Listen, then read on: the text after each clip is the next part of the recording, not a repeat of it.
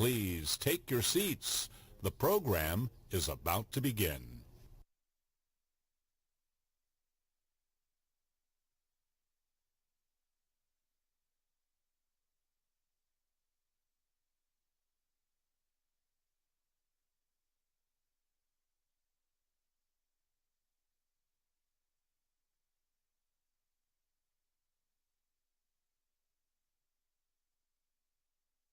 Please take your seats.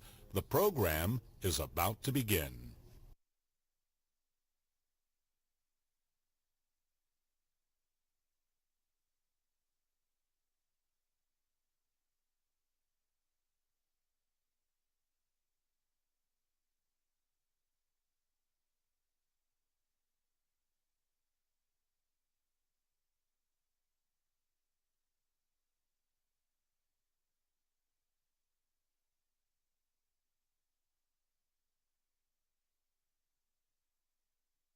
Please welcome to the stage Bloomberg's Katie Greifeld.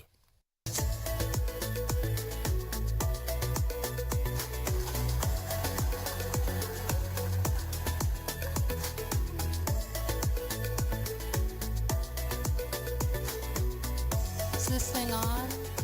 All right. Hello, good morning, and welcome to Bloomberg Invest, where we unite leaders in asset management, banking, wealth, and private markets for 2 days of conversations on the most compelling risks and opportunities across asset classes, economies, and markets. I'll be hosting here on the innovation stage, and the conversations you're going to be hearing on this stage in particular are going to be centered on transformations and advancements in tech that are happening across finance today.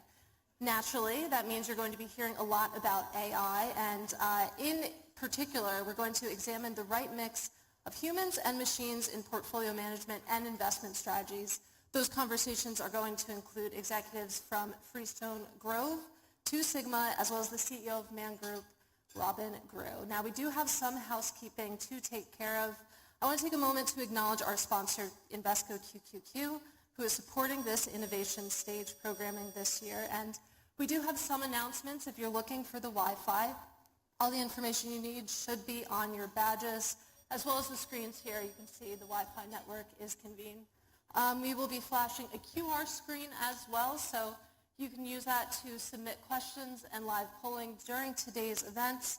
And you can follow today's coverage and engage in the conversation on all your major social media platforms. The hashtag is Bloomberg Invest. You can find that at Bloomberg Live handle on X, that is known as Twitter, LinkedIn, and Instagram. If you have a Bloomberg terminal, which I hope you do, you can look for today's conversations using the function Live Go. Now, we also have an event app. You can use this QR code as well to download the Bizaboo app. I hope that I'm saying that right. You can access all of our virtual networking community, chat with fellow attendees, build your agenda for the day, and more. And you can also turn on your push notifications if you're so inclined to get reminders throughout the day. All right, I think we're done. So let's get started with today's first conversation. Please join me in welcoming to the stage Freestone Grove Partners Head of Quantitative Strategy, Daniel Murillo, as well as Two Sigma's Head of Strategic Data Science for Investment Management, Claudia Perlin.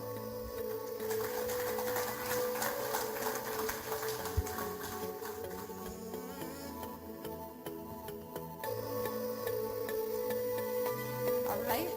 Thank you both for being here. The conversation that we're having today is about AI, which obviously has exploded onto the scene over the past 2 years, but you two probably know better than most that AI in some form has been around for decades, and machine learning in other forms. So I guess to kick off this conversation and really set the scene, is AI just a rebranding of something that has existed and that we've been using for years now? You want to start, or should I start? All right. I'll start. First, actually, thank you, Bloomberg, Katie, for hosting us. Very much enjoy sharing the stage with you. I guess I would say that it is new, but I would think of it as an evolution of what we've done before, right? So if you go back to the sort of stuff that Ton and I have been doing at Freestone Grove in all of our previous roles, the quantitative process has always been a huge part of it. And so if you go back 20 years, that was early regression stuff. Later, you think about machine learning things. Later, you think about, neural networks, sentiment analysis. And so we do think of this as an evolution of that, right? It's not like we're running around thinking, oh, this is like a brand new thing, we don't know what to do with it. But it is a new capability, particularly as it relates with text sort of data, right? And so we're pretty comfortable with it because it's something that we've seen happen in other parts of the business. But it does bring additional capabilities that we wouldn't have had before. Yeah, I think I very much agree with you in kind of your overall framing. It really depends how narrowly you look at AI, whether you include the kind of broad predictive machine learning in that category. And then it has really been trusted and true for a very long time and component of all types of systematic investment strategies. But I like your nuance around language really being a differentiator, maybe video as well, where the new capabilities do feel more like a kind of slow progression of advancements. It's more of a jump. Not quite sure yet whether get the right direction fully, but machine learning is very comfortable with numbers, and text is used to be unwieldy when it came to seamlessly integrate in the otherwise more numeric world of finance. And I think having gotten over that hurdle really opens up new opportunities, but also challenges that we're still trying to figure out. Well, to build on that, I'm curious, I mean, in your current roles where you are right now, strategic data science, quantitative investing, how much is AI in any form already a part of your life and your day-to-day? I think that depends, again, how you feel about the definition. I walked into my first course on artificial intelligence in '95, when it was a really obscure hobby of some computer scientists. And I've always been in love with working with data through technology, so I didn't have to talk to people and you could still learn something about the world. But in that sense, I've always felt a little awkward calling it intelligence. I just loved looking at it as learning from data, and it has been my steady career companion throughout the years.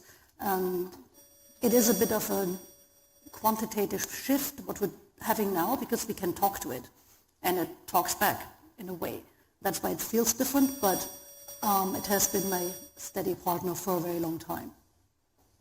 Yeah, I guess we'd like to make a distinction between the part of the tooling that is helpful for automation versus the part of the tooling that you think might be helpful for, I'm going to call it making judgments, right? I think one thing that is important to remember is that the current stage of what we think of AI and the transformer-based technology, right? It is trained on millions of documents, tens of millions of documents, and the training is designed to produce essentially a probabilistic forecast for what is the next word or the next sentence, and I use the word token, right? But it's essentially, in finance, I guess for many of you here in this room, you would think of this as it gives you the consensus, right? Mm-hmm. So if you put a prompt in ChatGPT, what you get back is essentially some average of what a typical person might say, right? Because that's how it's been trained, right? So from our point of view, when you think about alpha generation, you don't make money off of the consensus, right? You make money off of differences. That's kind of the job, right? And a lot of how AI is delivered now is essentially not constructed to do that, right? And so we've been significantly more focused in it helping the investment process with automation, summarization, potentially thinking about understanding themes with a lot of the data that we get now, not as much on the sort of actually making judgments on the investment side. We just don't think it's at that stage at this point. Well, to that point that AI is trained to give you the consensus, you don't make money off of the consensus unless you're long in video over the past 18 months. But to that point, where is the most opportunity for AI? Is it for alpha generation maybe down the line, or is it more from the productivity gains that you could get from using an LLM, for example? So I really love the notion of thinking about it as predicting consensus. But I would argue that's not that untrue from other predictive models, even linear regression as well, right? And then consensus for who? To your question about alpha, sure, if I just ask an LLM, hey, what do you think, where's the economy in Germany going these days? Yep, I'm going to get a consensus. But if you start to be much more nuanced about it and say, okay, considering, I don't know, the recent political upheavals in France and the election results for Europe and, I don't know, the flooding or whatever else you want to consider, right? But then it becomes this augmentation of me working with an AI because I'm putting all the things on the table that it needs to consider, and now it's answering a question that nobody has ever asked, which is a problem too, because this is where they get really good at hallucinations, and this is where governing really becomes very difficult. So I personally have found it in the systematic space to be really good at injecting text-based information as another form of looking into the world, into an established, very well tested and constrained apparatus that then can make forecasts for alpha. And so sometimes being able to integrate text into that other existing context of what the world in finance is doing already, I think there's a lot of value there. But we're moving slowly, knowing that one needs to be careful around those. Yeah, I think the thing that is a little bit different in our context is Free Zone Growth, the way we founded it, is intended to be an integration of the quantitative side and the fundamental side, right? And so unlike a, quote, pure quantitative firm, we have long history of thinking about how do you deal with the tax data with humans, right? That's what a fundamental analyst does. And so in that context, we're more interested in how do you use that technology as a mechanism to make you more effective in dealing with all that text and data that you read, right? For a fundamental analyst, a huge chunk of the job is literally reading all day, right? There's all your sell-side reports and the conferences and the transcripts and the models. And so insofar as you can get additional productivity from having the tooling help you direct attention, sort of make you more effective in thinking about what it is that you want to spend your time, we find that a useful sort of early use case. We have tended to find that if you want to substitute the actual judgment generation for it, you at least currently don't get particularly good results. And so, I mean, just to crystallize some of what we're talking about, Claudia, correct me if I'm wrong, but it sounds like you're saying that, I mean, it is possible to sort of generate alpha, to maybe make money if you really tailor what you're asking the AI, that it depends on what you put into it. So my example was more about it having, it really matters how you combine it with other information, rather than just asking a somewhat naive question. But again, I'm in the systematic space, so I'm not usually asking ChatGPT about its opinions. And then it becomes really more of a way that I can inject easily analyst reports into something that is already using traditional statistical machine learning, because now it's easy to put the text on the same footing as everything else. But to your point, and I really value that part, I stumbled into finance about 5 years ago. My background's in computer science. And so I like having ChatGPT being a comrade in arms to understand some financial nuances. So it's almost like my personal tutor, or when I want to understand what does the analyst actually mean when he talks this way about a company, to help my ideation as I'm thinking about what kind of data to include for differentiated models that can have a competitive edge. Well, how reliable is AI? And I like that framing, that it's a comrade in arms. You can use it as a tutor. You can ask questions of, LLMs such as ChatGPT. But can you really trust what it's spitting out at this point, or do you have to go through, clean it, fact-check it before you actually use it for something? So I think there is the systematic answer to that. How do you backtest something for the last, 7 years, which is standard, when it only has been around for, 2.5-ish. So we do not trust it per se. And we are working very hard on figuring out how to think about backtesting. But it depends on the question. If all I need it to tell me what the zip code of an address was, which used to be a huge problem, but now I can easily pull those out, merge it on that with other data, I'm not that worried about it getting zip codes wrong. It's just really good at that stuff. So I think that's the nuance. Are you asking a common question that it probably knows how to handle well, or are you hunting that unicorn where I really wouldn't trust it whatsoever? Well, turn that question to you. Do you trust AI at this point?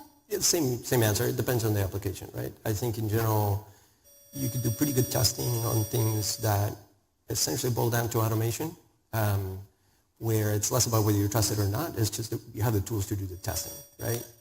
And so you're looking to automate some particular model on the back end, back office stuff. I'm going to call it mundane sorts of things. I don't have to trust it. I can just test it, right? Once you're thinking about an application that is either sort of a tool as part of the actual investment process on the judgment side of things, it's not even obvious what exactly you want to test in many cases. I sometimes use this example of thinking about where insight comes from in the first place, right? So if you think about what a good fundamental analyst does, or did, for many years, not just now, that reading of all the documentation, looking at the text, understanding what the market looks like, economic conditions, what subtle thing is the person picking up that then leads to an idea that becomes a differentiated bet? It's not obvious how exactly that happens, right? And so it's hard to then ask the question, is this machine reproducing that process, right? So I sometimes use the example of taking notes. It's been now a while as one of the early use cases of AI where you could take a transcript of every meeting you have, you can have ChatGPT summarize it, and yet most people don't do this because most people have figured out that if you do that, you kind of give up your ability to actually learn from what's happening. Most people take notes mostly as a mechanism to better remember what was happening, to sort of prompt themselves for new insight. And if you suddenly kill that, it's not obvious where exactly the insight is coming from, right? And so part of our problem is that what question to ask about, is this thing actually reproducing my insight, is actually a hard question to ask in the first place, right? And so we're not, I don't think we're anywhere near there.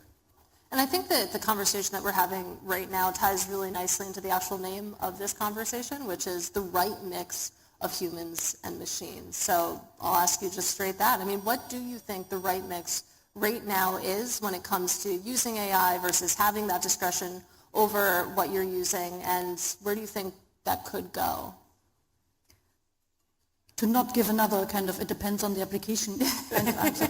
In your application, how you use it.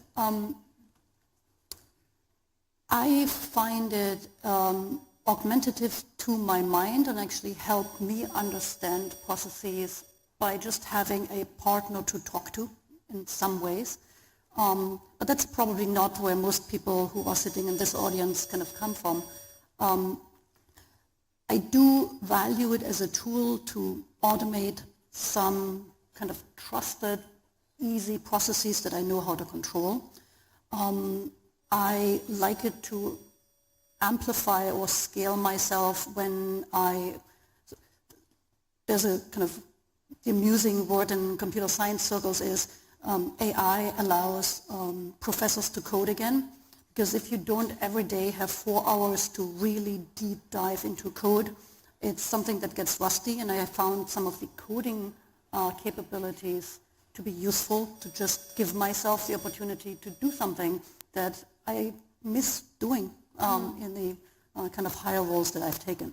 So in those terms, and then as a technical tool, I love seeing how algorithms evolve in finding signals that I haven't been able earlier to detect, with the caveat that we are still working very hard on gaining the confidence to do so.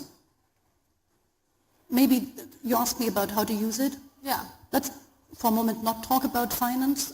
I love the example that computer scientists have been working for ages making AI look at images of fMRI to detect cancer. Turns out doctors don't care about AI taking over the one fun part of the job, because that's what they're actually good at and like to do, looking at images, coming up with diagnosis. What they don't like to do is write reports about this after. So by reframing the application to one that addresses something that we find somewhat tedious and maybe not as good at, and focusing on those. So I think the human component is very often about framing the problem. Even in finance, you can look at companies many different ways. How you deploy your AI, how you frame the problem in the first place. This is where our intuition and really value comes in. And it's a nice reminder, too, that we're taking this through the narrow lens of finance, but you think about the totality of the potential of AI, and it has much broader applications. But to re-zoom in and bring that question to you. I mean, very curious to hear your thoughts as to what the right mix is when it comes to your role. Claudia didn't want to do the it depends, so I will do the it depends. I think it depends a lot. We actually had this conversation prior to this on the coding side, right? So even for a particular potential application, in this case coding, I think there's a very big difference between, hey, I'm a little rusty, I'm not as hands-on anymore, the tool will help me, most definitely, right? If you ask engineers who are doing code all day, every day, we've actually done a bunch of experimentation on this, what you find is that the tools will generate a bunch of code, and then they find themselves spending just as much time double-checking the code, such that, in fact, there is no benefit, right? At least on a timing sense. And so even on a narrow case, it very much depends on, okay, code for whom? You know, a researcher who occasionally does code, or code for an engineer that is doing that all day, every day. Mm-hmm. And I suspect that that will repeat itself in lots of places where high expertise roles will take much longer for that to sort of replace itself with components of you know, whatever the next generation of AI looks like. In lower expertise roles where AI can do something that you sort of do on the side or is not the main focus, writing reports as a doctor, I suspect that will happen pretty fast. And we're starting to see that already for what I would describe as the sort of more mundane kind of things that are happening in the background, right? And I feel like in asking what the right mix of humans and AI is, we're kind of dancing around the real question that I think a lot of people have, which is, am I going to lose my job to this? Could the right mix one day just be 100% machine or 99% machine and 1% human? When you look far into the future and you think about the asset management industry in particular, I mean, could that be a reality one day? I don't believe in 100%. I totally don't believe that AI will take over the world or threaten it. There is a component, and I think you've touched on this very often. It's about the judgment. Is it doing the right thing? And that's the piece we really have the least of a handle on, and I don't think we will ever fully have it. Studies have shown that AI is really terrible at acknowledging its own insecurities. How very human. But the point is you have very little feedback on how certain the system is about something. It will tell you a totally made-up story and be absolutely certain. As long as that's the case, and the big thinker in the AI space seem to believe that hallucinations are here to stay and nobody really knows how to fully get rid of them. As long as that's the case, and I can't judge the reliance, human judgment will be the ultimate gatekeeper for pretty much everything that matters. And I wish to believe that what we do matters. Okay, so Claudia doesn't believe in 100%, which is very reassuring. Daniel, what do you believe? I also don't believe in the 100%. I guess I'd just say, however, that you could get close to it depending on the circumstances, right? So will there be job loss in the back of that? Most definitely, right? And we've gone through this before, right? We used to have, you know, horse and buggy drivers and, you know, switchboard operators and data entry people. We don't have them anymore, right? I think that will continue to happen, right? And you see it already, right? I live in San Francisco. I take Waymo everywhere. There's nobody driving, right? It works pretty well. And I think that will continue to happen. I think the real question is, with those free resources, I think previous generations of technology advance seem to suggest that does get recycled into new ways of thinking about what the economy looks like, right? And so I do think people will lose their jobs, but I think humans will retain the ability to drive innovation on the judgment side. So I also don't buy the 100% thing. And I feel like sometimes to sort of gut check myself when we have these doom and gloom conversations about AI, I go back and watch what people were saying about the internet like 30 years ago, and it's pretty shocking. So good perspective there. And now that we've got the doom and gloom question out of the way, I mean, in the last 5 minutes we have together, I'm curious, what excites you the most when you look 5, 10 years in the future and you think about how this could be disruptive in a good way? I mean, where do you see the most opportunity right now? I don't know who wants to start.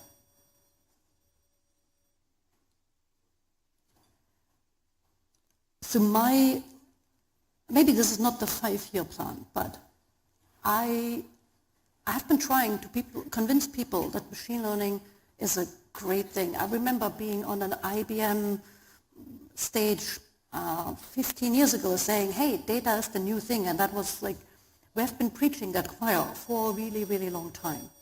And my observation has been that what we currently see is AI, like LLMs and co and chatbots. It has raised the level of awareness of the potential, and now I see a lot of more traditional machine learning, predictive modeling, optimization sneak into so many industries that so far have been kind of careful to adopt, whether this is agriculture, education, or allocation of resources. So for me, the excitement is actually maybe less about what LLMs are going to do tomorrow. It's the fact that we've finally gotten over the hurdle to recognize maybe the last gen algorithms. And I think this is where investment really needs to pay attention, like what industries are finally getting to the point where we are seeing the older brothers coming to the forefront and really changing the way things are done. So, I mean, to tie it back to the first question, it sounds like maybe this was a good rebrand then, made it more accessible to a broader audience than maybe machine learning was 20, 30 years ago. I just hope that we don't mess it up again with inflated expectations. I mean, we had a couple of AI winters. Many people may not remember this, but I hope we don't walk away because right now we are being told, oh, it will kind of rule everything, saying, well, it has its limitations. I think as long as we're clear-eyed about that, we can really take advantage of the momentum that we currently have. Yeah, I guess I have a flavor of that in mind when I think about what's exciting about it, and that is that I think it's resulted, so far at least, we shall see, in a willingness from people that I suspect 5 years ago would have been not all that keen in learning about quant and teaching themselves whatever the tools are necessary to do good quant work, to actually get involved into something that actually has the flavor of doing systematic analytical work, right? We've hired interns over our careers many times, and the quant guy trying to convince the intern that they should think about taking more math classes and doing more matrix algebra. I'm generally not successful, right? Yeah. But I have found more recently that if you substitute some of that by the idea that some of these new tools don't seem as hard, at least as an entry point, right? They can get just as complicated, to be clear, but at least the entry point seems easier. And we've seen a pretty interesting increasing interest in doing systematic work on the back of all of this AI stuff. And I'm actually quite excited about it because I think that's sort of where the fun is at, right? Thinking about how do you think about in a disciplined, systematic way about all these things. So it sounds like what you're saying, the interns are psyched to get involved in AI in some Certainly they're more psyched about that than they are about matrix algebra. That makes a lot of sense. And, I mean, it just feels like when we talk about AI, it's basically used in a synonymous way with chatbots right now. And again, that's how really the broader public interacts with AI. Certainly that's my biggest interface into AI. But should we be expanding our aperture here? Should we be thinking beyond chatbots when you think about actual applications into finance? Definitely, I think the current ongoing multimodal world, and I think it's less, maybe you correct me in that, I think the generative part of AI is probably less relevant for finance. It's really much more about bringing information from images or photographs or text in any language you choose together on the same table as you're trying to get a 360 view on what's going on, either very narrowly with this particular company right now or more broadly about the economy. So it's actually this in-between math stage where everything is just a big equation with billions of parameters. That's the fun for me. I don't care what comes out on the other end and the next word it's going to tell me, right? This is secondary for it. Getting people to get excited about that is hard. But that's kind of my take on where the finance is. It's not about what it says back. It's about what representation it can find that can include different languages and video or whatever else that then I can plug into a better way of understanding the world. Yeah, I guess So when you asked the question, I guess I hadn't been thinking of the chat piece at all during this conversation. Well, that's good. So the question took me a bit by surprise. No, I think of it as a modeling tool, right? So you have a giant amount of data that is unstructured. The ability to think about modeling its features in various ways is, to me, what's exciting. The fact that I can, quote, ask a question, I don't really care all that much. So whether you think about measuring things that otherwise are very fuzzy, right? What is the sentiment of this particular bit of text, right? How do I think about emerging themes? Can I detect emerging themes that people are talking about in text that I read? Can I think about measuring things like conviction levels or measuring potentially the ability to tell that somebody might be lying in a bit of text, right? These kinds of questions to me are significantly more interesting than can it respond to a question, right? And of course it comes together, right? It's the same technology that allows you to do the responding of a question thing, but I frankly don't think that's the interesting part of it at all. Well, I see 20 seconds on the clock, so I'm going to make the executive decision to say this was a great conversation. Really appreciate you guys taking the time. Our thanks, of course, to Claudia and Daniel. And we are just getting started here, so thank you both. Thank you.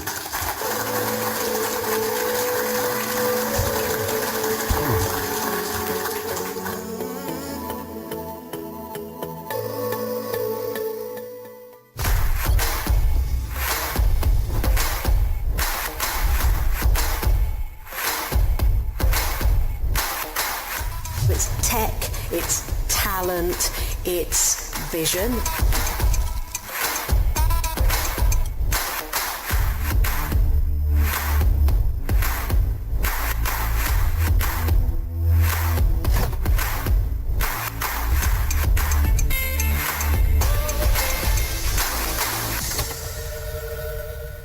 Please welcome to the stage Robin Grew, CEO of Man Group, with Bloomberg's Romaine Bostick.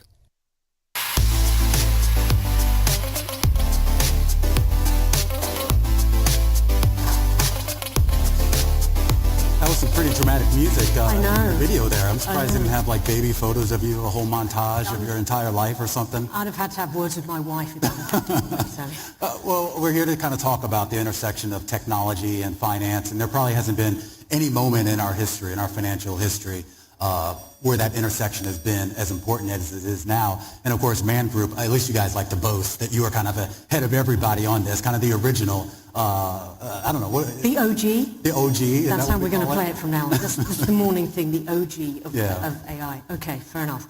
We'll talk about the evolution of that, though. I mean, a lot of people know Man Group for its quant trading strategies, the systemic strategies, a lot of the programmatic trading. But the evolution of that technology, the evolution of AI, has now sort of infiltrated, for lack of a better word, almost every aspect of what you do.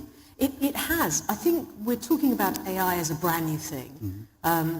I think there's a bid offer in my firm, at least, that it's been around for and being used at Man Group for 10 to 15 years. It depends who's arguing with me at the time, which one I believe. But tech is so much part of the DNA of the organization. It's not just this AI thing that's a brand new thing that suddenly we're all grabbing hold of. We're a quant firm that's been in this space for 35 years. The heritage is deep, and we have used technology throughout the organization. It's part of our DNA, which is an odd thing to say. So it's within it's about how you create an operating platform. It's about how you tooled up your ops area. We doubled our AUM since 2016. We've not increased our headcount in ops. That's because we have tech. If you are a print of 7 trillion in the market, 21 million trades that you're managing every single year, you need technology. So that isn't just about AI, it's about tech in every part and every aspect of what you do. You have that in portfolio management, you have that in trading, you have that in a lot of predictive models as well, correct? Correct. Do you think your peers are as ingrained, particularly on the portfolio side, in the integration of technology and AI into portfolio management? I think the reality is that some of this tech is becoming table stakes for every one of us. And that's when I talk and sit around a table with other CEOs, we talk about the tech that we all have, the bit that enables us to be smarter, more efficient, less error-prone, where we take friction out of our organizations.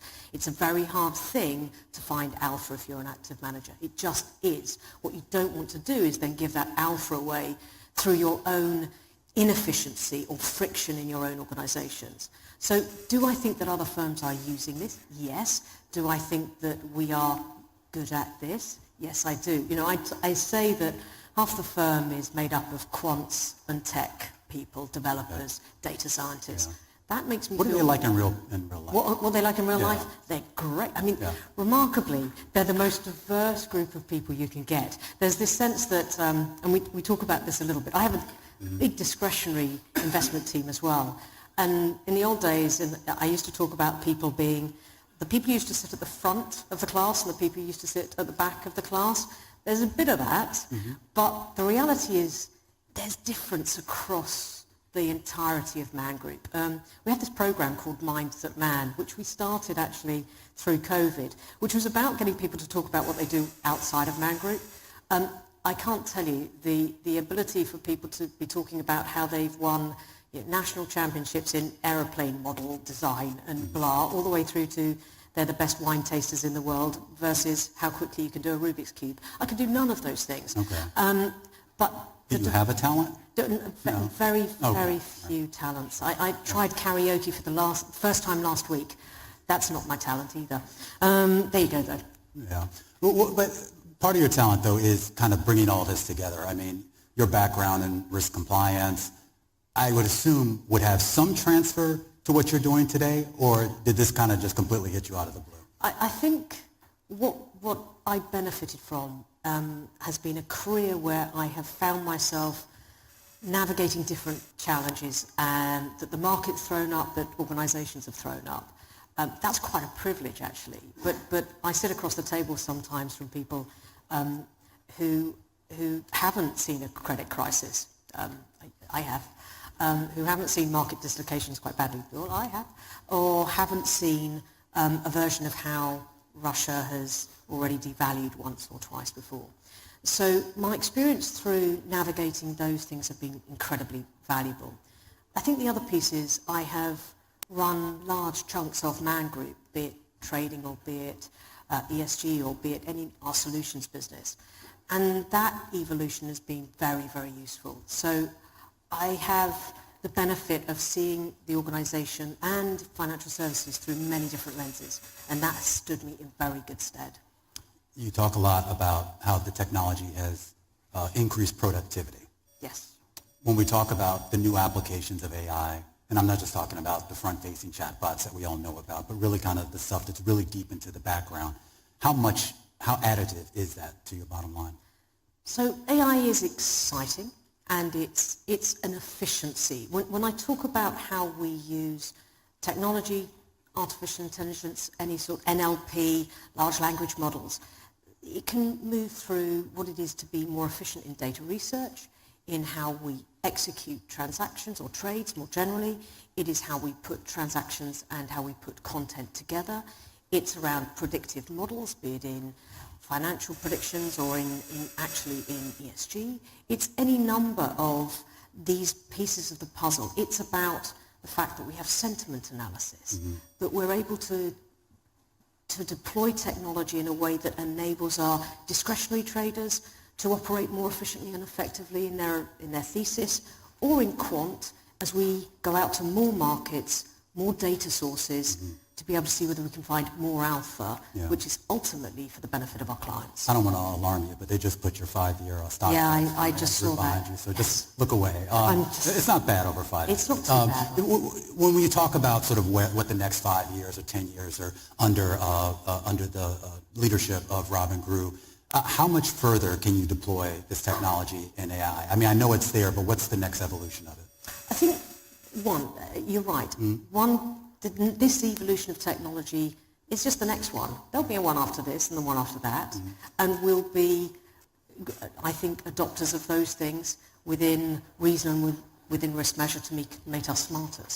But what we're really after is ensuring that we continue to grow content and that we have relevance to allocators, to our clients. This is a space where clients are looking for more from fewer managers. They're looking for greater content. They're looking for more customized solutions. When you look at Man's AUM today, 2/3 of our AUM is now in some form of customization. When you look at the clients that we have, the top 25% of our clients are in 4 or more of our strategies. That's because clients want more customized solutions to the real challenges they're facing. These markets are difficult to navigate. The world in which we're operating is tumultuous. It is tricky. And so when you are sitting down with clients, when you're working with them, you want to be answering the questions they have, the challenges they have, working through those challenges with them. And so for me, it's about growing content and capability.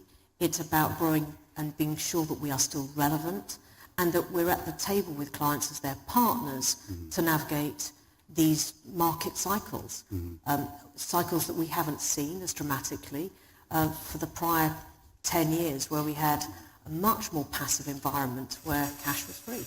Well, I mean, you think about the cycle we're in now, which some people would say is relatively unprecedented, certainly in the modern era. I mean, how do you, when you talk about AI and the use of data and other things that go into that, you're looking backwards, right?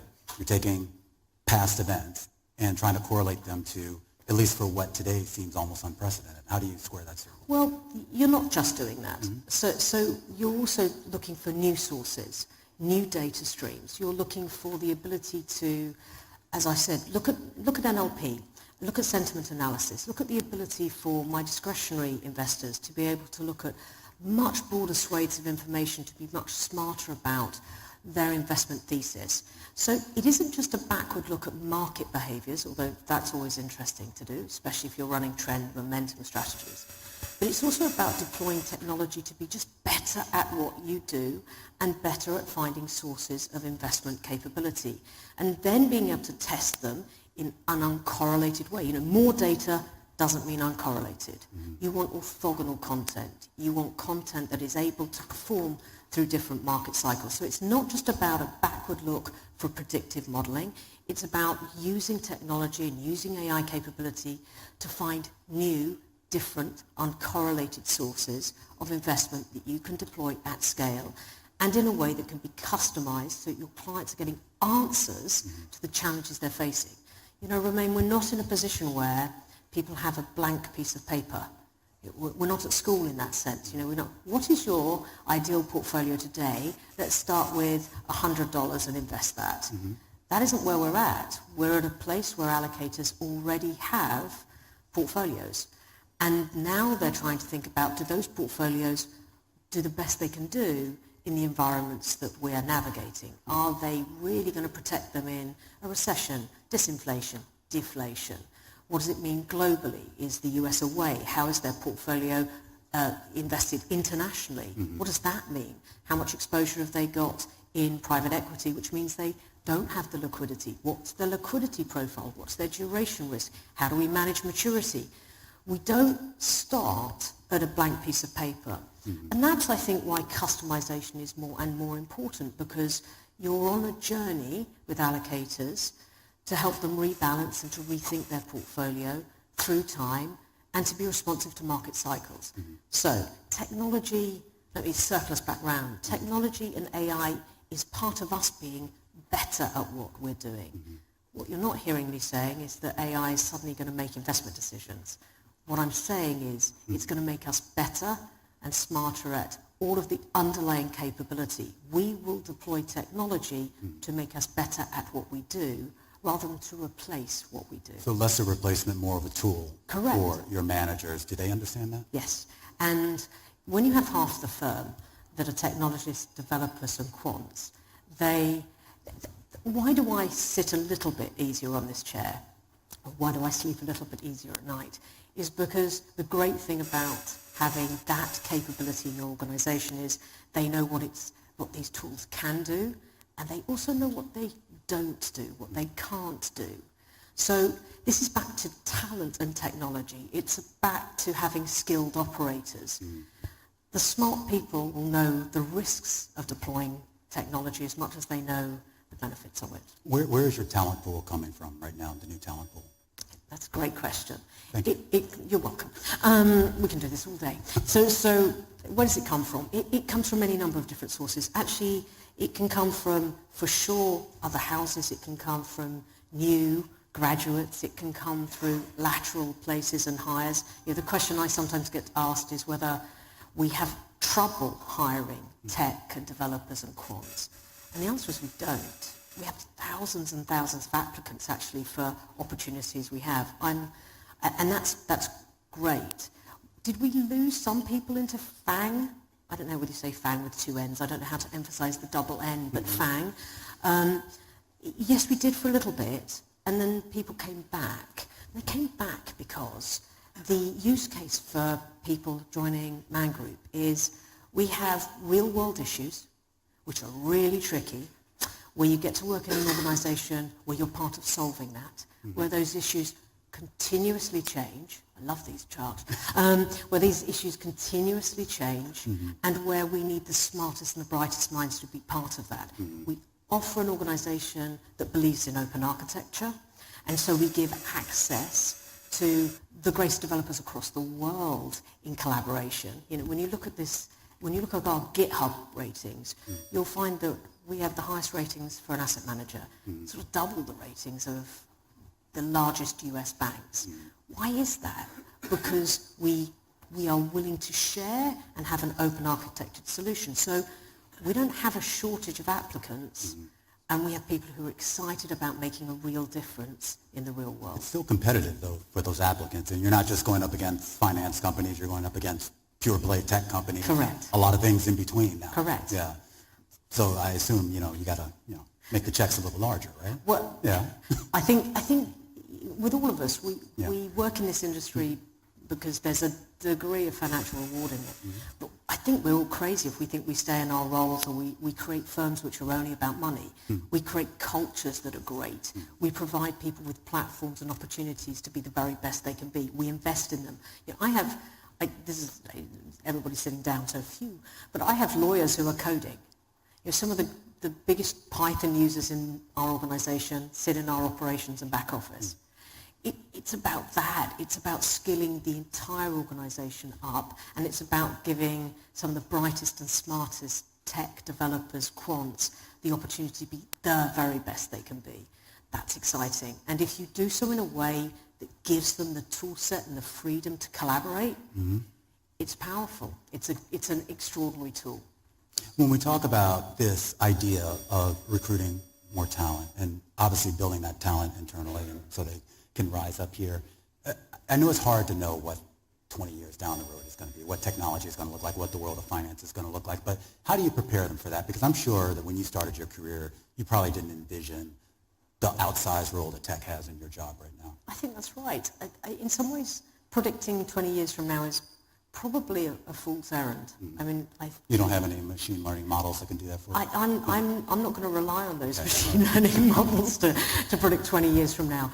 There's too much that's going to change. I think it's about being nimble. When you're a 2,000 strong active investment manager, we benefit from being nimble and dynamic. Actually, we make sure that we try to continue that level of flexibility. We're not that slow-moving juggernaut. And so that opportunity to be dynamic, that opportunity to take advantage of new technologies or new opportunities, that's what it's about. And you hear me say, we will go where the capital markets are, we will go where we can find alpha, we will go where we can service our clients to the best that we can do that. That's what drives us. We have a sole delivery. Right? We come into work every day for one thing. How do you maintain, though, that dynamism as you grow? I mean, you say, okay, about 2,000 employees. I know that's small relative to some other giants, but that's still pretty large. We just had your assets under management there. You're approaching, I think, close to $200 billion now, and presumably that's going to continue to grow. That's going to have some effect here on that dynamism and flexibility, does it not? I think it's, you have to work hard at it, is the short answer. You have to be very clear that what you're not trying to do is create something that's too intransigent. It's the challenge and the check that we have within the organization. But you can grow assets and be scalable and not necessarily grow people. And I think that's one of the tools. That back to that operations piece, you can double your AUM and not increase your back office. It's about having highly skilled people that are really about focusing on alpha delivery.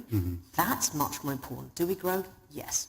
But I'm much more about we have to focus on culture and be dynamic in the process. You want an audience question? I don't know. Do I want an audience question? I don't know who asked it, but I'm going to ask it anyway for you. A question coming from the audience is saying that some say, I don't know who some is, but some say quant investment is not working as well anymore because of interference from the Fed to keep lowering rates when in theory we are not in an extreme situation anymore. What do you think? Question mark. That's an interesting question. I think the reality is that there isn't one quant model. I mean, that's the suggestion that somehow quant investing is a one-thing thing. It isn't. It's multiple things, and it does multiple different things, whether it's in a tail protect environment, whether it's in a risk management, risk premium piece where you're managing macro environments, whether it's momentum on a longer 30-year look, whether it's in trend, which can be an 8-week look. So it isn't one thing. It's about the dynamic nature of it. And in equities, complete different thing again. Remember, we have both quant and a macro and in that interest rate environment, but we also are looking at quant modeling within equities. And we have an entire business that's driven through that pace, along with long-short content that sits in the quant environment. So not one thing. Markets are going to have interference. We have the most extraordinary geopolitical environment at the moment. That also creates market volatility and uncertainty. So I think it's about having different content, different products that are executed through different means. That uncertainty, though, I mean, I would assume to a certain extent that could be a benefit. I mean, you mentioned the elections. Obviously, we have two pretty critical ones coming up overseas, and of course a big one here in the U.S. I don't know if you're going to stick around for that, but I would assume that based on what you do, or at least what the folks under you do, that does create opportunity, right? I think it creates volatility, and in any environment where you have active investment management, volatility and dispersion is where you want to lean in as an active investment manager. It's back to that point about portfolio construction. The last 10 years, let's take out last year, but the last 10 years prior to that, if you were an asset holder, you made money. I mean, you might have had risk-adjusted assets, but you'd have made money. You're not in that environment anymore. The minute you have volatility and dispersion, you are going to require a portfolio that is able to navigate different market cycles. And that means you're going to have parts of your portfolio that will perform, and you will have parts of your portfolio that will not perform. And that is the nature of a hedged and a diversified content portfolio.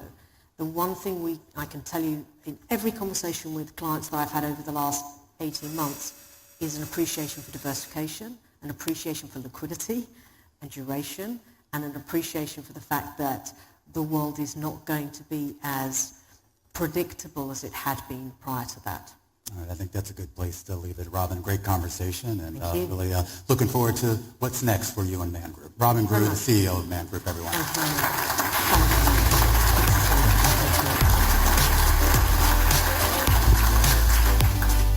All right, that's going to conclude our session here at the innovation stage down here in Hall 1. We want to thank our sponsor, Invesco QQQ. And of course, you can make your way upstairs here where we're actually going to take a little bit of more of a closer look here with our program. Sonali Basak will be sitting down with Todd Boley up in Hall 2. And of course, be back here tomorrow morning, back here on the innovation stage where we're going to continue our coverage of the intersection of technology and finance and AI. Thanks, everyone. Hey, man.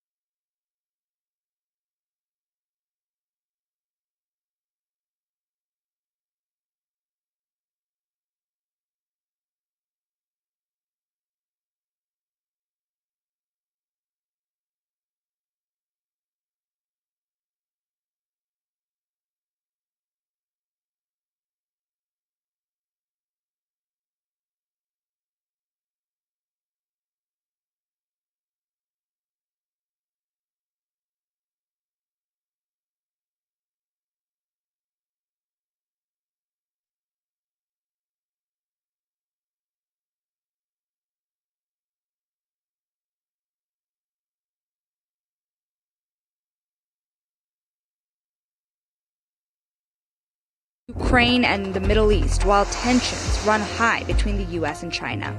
All at a time when Americans are months away from a consequential presidential election.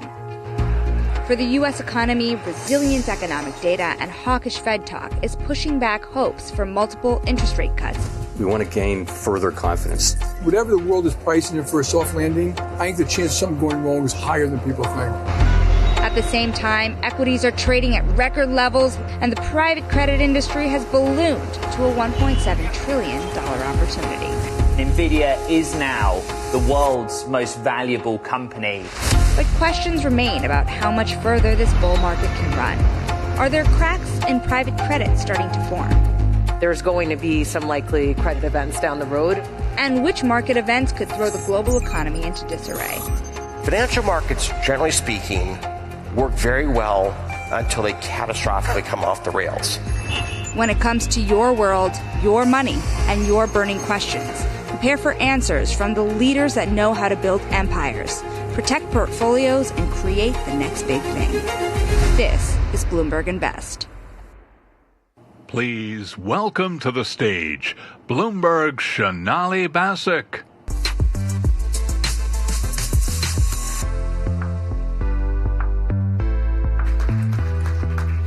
Everybody, welcome to Bloomberg Invest. We have worked very hard for you for the last year to bring together top names in asset management, wealth, deals, investing, and certainly they will be sure to deliver. And we've had some great conversations already started this morning, including Man Group's Robin Grew.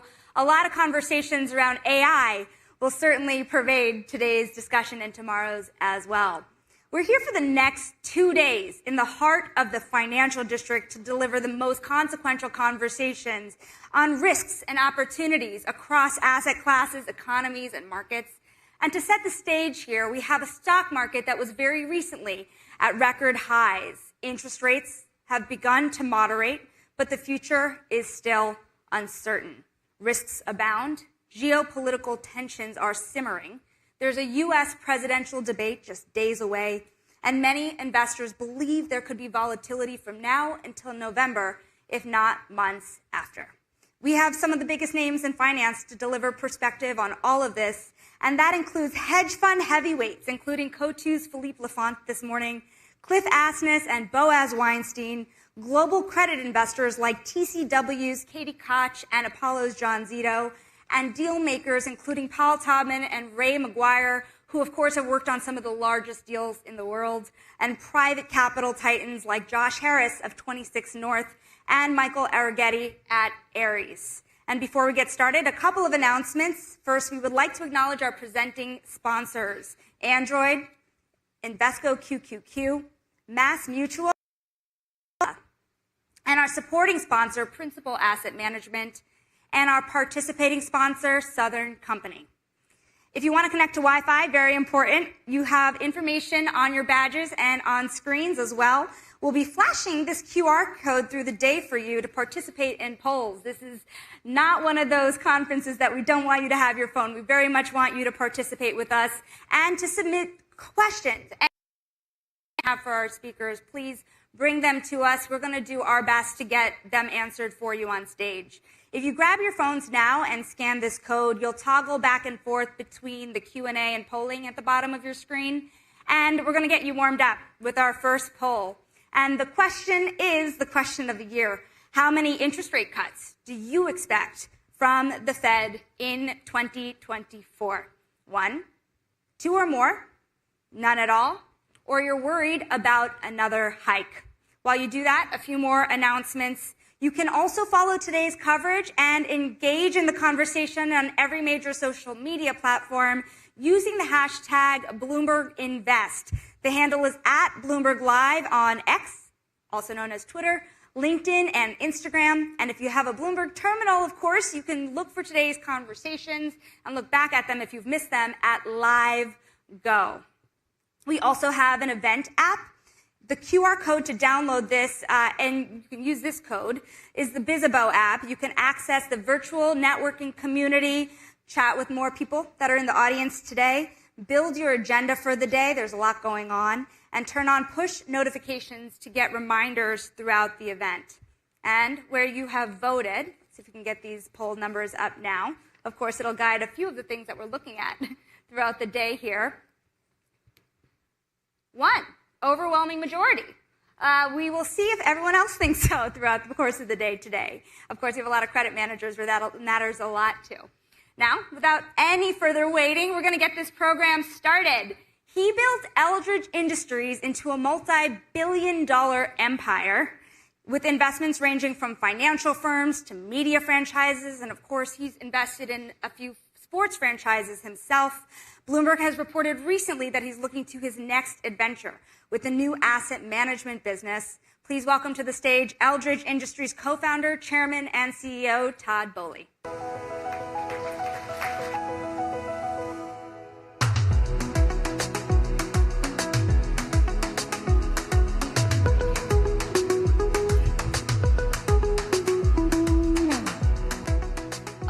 One more interactive. Show of hands. Who in the audience is a New York sports fan? LA sports fans. Todd, you're a little outnumbered here. We will come back to sports. We will want to know the future of where you're going to put your money there. But before that, you were, many people forget this sometimes now that you're at Eldridge, you were behind the strategy and a lot of the deals that made Guggenheim into a more than $200 billion asset management giant. And then you formed Eldridge. You pushed it into media, entertainment, finance, sports, real estate. In your mind, what are the themes for the next 10 years that will form the future of asset management? Well, if I knew that, I wouldn't share it. Well, thank you very much for having me, first off. I think, obviously one of the things that is driving is scale. Value in scale, value in brands. And I think that's not limited to asset management. I think that's more broadly defined. But I think scale is continuing to become more and more important. And obviously, as you scale, then the question is there's a tension between scale and rates of return, right? Because, of course, as you get bigger, it gets a lot harder to generate rates of return. So I think you have to find places that you can go where you have the opportunity to make rates of return that are better than average, and at the same time get the benefit of scale. Whether it's compliance or marketing or anything that you're doing, there's a lot of value in scale. And you see now, in 2007, if you go back and look, right, the 5 largest alternative asset managers were all roughly the same size. It was Carlyle, it was TPG, it was Apollo, it was KKR, it was Blackstone. And they were all roughly $40 billion of assets under management. And now you look what they've done. They've all grown significantly. Blackstone's worth $150 billion, KKR's worth 100, Apollo's 70. So these things have really grown through the benefit of scale. And I think there's been a couple things that, the ones that have really grown have done really well. I think they've accessed retail money. So they have partnerships with, the big wirehouses, and everyone now is on a hunt to get to the independent RIAs. Because if you think about where the pools of capital, where alternatives aren't, the RIA is a giant market. So, I think as we're thinking about what we're doing, one of the things that we have is a really scarce asset in the form of an insurance company that issues retail policies. And we believe we're just entering kind of age peak 65. Over the next 4 years, there'll be more people that turn 65 in America than any time in the history of our country. So what do people want when they start thinking about, the future when they're 65? In our opinion, they want income. And income strategies are really what we want to be set up in order to deliver. Is this one of the reasons you think that insurance has become such an important part of the private asset industry, the retailization of the industry? Absolutely, but I think then you also have to look at the size and scale of the industry, right? I've just quoted the size of the top 3 largest asset managers. 25 years ago, roughly, Berkshire Hathaway was worth $45 billion. Now it's worth close to 900. So when you think about the size and scope of the opportunities, the insurance industry is just massive. And so, I think that the opportunity to continue to grow insurance. And I think insurance globally is becoming more and more in vogue. Right? Saudi Arabia just transitioned their regulators so that the insurance industry has its own regulator, because there's really no insurance industry in Saudi right now. So what they want to do is decouple it from inside of the general financial services regulations and build their own dedicated regulator so they can then build the asset class. Right? Because, of course, if you look at the big project that Saudi's trying to do, these are long-dated infrastructure projects which line up beautifully with long-dated insurance liabilities. So we reported recently that you're creating a new money management firm that has really big ambitions, and this was according to Bloomberg sources. You actually didn't comment for the story at the time.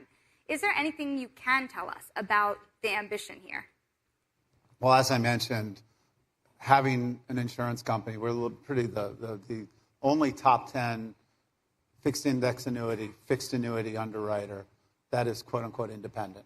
So when you go looking through the list of who's the top players in those forms of insurance, they're all either attached to an alternative asset manager already, or they're all mutuals. And mutuals really are not going to be subject to M&A. So we're really the only one that's independent that is in the top 10 of both FIA and fixed annuity. And these are really easy liabilities to understand. So I think that our opportunity to continue to build our business around that, with the idea that we're going to be the largest investor in every fund we launch.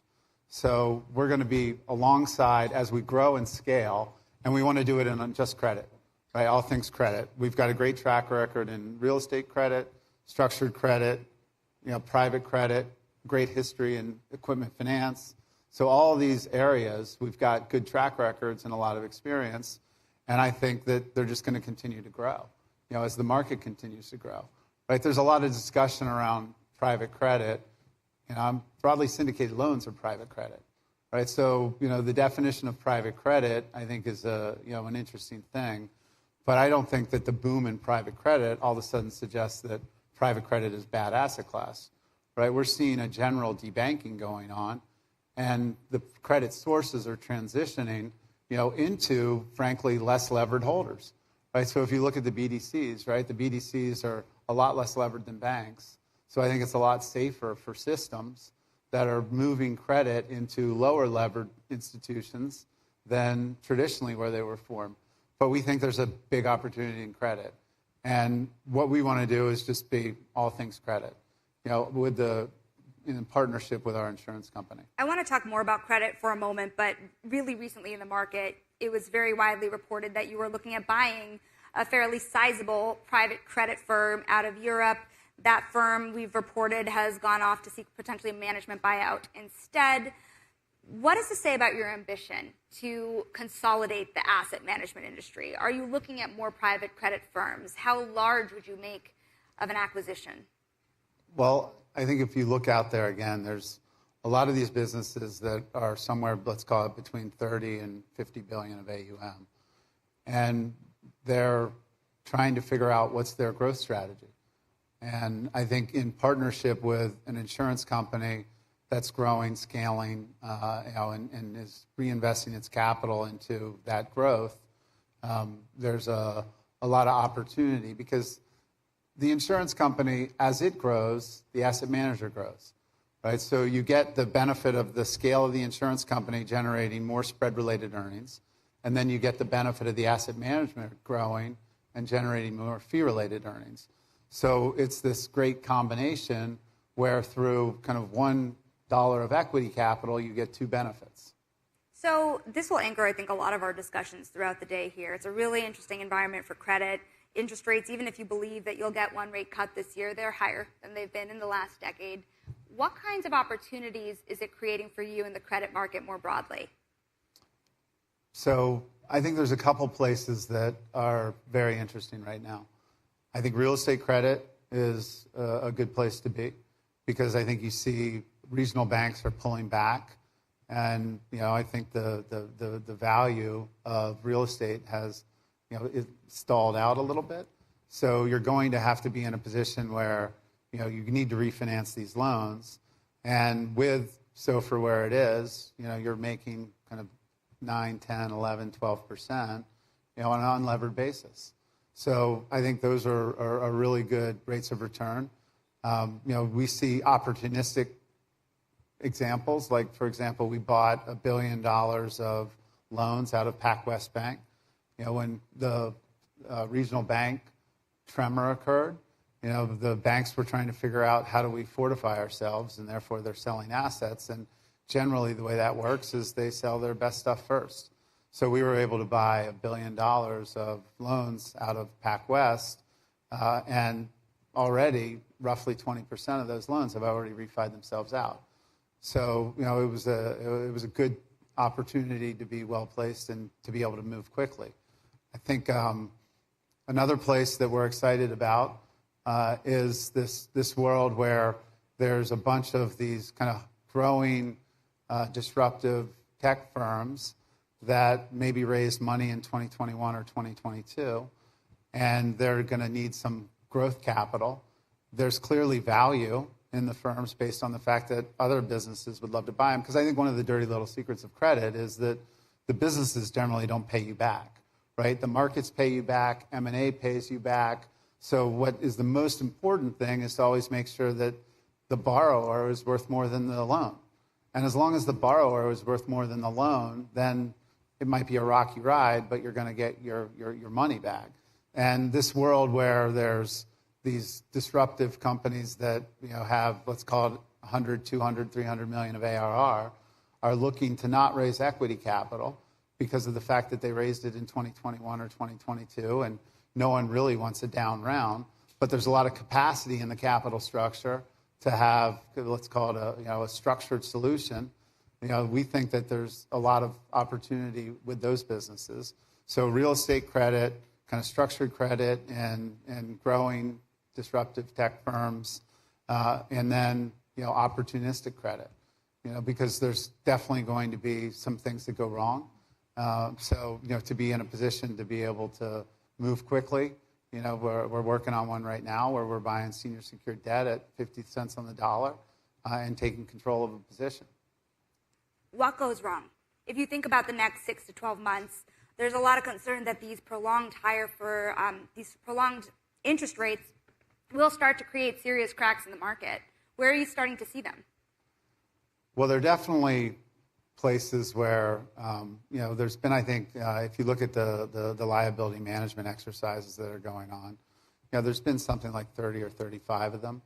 And 14 or so have been kind of what we'll call repeat offenders, where the borrowers have already done a liability management exercise, so they didn't end up kind of solving their problem. They just kind of kicked the can down the road.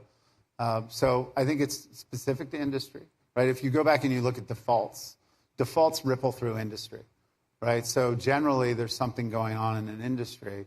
So defaults generally spike, in an industry. I think everyone obviously talks about the real estate stuff. I've never found that anyone has been able to predict the thing that's been the problem, right? Generally the thing that is the problem is a surprise. So, I think we're going to see this sort itself out would be what I would bet.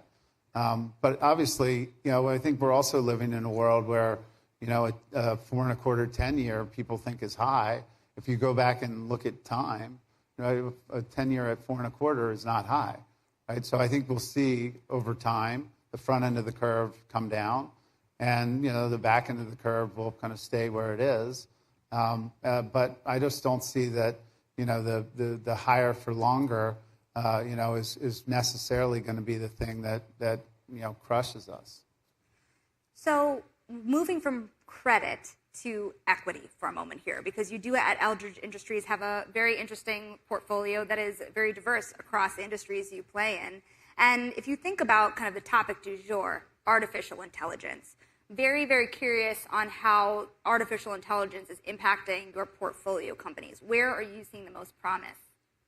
Yeah, so the first thing I would say is that when management and ownership are significantly overlapped, right, the ability to be on the front foot is very different than when management and ownership are completely disconnected. So just take the media industry, for example. A24 is a company that we founded in 2012. 2 years ago, they were the first studio to ever clean sweep all big six of the Academy Awards. Best Picture, Best Actor, Best Director, Best Actress, Best Supporting Actor, Best Supporting Actress. So they clean sweep all six. They're significantly owned by their founders. So they're in a position to figure out how are we going to use AI in order to make our content faster, better, quicker, cheaper. And at the same time, they have the credibility to bring the actors and actresses with them on the journey. So, because let's face it, it's coming, right? So, you have to be able to figure out how do we win collectively, in this journey. You look at what's going on in, kind of large publicly traded media companies, and I think they're on the back foot playing defense because management and ownership really don't wear the same hat, right? They have a very disconnected view of the world. Is what you're saying that this makes a difference in terms of how they invest in technology, in AI? I think it makes a difference on whether they're on the front foot or the back foot and how they, kind of come to grips with, we have to embrace this, and figure out how to tackle it and figure out how to do it so we're all going to be on the same page going forward. But the reality is it's coming, right? So I think if you look at, insurance and how we're thinking about how it's going to affect insurance, processing of insurance, call centers, right? We're now using AI in all of our call centers to service our insurance policies, and it's just a better experience, right? We used to have to monitor, calls to figure out how the call center operators were doing. How many calls can you actually monitor, right? 50 basis points of all the calls? Now we basically get full transcripts of every call. When you hear tension rising, when you hear certain words, it automatically kicks that transcript to a manager who can then decide. And of course, what also was happening is every call center employee would have to give a summary of the call. So they'd have to take the call, write down the call, the description of the call, and as you can imagine, no call ever went wrong. So I want to switch gears here and promised you sports. We'll get to sports because you were really a pioneer here. You're seeing more and more private equity executives, either on their own or through their funds, enter the sports world. From everything you've learned, let's talk about some of the teams that you have. What's the future of the Dodgers after owning it for this long? I think we're scratching the surface on what the Dodgers can be. I think if I had to bet, the Dodgers will be the first team to hit $1 billion of revenue.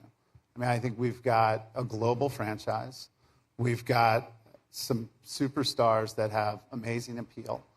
We've got a team that is competitive year in and year out.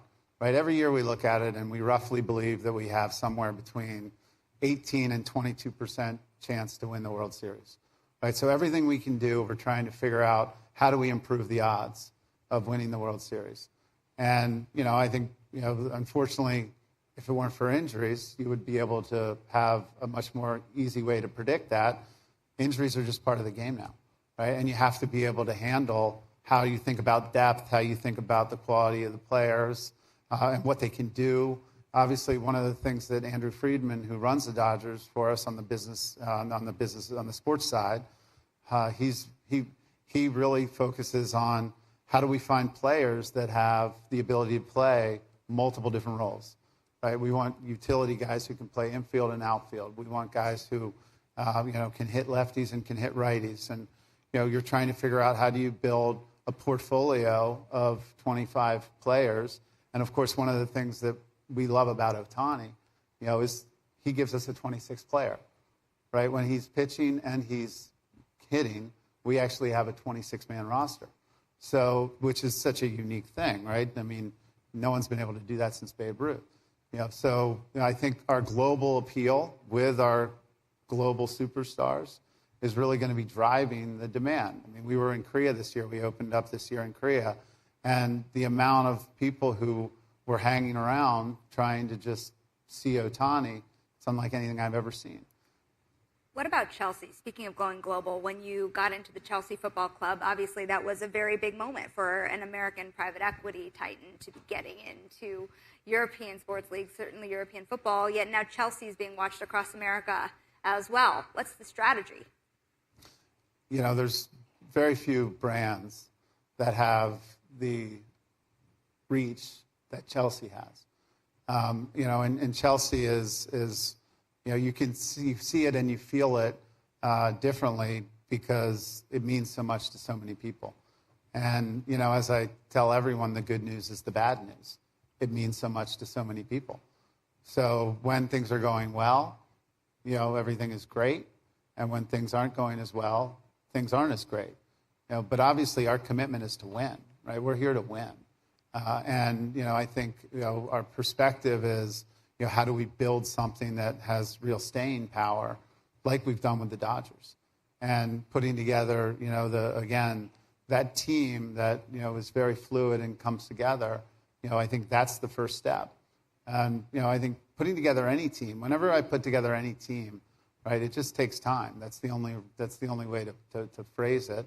And, I think we feel very good about the pieces that we have together, the camaraderie that the players have, and what the future looks like. Where is your next big bet in sports?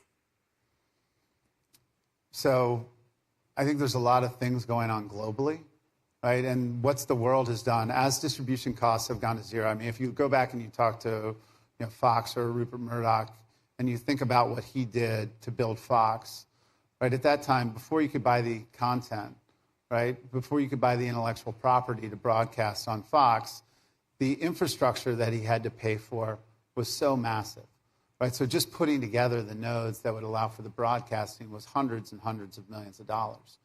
As technology has evolved, those costs have come down, which is why the IP costs have gone up, right? Because, of course, as the hardware costs go down, the soft costs continue to go up because the soft costs you can't replace.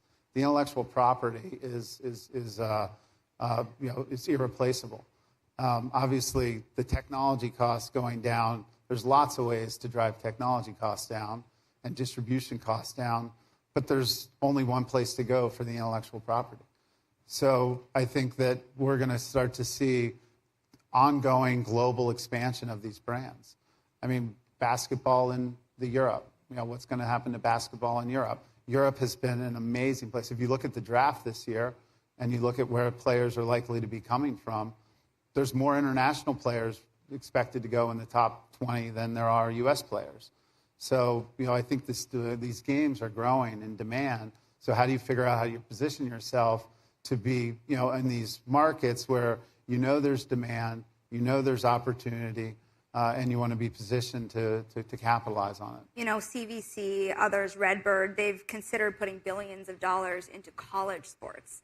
Would you consider putting similar dollars in? I think college sports is on the precipice of major change. I think if you look at what college sports should be thinking about, right, there's a couple things right now that they're struggling with. One, NIL is the wild, wild west, right? So there's no standard, right? But in order to standardize NIL, there's going to have to be collective bargaining. So how do you figure out how to do collective bargaining in a system where it's very fragmented? Secondly, you have this transfer portal where, that again is the wild, wild west. So there's going to have to be some form of regulation, especially now that there's compensation, because this is going to change everything. I think we're in the early days and people really don't understand. But, I think one of the things that I'm part of a group and we're thinking a lot about, right, is how do you build a proper, league with maybe 10, maybe 12 divisions, maybe 6, maybe 8 teams per division, right? There's roughly 130 Division I schools. So how do you give them all the opportunity to compete, right? But of course, there's major brands that are going to want to make sure that if they're chipping in, that they get what they deserve because they're the brands that everyone's watching. So, in a perfect world, you have 82 teams, 70 teams, 85 teams, something like that. You have a relegation and promotion element to it where the other teams can come up and compete. And you really start to think about how do you make it so it's truly national, right? And so I think there's a commitment, but there's obviously a lot of ingrained challenges in that because there's stakeholders that aren't interested in losing what they have today. So, but ultimately, I don't see how you're going to deal with NIL and you're going to deal with transfer portal and you're going to deal with collective bargaining without a proposition that's much more complete. Todd, as always, a lot of answers, a lot of questions left open. Wish we had a whole hour with you. That is Todd Boehly. He is the founder of Eldridge Industries. Thank you so much for moving us ahead in this program and really setting the stage for today. Thank you.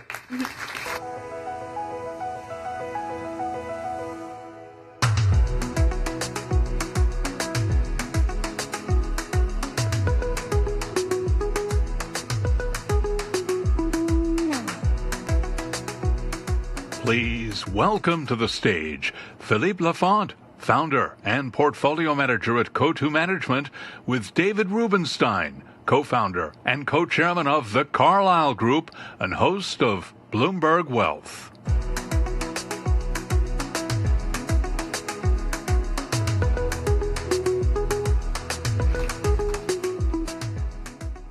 So I guess we got a different memo on the dress code for this. Yes. Is that your normal wear when you're trading? When I invest, not when I trade, but yes, I've sort of lost the suits. The truth is I don't fit in them anymore. Okay. That's the problem. I know that problem. So let me, for those who may not know, Philippe is native to France, came over to the United States for college. We'll talk about that shortly. But he has built one of the largest hedge funds that focuses on technology-related investments, Co2, and now managing roughly $50 billion. So tell me, is AI overhyped? Because everybody wants to talk about AI. And do you think this is going to be like a dot-com bust at some point? Or is AI really here to stay and the values are not too out of whack? Yeah. Thank you. You promised you would start with an easy question. And we go straight to the heart of the matter. Listen, short run, it's true that the mentions of AI in every TV and written form is very high. And so one could say, wow, if everybody talks about it, it must be priced in. And the only reason why I'm more positive is I remember when I invested in Apple in 2009 when the iPhone first came out. And for years, people told me, why are you invested in Apple? Everybody talks about Apple. And obviously, it had an incredible run.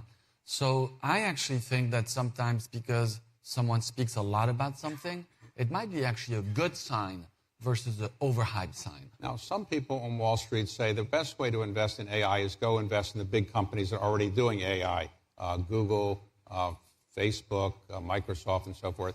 Others say go find the smaller companies that might grow into the next NVIDIA. So what is your own view? I'm conflicted. On one hand, the history of technology seems to be that the big get bigger. But also, sometimes out of nowhere, a new company gets created, like Facebook or TikTok. And at the beginning of these new waves, the new winners, 10 or 20 years out, some of them are existing companies, and some of them are new. But the new ones that get big, there's maybe one a year, no more. All right, let's suppose I say I missed the AI wave. I wasn't smart enough to get there. But there's another technology wave always coming along. So what's the next technology thing I should invest in if it's not AI? What's coming behind AI that's going to excite tech investors? Two things. One is if you peel the onion of AI and you think about all the building blocks necessary for AI, you might stumble on real estate with data centers or utilities with power. I find the power is really interesting. So it shows that before I answer the new, there is a sort of an onion effect and you can peel it. There's a lot going on with AI. On the new thing, AI is sort of going to be this amazing sort of artificial brain. What I wonder is what happens when you put that brain inside of a robot and we humans need to then live side by side with humanoids. I'm like, wow, I don't know exactly when it happens. Maybe it's 10, 15 years. Musk says it's 5. Other people say it's 25. Take the average, 15 years. That's going to be pretty exciting. Hey, what about quantum computing? People talk about that. Is that something that I should be looking at investing in? I've made a lot of mistakes, betting on these new technologies like AR, VR turns out to be not so big, 3D printing turns out to be not so big. My estimate is $100 trillion was invested in today's dollar in the PC, CPU-based infrastructure.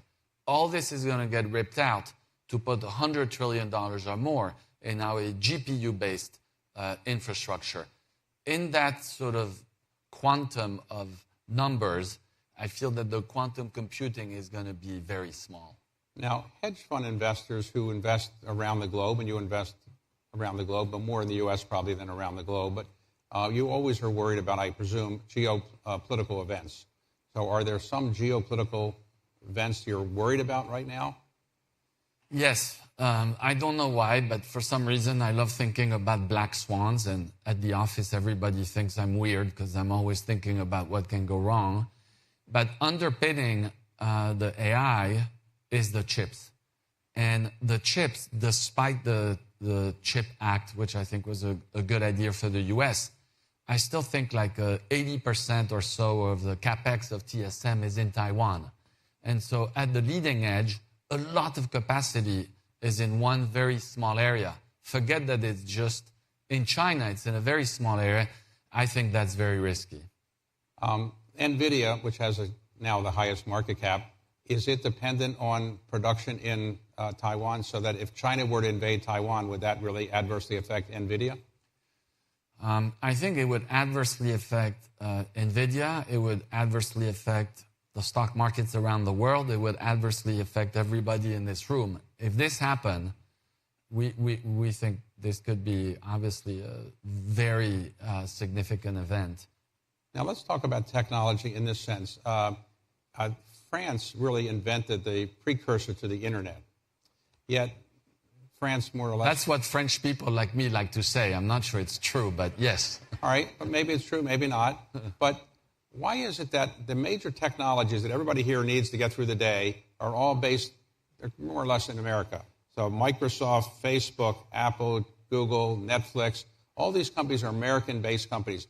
What happened to Europe? Europe has 200 million more people than the United States. Why do we not have any technologies that Europeans developed that we need to use today to get through our life in the United States? What happened to Europe's inventiveness? Listen, I think there's two reasons. And from my personal experience, I moved to the U.S. when I was 16 and I never came back. I recently also became an American citizen. One thing that I've noticed is some of the best European entrepreneurs, they leave to start their companies in the U.S. So there's some very famous companies like Snowflake, but they were started actually by 3 French people, but it's an American company. So I think problem number one is the U.S. is such an amazing country that a lot of people decide to start their companies in the U.S. Problem number two is if I'm in the U.S. and I start a company, I get money from people who are willing to lose it, understand the risk, and I can probably get a term sheet in a matter of weeks. Oh, if I try to raise money in Europe, good luck. And then after that, I'm in one country, and then I need to have a different set of regulation that I need to respect to be in the big 6. And then there's, 30 or 40 countries in the European Union, each with their own regulation. I'd rather start my country in the U.S., start my company in the U.S., then you move very quickly to Canada, UK, and Australia. And then from the UK, you move to continental Europe. That's what we see. So everyone in the U.S. seems obsessed with whether the Fed is going to lower interest rates before the election, after the election. Do you have a view on whether the Fed is going to do either of those things? I have a strong view, but I've never been right with respect to macro events in my life. So I will tell you what my strong view is, and it may be the opposite. My view is that the Fed is going to do what the data tells it should do, irrelevant of the election. Because if you do it before, you're going to favor one candidate, maybe. But then if you do it after, then in fact you're really favoring maybe another candidate, whether it's the incumbent or the insurgent, I suppose. And so I think that it's going to be whatever the data says. Now, I've always been wrong. I think I've predicted 7 of the last 3 recessions, something like that. Investors also seem obsessed with who the next president of the United States is going to be. So are you worried that whoever is the president will make you have to make a different investment decision, or do you think whoever's president, it's not going to make that much difference for the kind of investing you do? I think the next president for our kind of investment doesn't make much of a difference, because at the end of the day, we have such a strong country, very strong institutions, a system that is constantly looking to give money to the new companies, and I just don't see how that changes. Okay. Let's talk about your background for a moment. So I can tell from your accent and what you've said, you're from France, unless it's a fake accent. That's a real accent, right? When I was young, there was a time where the accent helped, but now I'm married with 6 kids, so the accent doesn't help anymore. Okay, all right. So now, when you grew up in France, were your parents technology investors? No, my father worked for an American company in France, and in 1981, the socialist government won, and they nationalized a bunch of countries. And my father said, we're moving to the U.S., and that was just the simple reason. And I'm so thankful he took that decision. So what age did you come here? I was 16. 16, and you go to high school where? I went to high school in New York at the French Lycée, so my accent obviously never got better. And then I went to college at MIT, and I was hopeful to be a great computer science major, and I turned out to be a very mediocre computer science major, hence why we're here in finance today. So you had an obsession, as I remember it in those days, with Apple. You wanted to go work for Apple, and Apple did not hire you. Correct. So had Apple hired you, do you think you would be happier now or less happy? God, I hate these questions. David always gets to the essence of the problem. I had 5 job interviews at Apple, and I was 0 for 5. So they clearly didn't like what I had to offer. I think that being an investor is better because you live vicariously and you meet all these interesting people. And I think at Apple, you work on a great problem. But, hey, you get lucky, you work for the phone, you get unlucky, you work for the car. Who knows?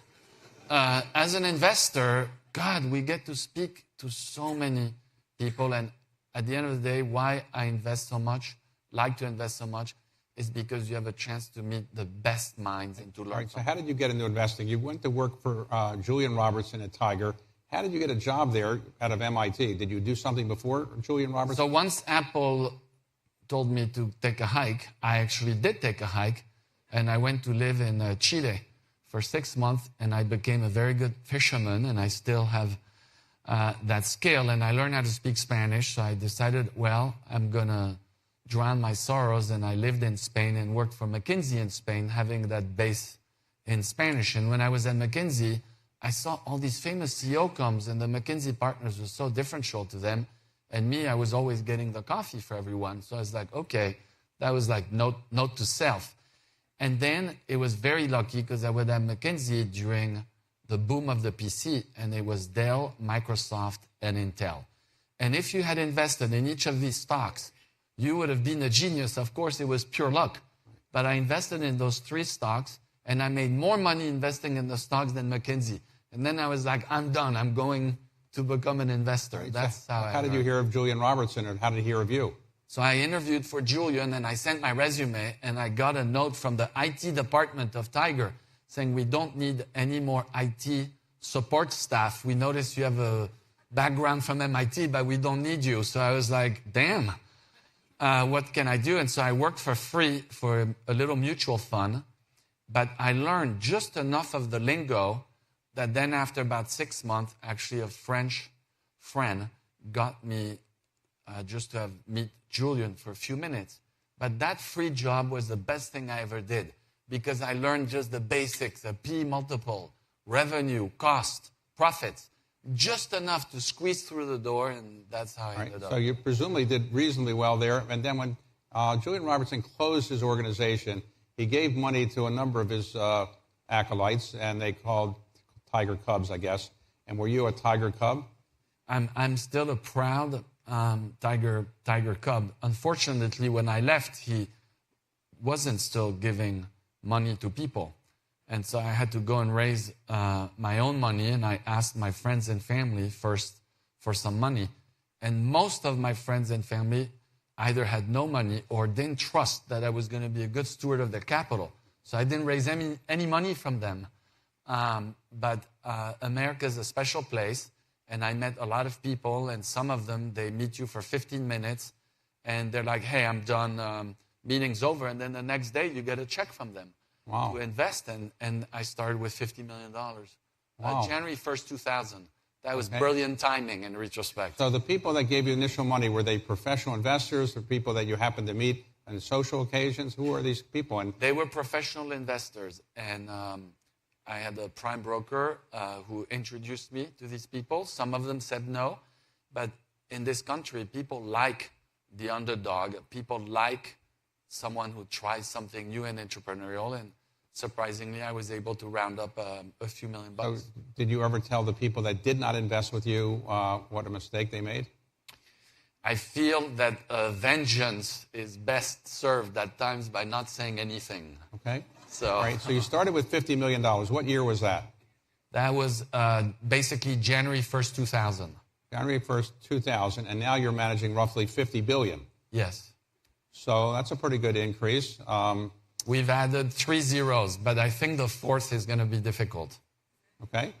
So today, are you picking the stocks, and you do stocks and credit, and you also do private equity, but not control, but private positions, right? Yes.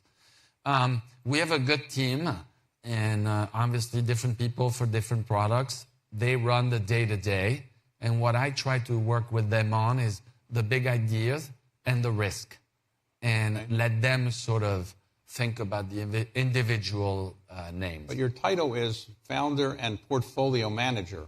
Portfolio manager is not a title that implies CEO or anything. Why do you give yourself the title portfolio manager? You know, I gave that title to myself when I started, and then I never changed it because we're not super title-based firm. Maybe as we institutionalize, we should pay more attention. Maybe you can give me some suggestions after the interview. I don't think you're doing okay without my suggestions. Now, your firm is named Co2. Yeah. Where did you get that name?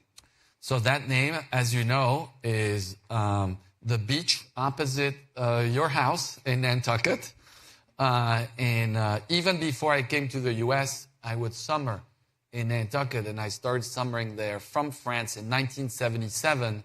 But imagine I was 10 years old, and I arrived to the U.S., and I go to one of these movie theaters with popcorns and whatever, Dr. Pepper and stuff.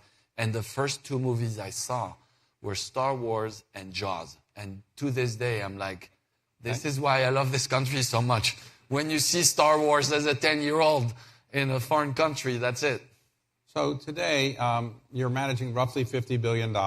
And is your goal to keep growing this? And is it to keep doing what you're doing? The U.S. government might come to you and say, we need you to become in the U.S. government as Secretary of Treasury. You're now an American citizen. Or is this what you want to do for the next 10, 15 years of your life? I can say with full certainty that I'm neither qualified nor hoping to work in the Treasury. Mostly, I would be completely unqualified.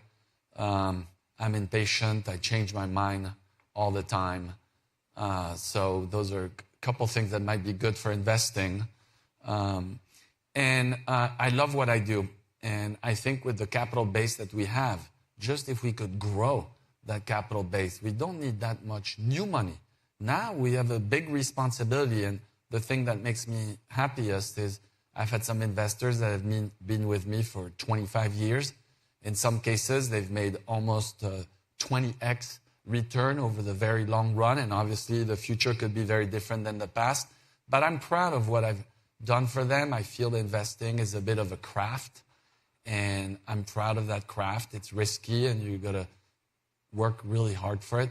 And I just get this fire in my belly. I can't explain it why, but I wake up every morning and I feel this both fiduciary duty and this curiosity and meeting new investors, and it's just really exciting to try to see. You mentioned when we were out there that Buffett made 99.5% of his money after 50. I'm 56, so hopefully I stay healthy and I can do this for a while. So you have 6 children? 6, yes. And their ages are? My oldest is 26 and my youngest is 11. But and this is all with one wife, right? All with one wife, yes. So very unusual. I have a friend, he has 7, but he has 3 wives. I'm like... okay, so one wife and 11 and 26. Are any of them interested in investing, your older children? My older child has not the slightest interest. I've got 2 or 3 that have investing, but I feel they have to maybe try to learn a little bit on their own and go somewhere else. And that investing and Wall Street, when the markets go against you and stuff, you have to be resilient. And I think you have to learn a bit of the resilience outside of the home business first. So what's the biggest investment mistake you've made? Oh, okay, I see we have 9 minutes left. We're going to need 39 minutes for that. But I would bucket the mistakes, right? A number of mistakes that I've made is too cute. Stan Druckenmiller once told me he made 120% of his money in obvious ideas and he lost 20% everywhere else. And I feel that's very true. But by far the biggest mistakes that I've made is selling stock early. And as an example, we made a big investment in Tencent in 2003. And having sold that position early cost our fund $20 billion as an example of the mistake. But I hear, David, that my mistake is small in comparison to your mistake in Amazon. If you would like to share it with if you would like to share that with the audience. Well, it's too painful, but let's say I sold it all several years too early. David had the chance to own 1 and 20% of Amazon, so I would call that more than a big mistake. So, what is the deal you're most proud of doing, or the kind of things you're most proud of doing? Is finding some new company early on? What are you most proud of what you've done so far in your investing prowess? I think it's twofold. One is provide longevity and good returns for your investors and have investors that bet for you for the long run and to really do well. And I know exactly, inception to date, how much money I've made from my investors and how much money I hope to make. And I think about that a lot. And then the second part now is I can't find all these young guys, despite how I dress. They know I'm 56. They don't want to hang out with me. Now it's finding great young people at the firm who have the chance to make an investment that in tech, what's so exciting is you're always thinking that you might find the next TikTok or the next Facebook. And it's finding these kids to help us do generally, when you're successful in the hedge fund world, you make a fair amount of money, as you have done, I presume. What do you do with your money? Are you a collector of art? Are you a collector of wine? I assume you're French and care about wine. Or are you a philanthropist? What do you do with your money, or are you just saving it all? I can tell you that I'm obviously a collector of children. Right. That's my best investment outside of the office.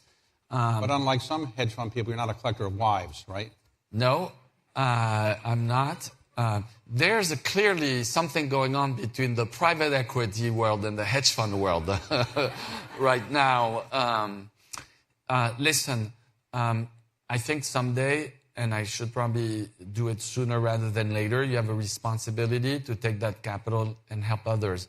So far, I've been a little bit, to be honest, it's been a lot for me just working and having the family life and stuff and not being too much in the limelight. And that's been my main focus. And I know I need to do something grander and bigger and more altruistic. And I haven't quite done it yet, but it's something I need to do. You are a golfer or a tennis player. What do you do for exercise? How do you stay in shape?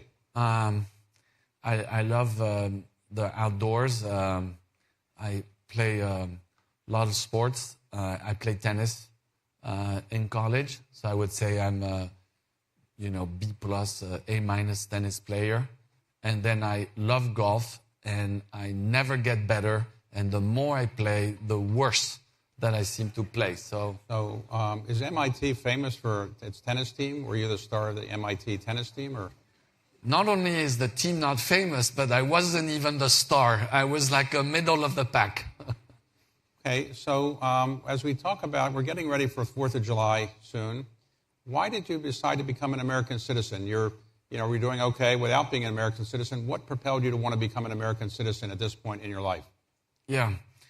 Well, my kids are American and stuff.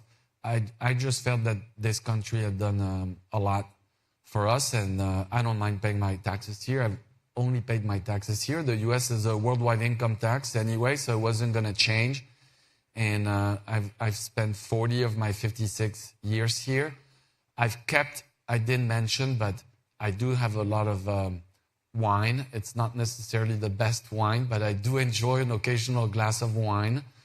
So I've kept a few things from France, but I became American because at the end of the day, I love this country. I love what it stands for. I love that it's not just about working hard, and if you work hard, you have a chance.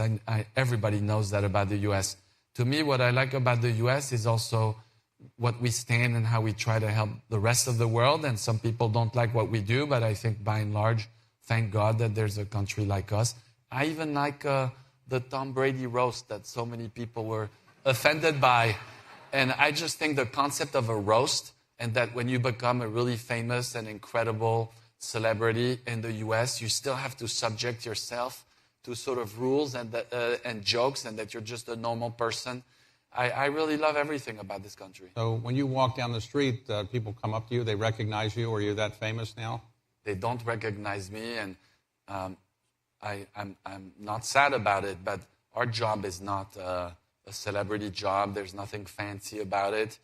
But taking care of other people's money for some reason is something that I really enjoy doing. Somebody's watching this. He's a young person who says, I want to be like Philippe.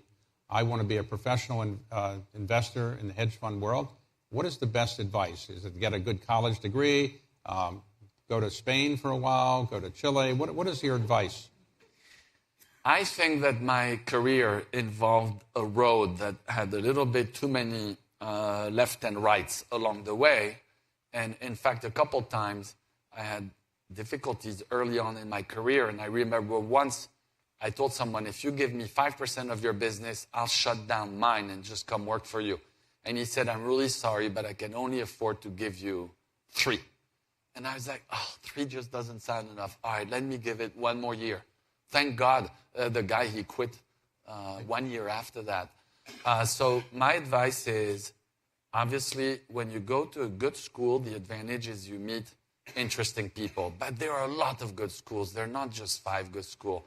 Number 2, as you learn the basics of finance, the mathematical basics of finance, keep an open mind, network, and have some fun hobbies. That's my advice. So I assume MIT has heard of you, and they ever come to you and say, well, MIT needs a building named after you or something like that? They did come, and unfortunately, we had a slight change of opinion on a subject that's not interested in. We are no longer in great terms with each other. Okay, so you're interested in other universities you might be willing to give money to that I know of? Well, there's one in Baltimore. I don't know if it's near you, but it's near your sports team. Listen, I think that some people, they love giving money to universities. For me, it just doesn't quite resonate. But yet again, I haven't found something else that resonates more. So are your parents alive? My mom is still alive. She's 86. If she's 87, she's going to kill me. I think she's 86 or 7. She give you advice still, and does she tell you how proud she is of what you achieved? She says this and stuff, and there was a time where they gave me more than just advice. They gave me advice, lessons, and orders. I think now I try to also help them a little bit. It's that time where it's for us to help them because they've helped us a lot before. Because of the uncertainty in the economy, let's say right now where interest rates are going, who's the next president going to be, is it a good time to invest? Or would you say now is not a great time, wait till after the presidential election's over? I always answer the same, because divide your money in thirds, invest a third immediately, keep a third if the stock market goes down 10 or 15%, and use the last third if the market goes down 30%. Okay. Well, look, you've built a really incredible company. Congratulations. And you're an example of immigrants coming to this country and really adding a lot to the country. And congratulations on becoming an American citizen. Thank you. Thank you, David. I really appreciate it. Thank you.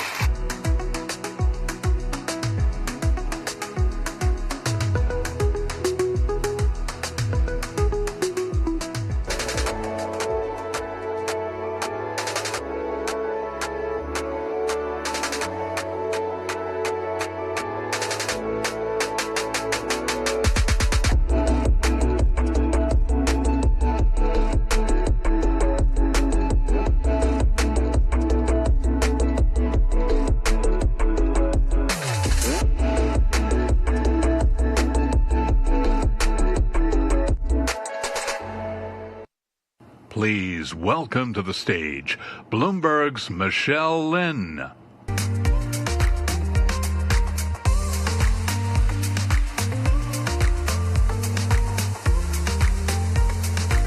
Hi there, I'm Michelle Lynn, Global Head of Data Science and Insight for the Bloomberg Media Organization. Over the course of the summit, I've been given a wonderful opportunity to conduct a few polls that have been crafted by the participating sponsor of Bloomberg Invest, Southern Company. So before we hear from the next panel, I would love to conduct one of these polls right now.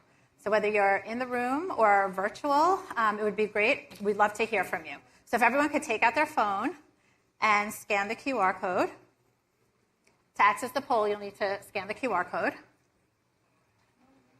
And then a polling icon should come up on the right-hand side of the screen. Does everyone see that? Okay. So the question that Southern Company would like us to answer is, where is your company or portfolio on the path to net zero emissions? So your options are, net zero business model has been achieved, committed to reaching net zero by 2030, committed to reaching net zero by 2050, or not sure. So you could vote right now. Again, the question is, where is your company or portfolio on the path to net zero emissions?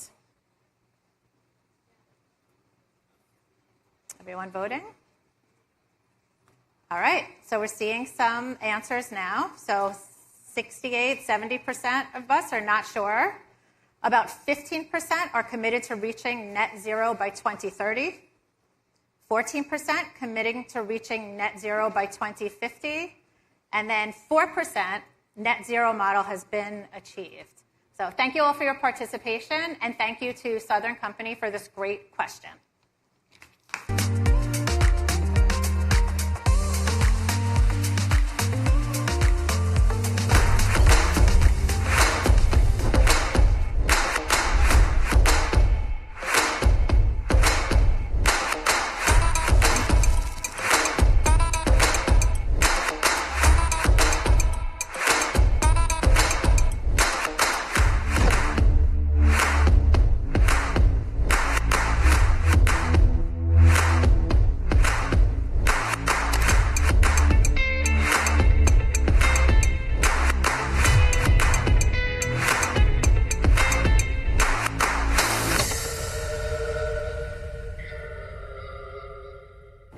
Please welcome to the stage Katie Koch, the president and CEO of the TCW Group, and Robert O'Leary, co-CEO and portfolio manager at Oaktree Capital, with Bloomberg's Lisa Abramowitz.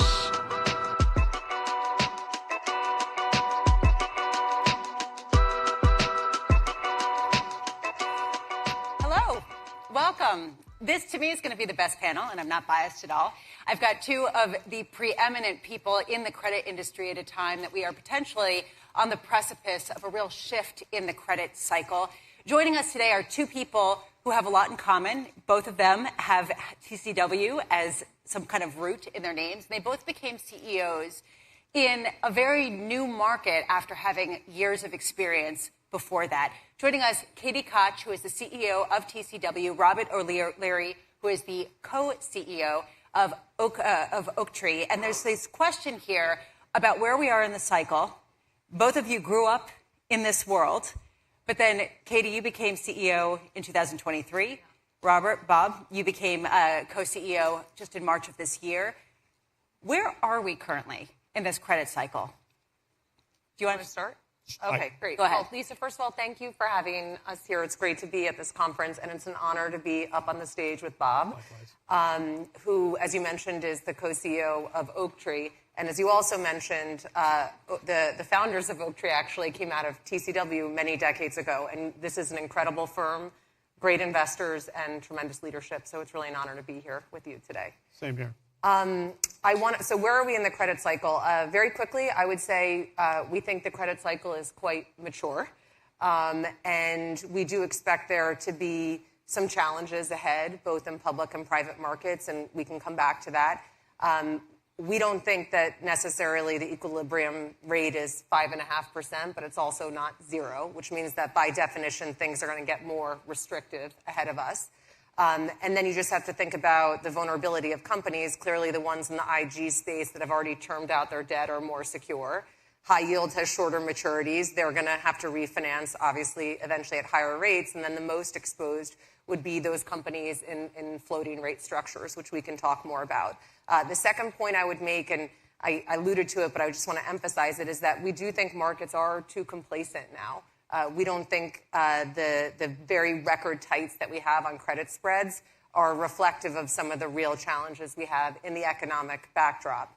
Now, obviously, people are still bidding for credit largely over the last 12 months because you have all-in yield buyers, but ultimately the spread is what gives you protection, and there's not a lot of it now. So we would think there's more opportunity to skew to widen than to narrow, to state the obvious. And then the third point I just want to make is that there is going to be a lot of dispersion here for the reasons mentioned. And we think that's true, again, in both public and private markets. And it should be quite an extraordinary opportunity for active managers to be able to lean into the right places and be liquidity providers and take some pretty incredible returns for their clients. All very well said and very consistent, I think, with our point of view. You know, if you look at what happened from the financial crisis probably until, 2022, there has been an unprecedented buildup in the amount of debt of all forms, but particularly the forms that, we specialize in. It's grown at a rate well in excess of the underlying economy. And when you've seen that kind of dynamic where debt grows in excess of economic activity, typically that leads to a blow-off or some sort of dislocation over time. That, we would have expected something like that would have already happened. Normally you need some sort of catalyst. We've had a couple catalysts. We had the pandemic, obviously. We had the rate move. Now you're facing a pretty significant maturity wall. So we'll see how the market handles that over the next couple of years. But that maturity wall is only increasing.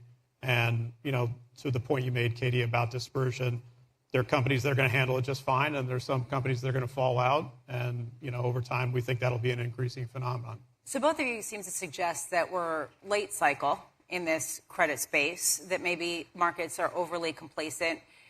One thing that's been hard to get your hands around is what does some sort of blow-off look like? A lot of people think about, it must look like a financial crisis akin to 2008. Otherwise, there isn't a near-term corollary in people's minds. Is it just an increase in defaults back to sort of historic norms? How do you sort of view what's ahead? I'll start and then pass it over to you. The first thing I would say is that we lack the proverbial crystal ball, so we can't tell you if and exactly when there's going to be a recession. I mean, we know that that's the way the world moves, so we'll get that. But I'm interested if you agree, but our view would be that we can get some widening of spreads and some dispersion even in the absence of a recession because of restrictive rates. I don't know. Yeah, very good point. I mean, you have, as you said, floating rate debt, companies that were predominantly floating rate debt experiencing a lot of stress, burning through, whatever liquidity buffers they may have had. And I guess the different feature of this particular cycle, which we're both well versed in, is the documents are so much worse than they have been historically. And that plays to the advantage of the sponsor. The sponsor is able to delay the day of reckoning. What would have been a default 5 years ago, 10 years ago, is now a liability management exercise, which turns into, an extended sort of a decline for these companies. We think it all ends in the same place, that there's defaults, but it may be more protracted this go around? There's a lot to unpack there. This idea of you're talking straight about private markets, and private markets have kind of grown up since the post-financial crisis era and really become something much more mainstream as an asset allocation that people commit funding to. There is this question of, has it gotten frothy within the private markets? Mm-hmm. We're talking about spread tightening in the public markets, but in the private markets, you're also seeing covenant weakening. You're seeing documents maybe get more forgiving and allow people to go on for longer before defaulting. Is that an area that you see a significant amount of the distress to come, or do you think it's just general? Okay, so just going back to your original question, I think we expect spread widening regardless of whether or not we get a recession. If we get a recession, obviously that will happen more. That's our expectation in liquid markets. And again, big opportunity for alpha there for people to lean in. So just to be clear, we do manage liquid assets as well. At TCW, we have a core plus type mandate. It's the core of people's retirement savings. That's the part of our firm where we would express a macro view. And based on what we've discussed here in that portfolio, we're very liquid, we're conservatively positioned, we're overweight agency MBS, carrying over the index, and we're waiting for one of these events that we just described here, some type of credit event where, again, we can step in, be a liquidity provider, and generate outsized return for clients. We just don't think you're getting compensated now for credit risk. So that answers your question in terms of how we're positioned. And that's what we've done historically at TCW, is wait for those dislocations and lean in. As an example, in 2020, which we alluded to with the pandemic, we put $20 billion of credit to work in a few weeks because that gave us the spread widening opportunity. So we can't tell you exactly. This time will be different. We know that in terms of what the market will do, but the spreads eventually will widen, and you want to be liquid and be able to take advantage of that. Okay, now if I could just say something quickly, turning to private markets, which you asked about, and is there a bubble there? I don't think there's a bubble. A bubble, by definition, requires some massive imbalance between demand and supply, and I think actually those are relatively in check. We know there's going to be demand for private credit because there's demand for people to pick up some spread for sacrificing liquidity. People who have very long-term liabilities are willing to do that, and also they get to print lower volatility. We can debate whether or not that's real, but it is real from an accounting perspective for many of those institutions, like insurance companies. And from a supply perspective, we know it's going to continue to come because banks are withdrawing from providing that credit. So that's going to remain in balance. You have a second part of that question, which is, is there going to be a distress cycle? I think there will, and Bob and I would agree that private credit as an asset class, most entrants, it's not true of the two of us, so we're statistical anomalies, but 95% of people came into this asset class post the global financial crisis. So actually it really hasn't been through a distress cycle yet. And we don't know exactly what that's going to look like. But you brought up one very important thing that I really wanted to pick up on, which is that, and I know you agree because you guys have been public about it, the documentation has gotten weaker.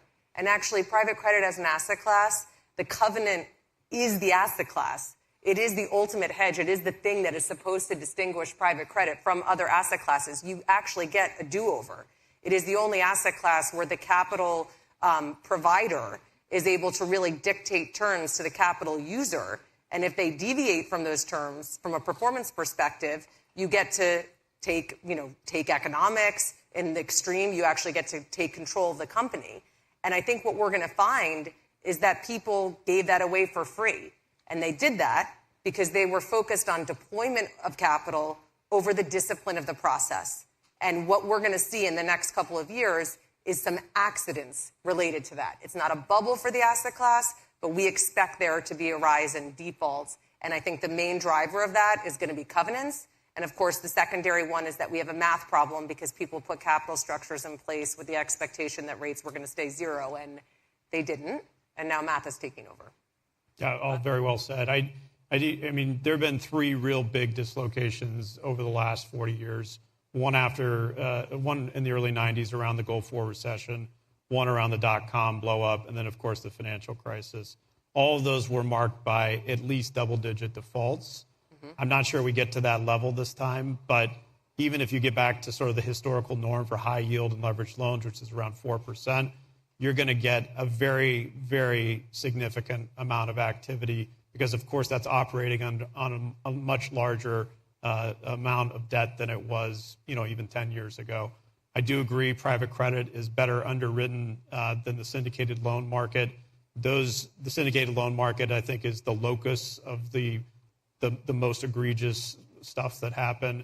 I think that will be very interesting to see how it plays out, because I'm not sure everybody is fully aware how bad it can get with some of the documents that have been put in place. Well, and you said something earlier, Bob, that you think that there are a number of companies that would have defaulted at this point if it hadn't been for how loose some of those covenants were, that are kind of hanging on because of the benevolence of investors who don't want to take the losses yet. I'm extrapolating there. I'm putting words in your mouth. You can correct me. But I'm wondering how much you think that has delayed a credit cycle, how much that has masked some of the distress under the hood that otherwise would have come to the fore in higher defaults and more companies looking for workouts.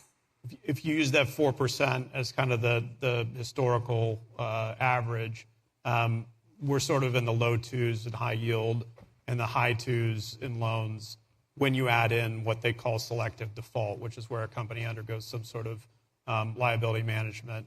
That number is generally growing, but it's not spiking.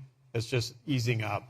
I do think, again, you're getting to the point of no return, especially for a couple of these floating rate structures where they're bridging themselves by issuing more debt.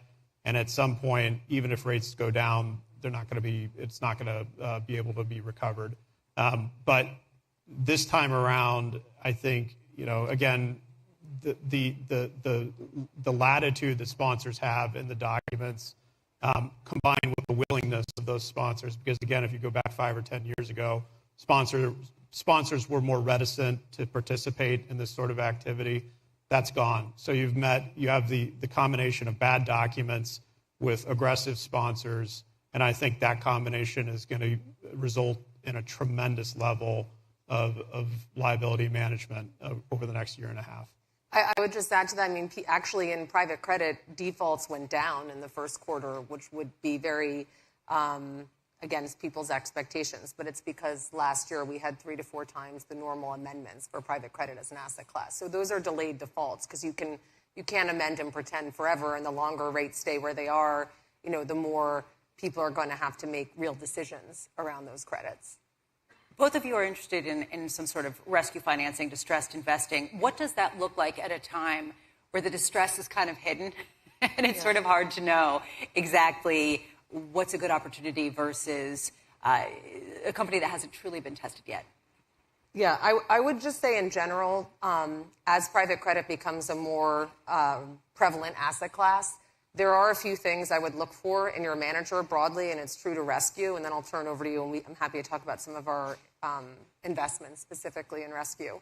But the first is looking for people who have long track records. So long track records are better than shorter ones. So you ideally want to invest with people who have been through a couple of recessions. I know we have a 23-year track record of doing it, and all of our MDs have invested in this asset class since before the financial crisis. The second is actually being conservative. So we've talked about debt levels, but just to give people a sense, if you focus on deployment over discipline, you're going to have not only given up the covenant, but you're going to have underwritten very high debt levels. And we have underwritten to 3 to 4 times debt to EBITDA, and I don't think the market's probably been there since 2012. So that's something to look for. And I'll tie this back to rescue in a second. And the third is diversification, which we haven't talked about. I just want to highlight to people that our clients, our LPs in general, are waking up to the fact that they're in a lot of the same loans. So we have a lot of the same managers when they go and look at, and there's a default issue. No one cared about this when companies weren't defaulting. But now that we're going to have defaults, people are waking up to the fact that they're in managers that have underwritten the same company.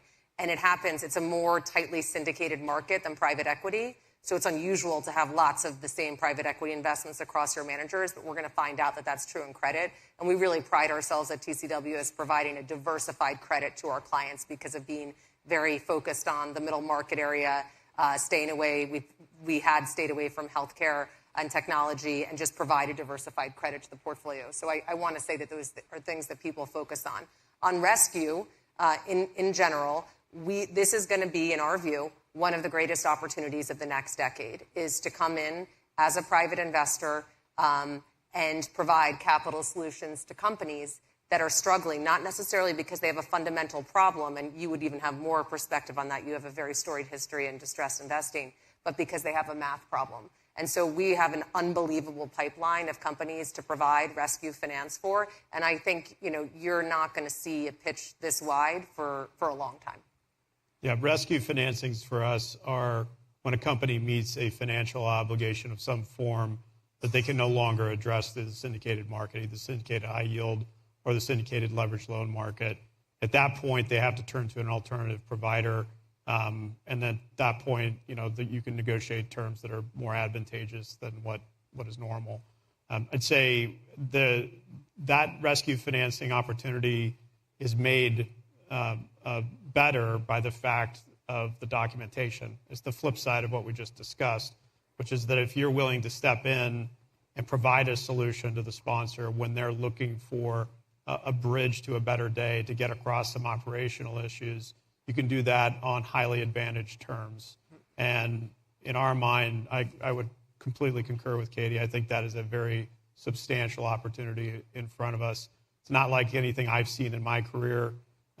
You're able to structure something that is advantaged in almost all respects relative to the existing capital structure and do it on very good terms. So we're pretty excited. I'm just going to pick up on that and say whether we talked about public markets all the way to rescue, the main advice to clients is there's going to be an opportunity here to be a liquidity provider.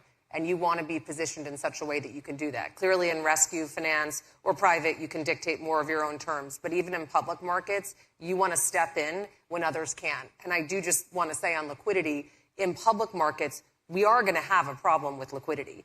Banks are able to hold as 70% as much inventory as they were pre-GFC, and the market has tripled. So whenever this event comes that we're kind of talking about here, there is going to be a liquidity crisis, I think, around that. And therein lies the opportunity for people who have stayed conservative, stayed liquid, and are able to step in and be that provider to public markets. And there's going to be a tremendous opportunity to do that in private markets, too. So we're completely out of time. Yeah. But, Bob, I want to give you the last word. Are you in this place also where you are conservatively structured so that you could be a liquidity provider? Yeah, I think what we look for is to be in a position where we can be countercyclical, where the market, and if you look at the average portfolio, it's a very pro-cyclical portfolio. We've had 15 years of just tremendous performance out of pro-cyclical assets, especially leveraged pro-cyclical assets. And I think there'll come a point in time, it's been delayed longer than I would have expected, but I do think there'll be a point in time where being countercyclical will definitely inure to the benefit of that counterparty. So I could talk to you both all day. Thank you so much for being with us. Bob, Katie, thank you. This really was fantastic.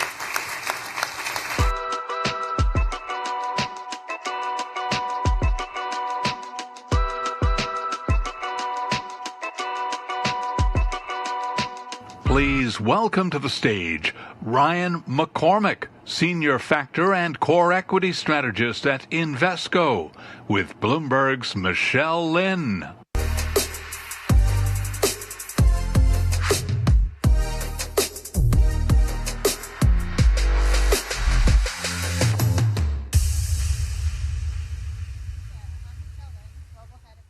And so how does one thing she's thinking about is the endowment push, and maybe that's the way of doing the reporting around Israel as well as finance. And so is there... Michelle Lynn, Global Head of Data Science and Insight for the Bloomberg Media Organization.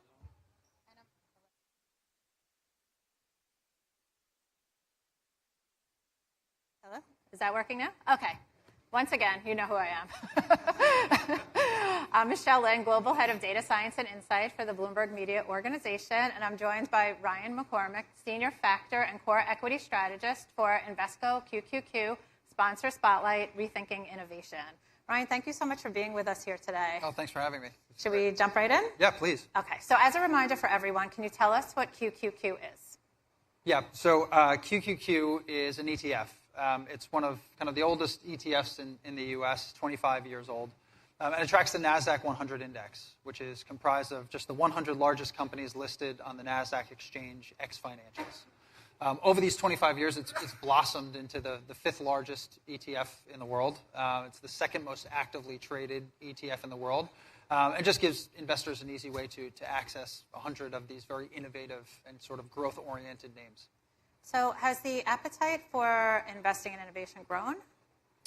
Yeah, I think the appetite for innovation in general, right? Like particularly in the past 5 years, you can even go 10 or 15, it's grown considerably. I mean, not only through the flows and interest that we've seen in the ETF itself, but sort of the way that folks look at the ETF. I think initially there's been sort of this misnomer that QQQ is just a basket of technology companies, which is about half correct. But you look at, you can almost like massage the wording into like more technologically oriented companies. So maybe not specifically designated within the tech sector, but certainly running tech adjacent. But we look back to try to figure out, well, what has made these companies really successful? Like, why have they been able to change and innovate and continually push the envelope? And, we've found some common characteristics within these companies that I think have allowed them to grow fundamentals as much as they have for the past 2 decades plus. And it sort of starts with the fact that they invest more in things like research and development, which leads to really considerable patent activity. So they're filing a huge percentage of patents across a number of different disruptive technologies. And for us, like, that consistent reinvestment back into their business is the thing that drives fundamentals and ultimately performance. And how has that benefited QQQ? Well, I think the fact that it's been around for as long as it has, the performance that it's shown. I mean, there's a lot of investor familiarity with the fund. There's a lot of notoriety. I think with it, we've been able to sort of engage in a number of different marketing opportunities, things like Bloomberg Invest, which is one of my favorite events in the year, or like we're the official ETF of March Madness, right? So if any of you watch the NCAA basketball tournament, like, I challenge you to go maybe 5 minutes without seeing a commercial with Invesco QQQ, right? So I think there's this level of familiarity, not only for the names and performance, but now kind of just being a partner with financial organizations and investors being aware of kind of what QQQ is about. So you've been delivering access to innovation for quite a while. Yeah, so delivering access to innovation for about 25 years. We just celebrated in March our 25th anniversary for the fund being live. I think that was an important point because it was still in the early stages of ETFs, right, where it's providing access to individual investors that wasn't really around before. And I think maybe initially it was sort of more institutionally geared, but over these 25 years, I mean, we've seen a number of different institutions using QQQ. We've seen financial advisors on behalf of their clients use the Qs, and now more and more the self-directed investor. Just the ease and accessibility of brokerage platforms these days. I mean, they're getting access to strategies that 10 or 20 years ago, there wasn't really a possibility. Well, Ryan, thank you so much for sharing your insights with us on innovation as part of the Invesco QQQ Sponsor Spotlight. Thanks so much, Michelle.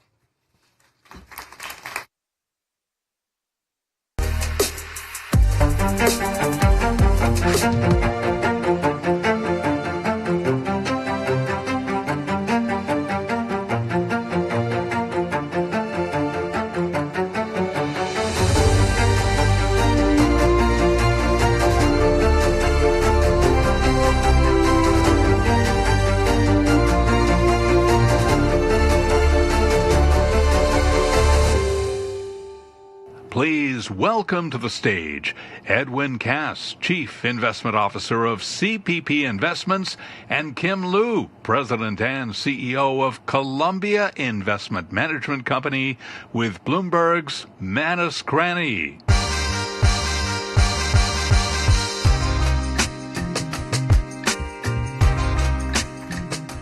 Good morning, everybody. It's interesting. I sort of get up every day at 2:30 a.m. and the first thing that I do is obviously check what price NVIDIA is and check where we are in the frenzy mode of our lives. These are long-term investors. They don't do anything so scurrilous as check the price of NVIDIA every morning. But Kim and Edwin, welcome. There does seem to be a bit of a frenzy in public markets and a distinct sense of angst in the private markets. How much comfort do you have leaning into private markets? Ladies first. Kim, good morning. Good morning. Thank you. It's a pleasure to be here. I think that despite what's happening, as long-term investors, you sort of look through this moment to the opportunity set over the long term. And I think if you just focus on the U.S. markets right now, we used to have 8,000 stocks in the public market, and now we're down to 4,500 stocks in the market. And I think it's something like 87% of companies with sales over $100 million are private. So I think it would be impossible for us to ignore private markets and not think that there's a large opportunity set. I think that the way we think about investing in private markets and the way we approach it is different than you might have done in public markets. I often say, we joked about it, that public markets is dating and private markets is getting married. And so you have to approach it and you have to do it very differently. You have to be thoughtful about these relationships because, for sure, if it doesn't work out, you have kids together and you have to figure out how to manage those relationships. And so I think that being thoughtful about how we engage in the private markets is increasingly a pressure among private investors, especially now that interest rates have gone up. I've been in this business long enough that these rates don't feel so high to me, but it does feel extremely high to my team. And so trying to pay attention to how the valuations have to reset before, once again, we can make a lot of money. But I have high hopes that we will continue to make a lot of money in the private markets. Yeah, I think maybe when I got my first mortgage, it was 1994. And that was like at 5.5% in the UK. But my brother was even more tortured at 15%. Hopefully we don't go back there. Good morning to you, Edwin. Are you dating or committed? Where are you in public versus private markets? No, very interesting question. When we think about public versus private markets, the first question for me is, do you get any kind of diversification by going into private markets, diversification benefit? And for most private assets, we think they load on generally the same kind of factors that public assets load on. So if you think of private equity to us is like leveraged small cap. If that's true, then you're really not getting a diversification benefit. You have to look to something else, and that something else has traditionally been alpha. And you can think about all the different sources of generating alpha from private markets, whether it's origination networks or value creation plans or just the ability to kind of pick better securities through access to private markets. And we think there's still a positive expectation in terms of the comparative advantages that we've built up to invest in private markets that gives us an impetus to push into the asset class. But I think there's one really interesting feature that's going on right now, and obviously you alluded to the start, is kind of NVIDIA and what's going on with NVIDIA. To the extent you're diversifying into private markets, you're getting away from public markets, you're getting away through the ability to access some of those huge growth engines like NVIDIA. And the one thing we've been challenging ourselves lately is, could you predict that this was going to happen? Or how would you protect yourself against this happening if you didn't have that kind of exposure? Generally, concentration in a market, in a portfolio, of course, is really bad. But there's also this big kind of winner-take-all theme going through the markets right now. Does that persist? Do you think the conditions exist right now that can kind of feed off itself? Well, that winner-takes-all narrative, I mean, am I correct in assuming that winner-takes-all comes down to the great AI, sort of the banner? If you stick AI on the side of it, suddenly it has a new narrative. I mean, to that extent, Kim, how do you think about AI? Because various people are sort of saying, look, we're in the foothills of development of what AI is. We don't really understand the full potential, the implementation process, nor indeed the cost. It's a big, big subject. But what does it mean to you?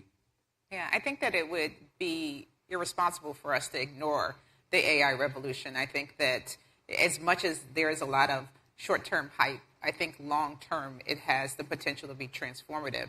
And so we are spending a lot of time thinking about what elements of it are structurally have barriers to entry. And so there is a winner-take-all element to that and which don't. And it seems to me that things like chips, things like infrastructure and systems has a little bit of that because NVIDIA is so far ahead.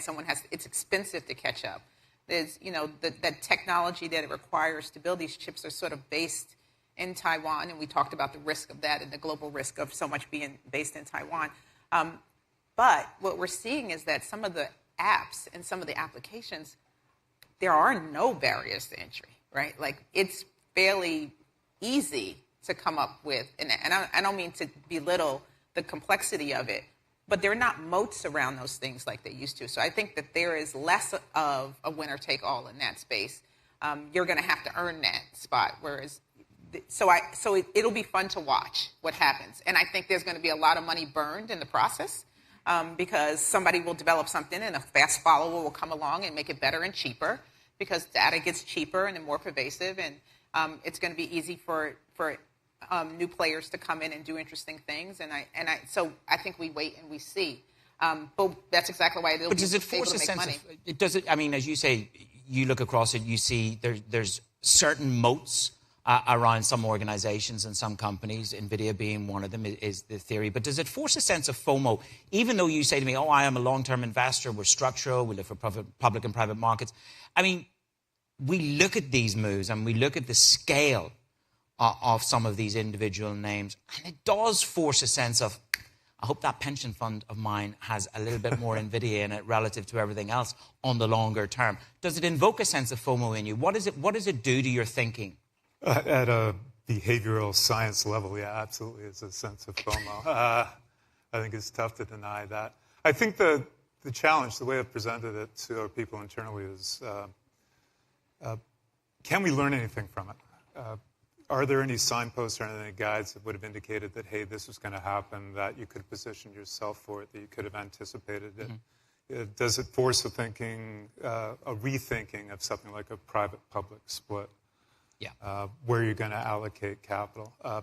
It absolutely kills me that a relatively naive portfolio, if you just invested your money in the public markets on an index weight basis and did a 65-35 split between equities and bonds, it probably beat most of the more sophisticated portfolios that you could have designed over the last 10 or 15 years. It was a great article in the Wall Street Journal, I think it was a week ago, talking about the bear market and diversification. And diversification is something I truly believe in, and yet most pushes into diversified portfolios over the last 20 years have underperformed. Very quickly before we go to the poll, I want to involve the audience here.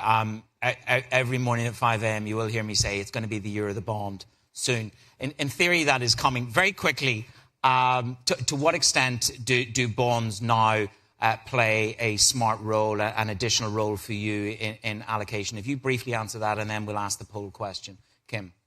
I think for a long time we weren't receiving a return on bonds that were sufficient, and so people were shying away and going into more risky strategies because the payout that we had to make didn't change. We were sort of locked in somewhere between a 5 and a 7% payout for most people in the U.S. in the foundation and endowment space, and so we weren't doing bonds. You know, interest rates obviously are up a lot, and you can do a lot more. And I think that particularly now, there's a lot of challenges around liquidity because the private markets are not distributing anything, and so people want to find ways to get more liquid. So I think for sure there's just greater interest in figuring out how bonds can play a different role. But we also know that it doesn't provide the diversification benefit it used to provide. It used to be negatively correlated with the equity markets, and now it's just low correlation to the equity markets. And so we have to think about that a little differently as well. Edwin, I know it's sort of a short squeeze to try and sort of force either people like you to answer this and the role of bonds within a portfolio, but has it shifted? Because it has been a fairly tough 3 years in that space, and now we worry about fiscal probity going into 2025, and that challenges long-term duration, doesn't it? Kim kind of alluded to the problem. I think there's two classes of investors. There's investors that are return-oriented, and there's investors that are risk-oriented. And certainly for a return-oriented investor, a lot of the period over the last 10 years, bonds weren't attractive because of the low yields. We're a risk-oriented investor in the sense that we target a level of risk, and we try to maximize return at that level of risk. So for us, the key question, and again, Kim alluded to it, was, are bonds a diversifier to equities, or are they positively correlated to equities? And certainly our thinking there has shifted. I can go into technical reasons, but over the last couple of years, we think bonds have lost a bit of that diversifying property, so our appetite is probably down a little from where it was. But we still think, like, on a longer-term time horizon, that bonds can be an effective diversifier of equities. So they do play a part in portfolio construction, maybe just not as big a part as they've played in the past. So I'm on the phone afterwards straight away for some 5 years and a little bit more NVIDIA. Let's ask the poll question now. Sorry, I front run myself. For you, the audience, here's the results. We asked you, what's the best opportunity set at the moment? And the options were traditional assets, bonds and stocks, alternative infrastructure, private credit, international markets, 29%. And nowhere, I'm keeping the money in cash. Well, that's good news for the asset management and the global investment community. You're deploying and they will earn. Alternatives and infrastructure, private debt and real estate. It's a broad church up there within those alternatives at 35%. But let's just deal with some of that, because within that, we have this debate between private equity, which has got a lot of assets in it, and it's finding it tough to find the exit point. That's using perhaps some private credit to help them with the payouts, and some people are saying that's a hidden issue for us, and it's a growing issue. Kim, for you, the blockage to entry for private equity, how much of a challenge is that for endowments like you? So I think it's been, traditionally, foundations and endowments particularly have had a huge allocation to privates, not just private equity and real estate, but also venture. And that has been a huge whipsawing, both with extraordinarily good performance and then extraordinarily poor performance. And I think, but more importantly, it's locked up liquidity.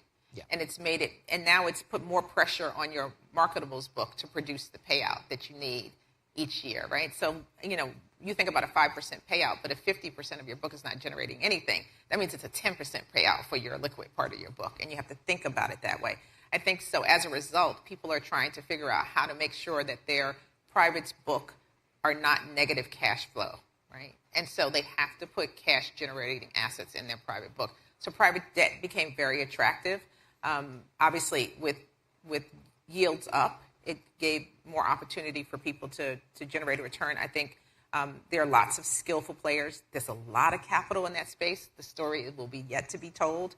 Everybody's waiting for the dislocation that will make that a phenomenal asset class instead of a good asset class and reward you for the risk that you're taking, yes. Which that's the question. Are you being rewarded for the risk you're taking? Because we think about it in terms of risk as well. It's not clear. Edwin, is that reward challenged? I mean, are you worried about this blockage in private equity? I mean, some tech exits are happening, but it is a tough world at the moment to get these exits. There's trapped capital, I understand, of over $3.2 trillion in private equity. Again, we kind of think about it on a longer-term time horizon, not a kind of tactical horizon. And for us, the key thing is if you have an appetite for private assets and it's, say, conditional upon being able to generate some alpha, then how much of your portfolio can you allocate to privates? So we kind of start there and we say, how much of our portfolio do you want in privates? That's driven by liquidity, as Kim suggests. You have to think about what your needs of your demands for liquidity are. If you're an endowment, you have a certain payout ratio.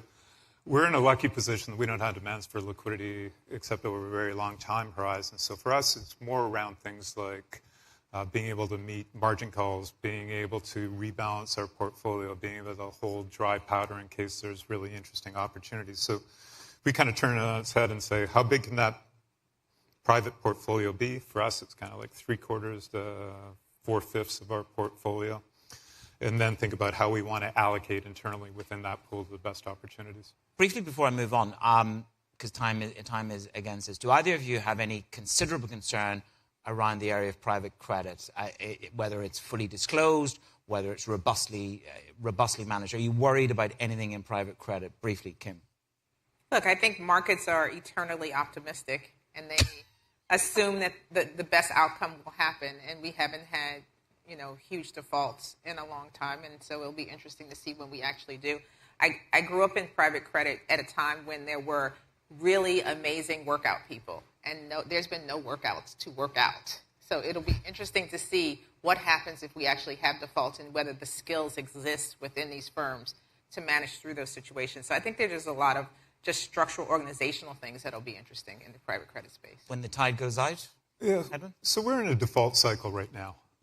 I think that's rolling defaults, I feel like. Yeah. I think most people are missing that. But if you take a look at watch lists are 10 times the size that were roughly 3 or 4 years ago. So we're in the middle of the cycle now. I think what it'll expose is who did good underwriting, who did bad underwriting. A lot of I shouldn't say a lot. There's definitely players in the space that were more chasing AUM than chasing great investments, and we have to see how that plays out. We've been involved in private credit for a very long period of time. We've bought a company called Antares out of GE. They have a sparkling underwriting record over a period of multi-decades. We think we're in good shape, but I think there'll be some players that don't fare as well as we work our way through. In the best spirit of a short on-stage 20 minutes, you've got a minute each to give me a quick answer on deglobalization and the risk. Very, very briefly, does it enter your zeitgeist? Li Chang in China this morning talked about a decoupling will lead to destructive spiral. To what extent, Kim, is global deglobalization something that you think about? I think we do think about it quite a lot. I think a lot of the thoughts around, that underpin how we portfolio constructs assumes that everybody is trying to manage towards the lowest cost structure possible, and now that's different, right? It's also inflationary, so there's a lot that's going on that way, and it also increases the risk of wars, right? The more we decouple from each other. So all that creates risk that we haven't historically had to price in, or at least in the same way. So I think it definitely has an impact on how we will think about these markets, and I think it's going to be tricky because it's not going to be clear for a while. Certainly, it might get even murkier if we go into 2025. To close, Edwin, your view. Well, I think Kim alluded to it, but again, if you have deglobalization, you have the chance for some very bad outcomes and some very narrow regional spaces. The best way to protect yourself against that is to be well diversified across a number of investments, a number of different geographies, a number of different power blocks.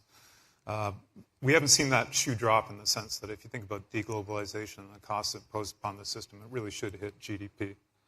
But we haven't seen huge revisions to GDP estimates going forward. And I think partly that's because global trade hasn't taken a hit right now. I mean, people talk about deglobalization, but if you take a look at trade stats aren't showing that as yet throughout the system. Okay, it's going to be a question of show and tell. Ladies and gentlemen, diversify. You're only 19% diversified, so take that away from the poll. To my panel this morning, thank you to Edwin Cass, Chief Investment Officer at CPP, and to Kim Liu, President and CEO of Columbia Investment Management.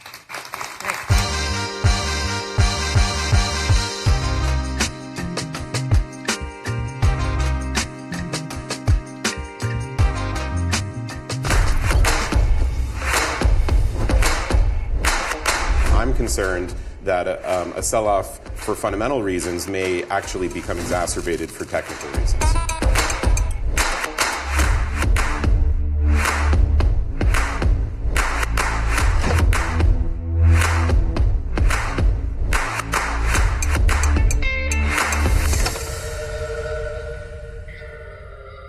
Please welcome to the stage Boaz Weinstein, founder and chief investment officer of Saba Capital Management, with Bloomberg's Sonali Basak.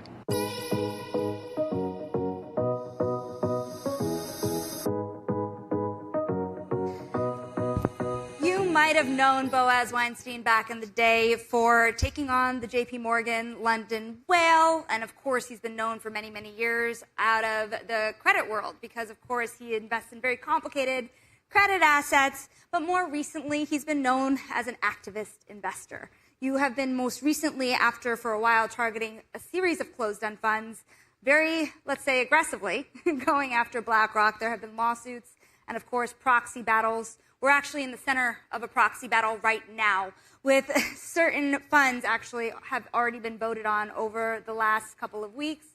What we don't know, and what is a very important thing, you've been very vocal on Twitter usually on how these battles are going. You've been pretty quiet. How have the meetings gone? Have you won anything? So it's always nice to aspire to break news at a conference like this, and it so happens that the fund that has gotten the most of my attention, which is called Big Z, B-I-G-Z, just had the voting close at 11 o'clock. So I can say preliminarily, I didn't count the votes, but they've announced it, that actually all the Saba nominees, there were 7, got more votes than all of the BlackRock nominees, and 4 of our nominees got more than 2 times as many votes as BlackRock, so more than 2 to 1. And when you win an election by 2 to 1, the voters have spoken. You know, we all know landslide is like 60-40, 58-42. If more than 2/3 voted one way, you know, BlackRock can no longer say that they purport to speak for the shareholder and try to create some divisions. The shareholder has spoken. We won. And the reason that there's been litigation, it's been outward, it's us to them, is because they have put in place election rules that would make Vladimir Putin blush. So let's step back, big step back. This is one fund you said you were voting for today, but there are 10 funds. Mm-hmm. Ultimately, what is it that you want out of this strategy? These are closed-end funds, so you're locking up, or BlackRock has locked up capital for a longer period of time, forever, right, in many of these funds. So what is it that you're trying to accomplish by targeting them? I understand that you target them when they're trading below their net asset value. You want them to bring investors whole.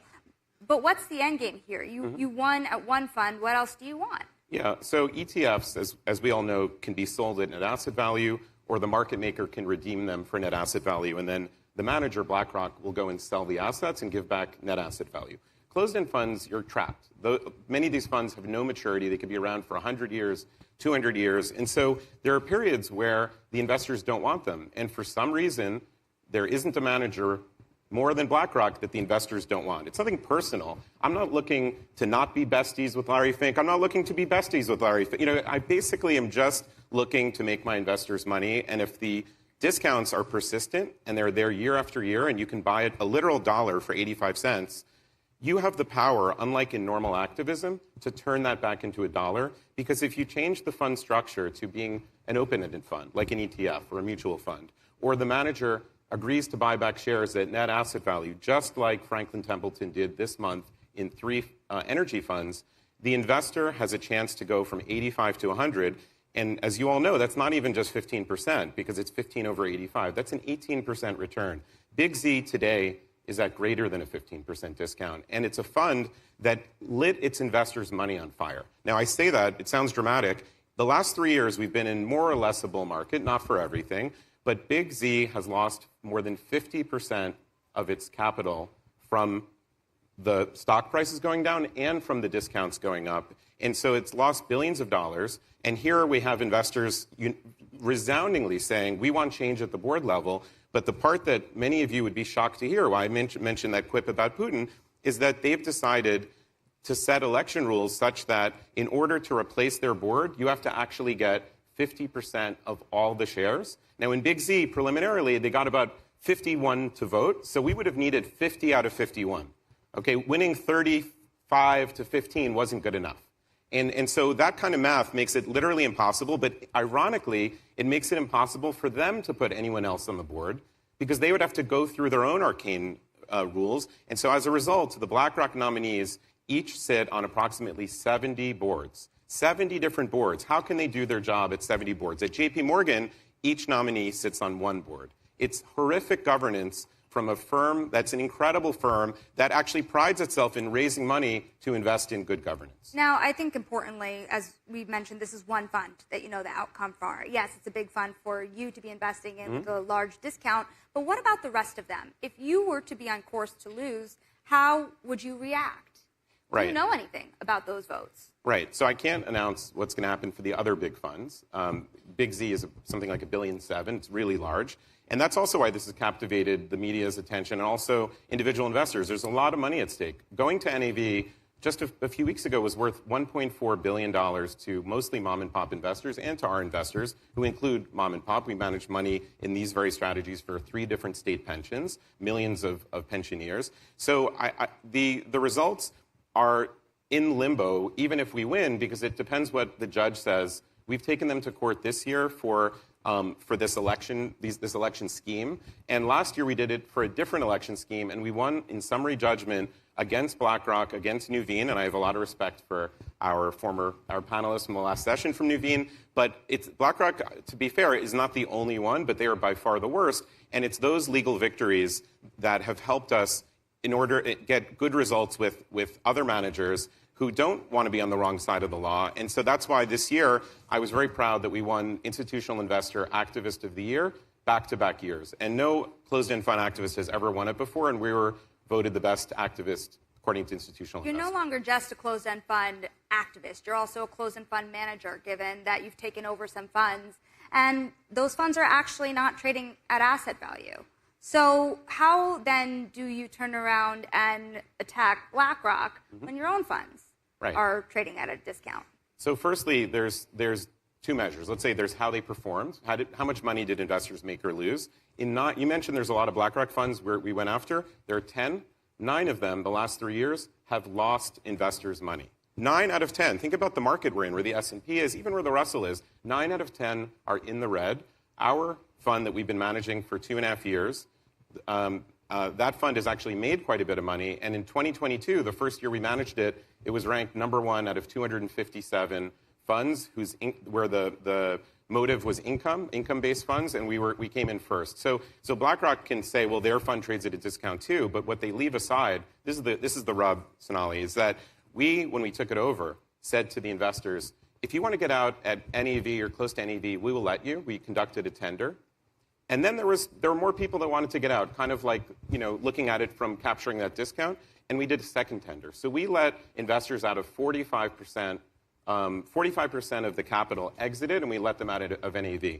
BlackRock is not willing to do anything like that. One critique I've heard you make is the idea of lowering fees here to attract more investment. But for these funds, they tend to run at higher fees than the ETF structure. Would you consider lowering fees for your own funds? Right. So our fund that we took over in January, the ticker is SABA, is one of the lowest fee funds in the marketplace. It only charges 75 basis points. The other fund is more normal. It charges right around 1%. But it's also you get what you pay for. I think most investors appreciate that if the fund is going to do interesting things, you mentioned credit derivative wizardry or whatever you said in the beginning, and we are doing really neat things in those funds. We're not just putting together a long portfolio and letting it sit. And so I think our fees are actually very modest. It's not for me to say. It's for the investors to say when you look at what you're getting. Now, I want to read you BlackRock's statement because, of course, they have fought back. They have not let you just attack their funds. They said that BlackRock and the fund's boards remained focused on delivering value for all shareholders through concrete actions such as increased distributions and discount management programs. SABA is an activist hedge fund looking to arbitrage funds to capture quick profits. This attack is not about government's performance or discounts. It is about executing SABA's well-known playbook, buying controlling positions, and forcing short-term changes that harm retail investors to benefit SABA and its hedge fund investors. What is your response to that? And what do you do after these campaigns? Yeah. When I sit here and think, throw your best at me, Sonali. Like, they send you a question, just please, give me your toughest question. I'm not here to be, we don't have some friendly arrangement. Ask me anything you want. I fear none of their questions because they're so absurd, okay? When they say that we're using some purported playbook to help investors in the short term, where is the long-term pain of making investors money? Usually when you say you have a short-term motive, there's a long-term consequence. Having the funds have investors have a chance to get out at full value, where is the negative in that? And I'm not going to use my words, okay? ISS, which is independent, okay, which stands to tell the small investor how they should view this kind of rough contest that we're having. Here's what ISS said about this year, okay? The board is deeply entrenched. A direct intervention remains necessary. It is rare to witness a board so brazenly flout the most basic of shareholder rights in furtherance of their own enrichment. I'll read one more. The board actions are so grave that they would warrant adverse vote for incumbents in an uncontested election. What ISS has said is that even if we didn't run against BlackRock, they would have recommended against their nominees. That is literally how bad it is. And I want to just say, BlackRock's an amazing firm. They manage $10.5 trillion by last account. This might be big to us. This might be very big to our investors. This is tiny, small potatoes. And it will someday be a case study at HBS of a strategy failure. That for $5 billion of action, of buying back funds at a discount, including their own employees who would get to make that money, including their shareholders, that they would say, look, we actually care about you. We're going to treat you the way other managers are treating their shareholders. They wouldn't have this problem on their hands. They have amazing products, but for closed-end funds, they basically have taken the position, no one is going to tell us what to do, and we're willing to do whatever it takes to squash the rights of the shareholder, which is enshrined in the 40 Act. The 40 Act is there, the 1940 Act, the Investment Company Act, is there to protect small investors. They don't need the same protections in ETFs because you can vote with your feet. You can redeem a mutual fund. You can sell an ETF at NAV. But they are violating the Investment Company Act. Don't trust my words. a judge said it last year, and we won our case. What is your end game here? Because in addition to, yes, they did support you on the director push, but they did not support you, ISS that is, to terminate BlackRock as the investment advisor. Is your ultimate end game to take over these funds? So we've been in, this is not my first rodeo, we've been in about, 80 campaigns. And across 80 campaigns, only 2 times did the end result come that we took it over. In the first case, actually, the manager resigned. They said, we'll stay on as manager until you can find a new manager. So we don't come into it with that goal. We come into it with the goal of making our investors money. And it turns out all shareholders get to make the same amount of money. They don't have to pay the legal fees that we're paying. And by the way, BlackRock has sent tons of mailers. You saw the Chiron, you saw the graphic. Saba is trying to destroy your fund. That mailer went out 4 or 5 times, robocalls, on and on. I actually received them because I'm a personal shareholder. I received these robocalls and these mailers. And what's amazing, in the case of Big Z, that's the only one I can talk about, they only got 1 out of 7 shareholders to vote for them. I mean, it's just incredible. That's despite so what is my end goal? My end goal is to turn these funds back to NAV and make everyone $1.3 billion, not because I'm some sort of management McKinsey wizard, because NAV is $1.3 billion away. Has this gotten personal? I mean, I definitely, I definitely am feeling it on the stage, right? But no, it's really, you know what it is? I have my pet peeve is, this is going to sound a little corny, is injustice. Okay, everyone has their own. It's abusive, and so I just, having been doing this, having been in 80 campaigns before, I just haven't seen it. We actually decided this past year, in year 2 of this craziness, to launch a fund dedicated to the closed-end funds of a single manager. Okay? We didn't say we're going to pick BlackRock. We looked at the attributes. What are the funds that are at the biggest discounts? What are the funds that have the worst governance? I should say those 2 funds you mentioned that we run, we put in place the best governance. ISS agrees. We put in place governance where you count the number of votes, not the number of whatever that, how do you even know how to describe that you need half of all the shares to be voted in your favor, even if half don't even show up. So all of those things, annual elections instead of staggered elections, it is only personal in the sense that it to me violates, we're so lucky in this business, the amount of money that management firms make. They have $10.5 trillion to do this because they want to trap capital. They're basically blinded by this being long-term capital that cannot be redeemed, and they want to hold on to it. And so, to me, it's like a very noble fight, and we've received, you can just look on Twitter, hundreds and hundreds of positive comments, and basically not one negative comment. So I do enjoy the retail coming along for the ride. Yes, in that sense, it's personal. So, also to be clear, this is an investment strategy. This is a strategy that is meant to return money to shareholders. It's not just on concept. How profitable is it? And how big of a strategy has it become? Has Saba really pivoted from becoming a tail fund to an activist fund? Well, give me a tail event, and I'll be a tail fund manager again. But we've had what have we had, like 40 straight days of the S&P not going down even 0.75%. It is a big business for us. We own $6 billion of closed-end funds. A full third of them are just this single manager, BlackRock, and many of them we think have good governance. They just are at discounts. We don't have a governance issue. So it is quite a big business for us, and I can't really on this stage speak to the returns, but we have an ETF, for example. The ticker is CEFS. It's been around for more than 7 years, and people can plug in how that did versus the 3 other ETFs that own closed-end funds. It's done very well. How well? All right. Well, if someone were to plug it into Bloomberg and they put CEFS and then they put the Invesco version or the First Trust version, I think for the last 3 years, and it's held, a lot of it's been in fixed income, which has had a tough time. Those other funds have made between 0 and 2%, and we've made 10%. So let's broaden out here again, because people have looked at you for credit markets for a long time. When we talk about the closed-end fund strategy, there's a deeper question. It's not really just about closed-end funds. There's a whole push by the private asset industry to push into retail, to push into interval funds, to find new strategies to bring money in.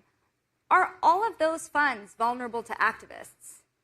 So by the laws of depending on the structure, some are, some are not. In the interval fund, generally you only have the right to redeem 5%, so you're getting 5% back per quarter, but you can't, they also invest generally in deeply illiquid assets, so you couldn't just sell Microsoft or IBM and raise the cash. So it is interesting for me, as having been in credit at the forefront of all the innovation that came after 1998 with credit derivatives and synthetic securitization and all of this sort of stuff. And back then, retail investors were deemed unsuitable to own these things. You couldn't own high yields, really, if you were not a qualified investor. And now, whether it's CLO tranches, alphabet soup. And so this has been an amazing boom for the largest asset managers, the amazing managers like an Ares or Apollo that can bring these products, their reputations, and good governance, I should say, because we also see a lot of very good governance. JP Morgan has great governance on their closed-end funds. And we see that there is huge investor demand. The private credit space was a cottage industry a decade ago at less than $250 billion. Now it's $1.5 trillion, and it's growing like gangbusters. So this kind of illiquid credit investing that you're referring to allows the manager to lock up for many years. It's great for their stock price. It may be great for their investors, but we are in a little bit of a zero-sum world. Like, if making loans that are secured, that are safe, that have a lot of asset coverage at 12% or 13% is great for Ares, it probably ain't great for the borrower, especially in this higher for longer world. So just to close on that, just to say, I think people, just even 3 months ago, were really expecting rates to come down and that 13 to go to 12, 11, 10 and really alleviate that pressure. But I think higher for longer, we're headed for some sort of collision course between, if we have that in conjunction with an economic slowdown, we are going to have a default cycle. We are going to see which firms were good at private credit and which were not. Because private credit has been touted as this amazing thing, almost like NFTs or, ChatGPT. I mean, what is private credit? You're making loans to smaller companies. I mean, how is that sexy? No, but it's very sexy for Ares and Apollo, and I look at it like this amazing force that will have hiccups in the years to come. Now, one more question for you before I let you go is, we have a major catalyst around the corner, that is the U.S. presidential election. As a massive investor in credit, and also as somebody who looks at volatility very closely, what are you thinking about headed into that election cycle and what comes out of it, how to position? Yeah, so, it's coming closer every day, and it warrants our attention.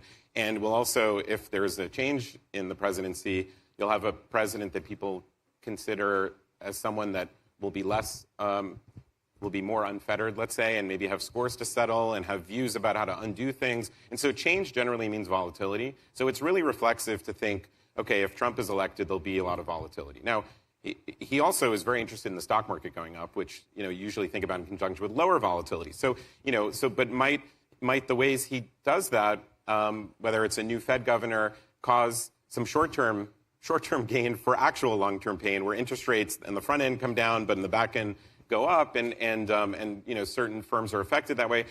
As when I think through that Trump means volatility, the other side of me thinks back to 2017.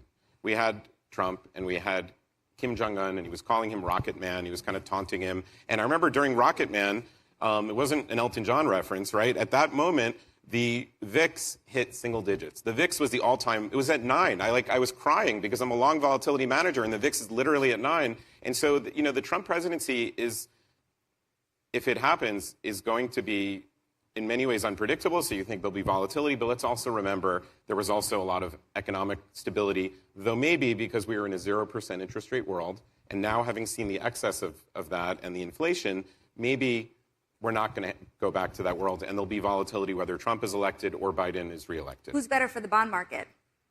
Biden. Why? Because I think he's less motivated by the stock market and more motivated by what's good for America. On the subject of bonds. I'm not getting that political. Just bonds. We will leave it there. Boaz, thank you so much for taking all our questions. That is Boaz Weinstein of Saba Capital.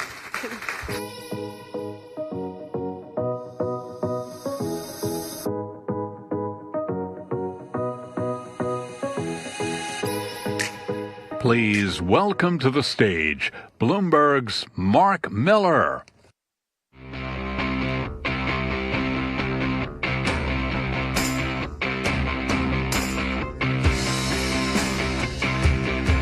I'm the global editor of Bloomberg Live, which is the group that puts on events like this for the Bloomberg newsroom. So thank you all for being here. I'm also super excited to be here today because this is the launch day of the new reimagined monthly Bloomberg Business Week magazine. It is literally hot off the press. And we have copies for many of you when you leave the event today. So please pick that up. It's been rethought in its monthly format. And of course, also rethought for the daily experience that you'll get on Bloomberg.com. One of the things that we do with Bloomberg Business Week is work with them closely on a list that we call ones to watch in different industries. And here, in this industry, we looked across both established players and yet-to-be household names. And this is an important collaboration for both of us. So please give your attention to a video that we have, the ones to watch in banking, private equity, and asset management.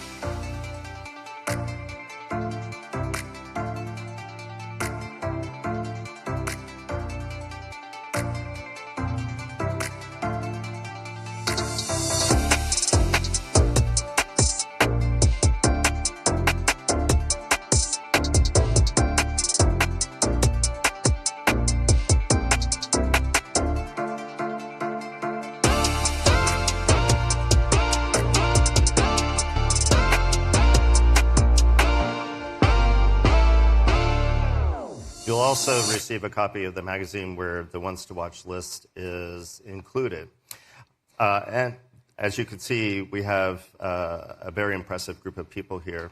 Block's Amrita Ahuja says that when our customers do well, our business does well. Her customers must be doing quite well because since she joined the company in 2019, adjusted earnings have more than quadrupled. Natalie Adame spent the last 3 years at Brookfield helping to build the world's biggest global energy transition fund. She's betting that countries pledging to achieve net zero emissions will drive greater demand for renewable energy sources. Darren Cohen is a driving force behind Goldman Sachs' $5.2 billion fund dedicated to investing in private companies, including Stripe and Canva. Mala Gonker, her company, SergoCap Partners, raised $1.8 billion when it started last year, making it the largest female-led hedge fund debut in history. In her spare time, she co-founded a think tank and a nonprofit focused on health, and she wrote a play with David Byrne. Apollo's Akila Grewal is a key player in their push to make private credit an asset class in every investor's portfolio, and you'll be hearing more from her shortly. Elise Colleen Stillmark is a unique firm that offers both institutional venture capital knowledge and expertise in Bitcoin technologies. At 35, Nick Laster is one of the youngest fund managers to go it alone. With Lycos, he is expanding on the strategy he developed at Soros of investing in late-stage private companies and initial public offerings. Tim Spence is steering Fifth Third Bancorp, a 165-year-old Midwest bank, into the digital age, which is going to be crucial to their success as they navigate this rapidly changing environment. For McKinsey, Shelley Stewart, investing and improving lives go hand in hand. In addition to his work with corporate clients, he leads research for a think tank at the company to help advance racial equity.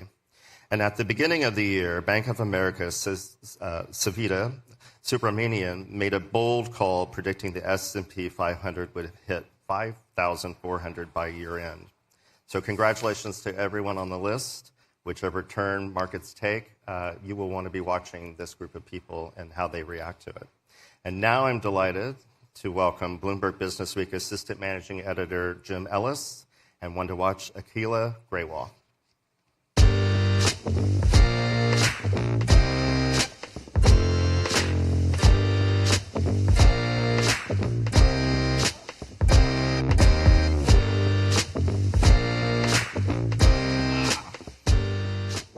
Good morning, and thanks for having us here. As you know, private credit is it's mushroomed to become one of the hottest, if not the hottest, sort of alternative investment in recent years. So I'm excited to have a conversation today with someone who is, I consider to be an expert in this, who is Akila Griwal, who is a partner at Apollo and also global head of credit product there. And she was named a partner last year. And she is what I like to call one of the evangelists of private credit, going out spreading the word about why and how this can be used as an asset class. Now, what interests me particularly about this is that private credit has sort of taken over the headlines, but I still consider it to be sort of a misty area for a lot of people. So I'm glad we had this conversation to talk about a little about it. Now, although the estimates say that we're talking about a $1.7 trillion business now, I still think that a lot of people are sort of new to this. Are you finding when you're talking to companies and investors about getting involved in this that there's still an educational process? Yes, absolutely. There is definitely still investors who are, getting educated on what private credit is. I think you heard earlier, when we say private credit, when we say 1.7 trillion, we're really talking about mostly a direct lending kind of market, right? And that is sponsor-backed lending to small companies, as you heard kind of on the prior panel. At Apollo, we think of private credit in a much broader definition. We actually think it's a $40 trillion addressable market that spans everything from investment-grade fixed income through to asset-based finance, through to sub-investment grade opportunities. And so when you talk about education, I think our mission has been really to educate investors about how private credit can actually permeate throughout your entire portfolio and really have a place across, a portfolio. And that has been the education as well as the listening piece that we've been a part of. Now, when you're talking to, I don't know, whether it's an insurance company, whether it's a sovereign wealth fund. I mean, when you're saying, you ought to have us as part, or you at least ought to have private credit as part of your allocation. I mean, what's the big draw for them? Is it yield? Is it diversification? Is it the idea that they don't want correlation to other assets in the portfolio? Or does it vary depending on who you're talking to? I think it varies, but I think generally speaking, when you're talking about, there's a lot being said about private credit being a very large asset category. Is it a bubble, et cetera? I think when you think about private credit, on the other side, you're talking about public credit or public markets. And public markets are actually much more correlated, much more concentrated, and give less diversification for an investor when they're thinking about getting diverse sources of income, diverse sources of return, and diverse sources of ultimately correlation within their portfolio. Well, one of the things that a lot of traditional investors, though, particularly like insurers that may be new to this, one of the things that we've heard is that a lot of them worry about the lack of transparency and also the idea that that there's a questionable secondary market for a lot of these, which makes them sort of like have to think harder about this. How do you respond to that when you're talking to people who want to consider it? I think that, to your point, the lack of transparency that might exist in some pockets of private credit is not necessarily the standard. And I think it's about making sure that you're being transparent on price discovery, you're being transparent on sourcing, you're being transparent in terms of what these assets are being marked at on a frequent basis. And I think that as the private credit market continues to grow, as it becomes more and more established day by day, which we are seeing, you will see a market over time, right? You will see much more transparency, which will allow investors, I think, to gain additional comfort when it comes to investing in the asset class. Well, this asset class is really sort of it's mushroomed. Now we're in a different environment now from a macro standpoint and from an economic standpoint. I mean, interest rates have really changed. And does that change the attractiveness of going at this, particularly, well, I'll come to the banks next, but first from an interest rate standpoint, does that make people sort of reconsider or at least think differently about this?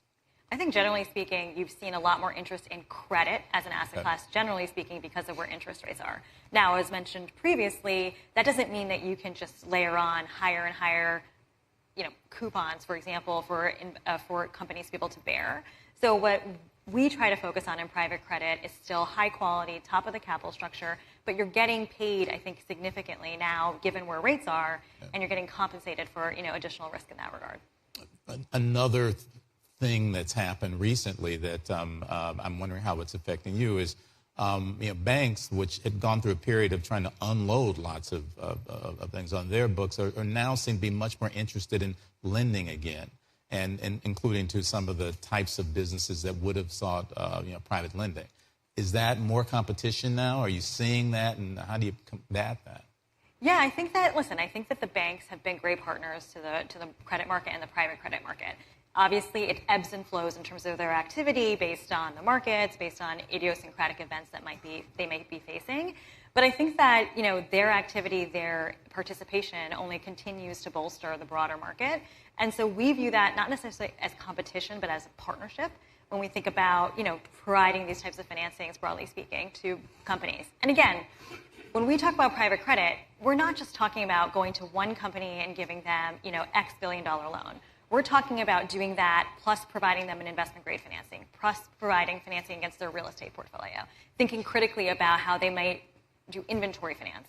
So having the full suite of options when it comes to providing credit, we think is going to be the better place to be so that you can pull from different diverse sources. I mean, as we hear a lot of people, as we heard in the previous session, who are saying, there's been so many people who've run into private credit in recent years, but wait until we see a full cycle.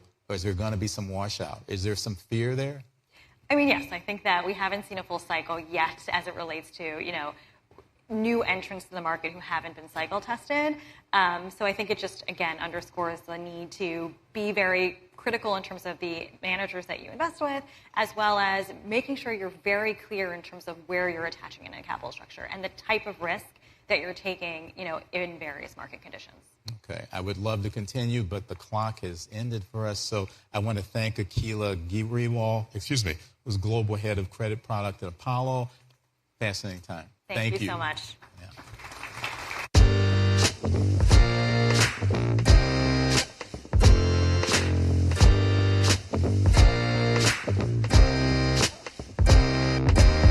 That darn clock. I hope you guys are enjoying your conversations this afternoon. It's actually one of my favorite times of day. It's time for lunch.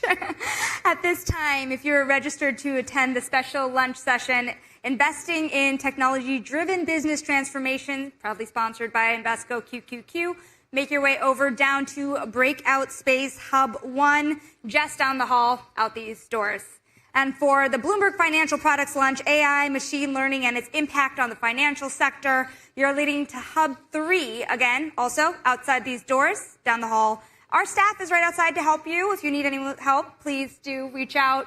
And for the rest of you, make your way downstairs. Very cool space down here at Caveen. That is where the general lunch will take place. Later this afternoon, we'll hear from John Zito of Apollo, SEC Chair Gary Gensler, Cliff Asmus of AQR, among others. Enjoy. See you back here, 1:45 sharp.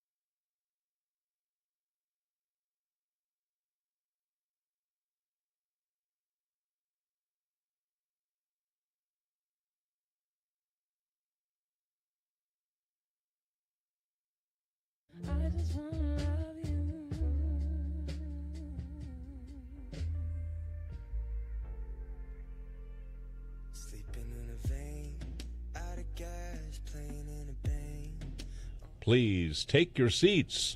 The program is about to begin. Please welcome to the stage Bloomberg's Brody Ford.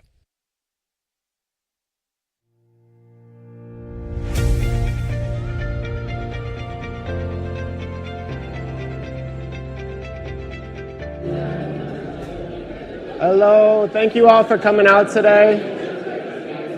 My name is Brody Ford. I write about the tech industry here, and probably 4 or 5 times a day I get an email.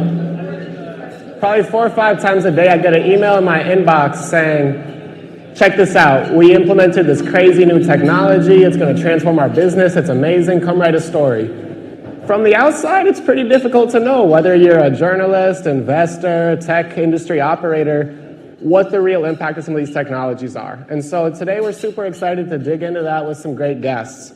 We're hoping to hear how companies are implementing emerging tech, what the ROI is, and if you're an investor, how to play that trend.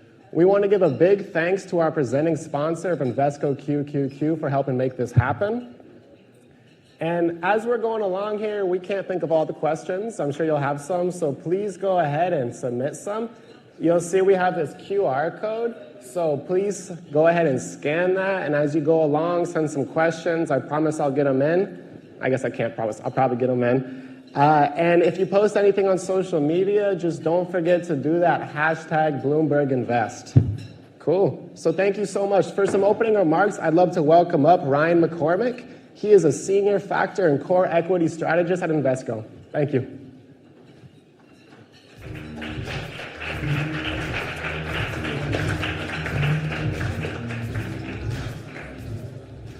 Thanks, Brody.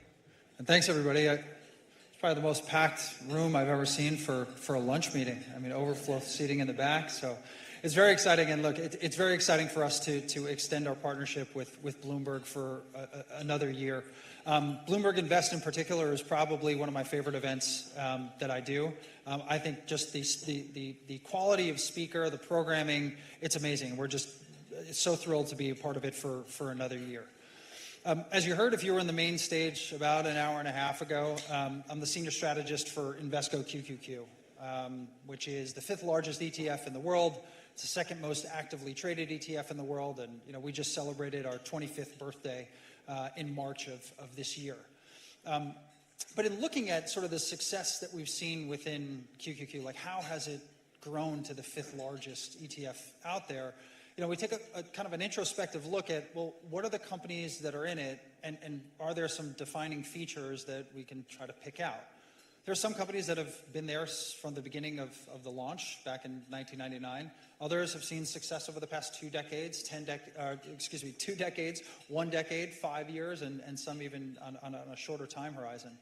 But what we found is, the most successful companies are really not afraid of change. Right? They've been able to be very nimble. They've been able to innovate.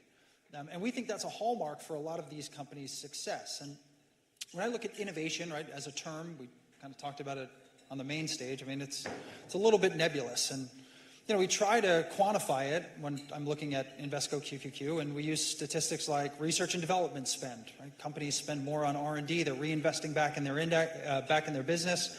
That should yield some results down the road. We can look at things like patent activity. Okay, well, how active are these companies in the world of patent filings? Right? In what themes are they filing patents? What technologies are they filing patents? And ultimately, are they growing their intangibles? And then ultimately, what it all boils down to is, what are the business results? Is this all growing fundamentals? So I think that's one way to be innovative. I think the other way is to adapt or embrace existing technology to change the way that you do business. Right? Either uncovering a new customer, uncovering a new way of doing business, uncovering a new way to drive fundamental growth, I think is really exciting, and I think are both kind of hallmarks of innovation and the ability of companies to change.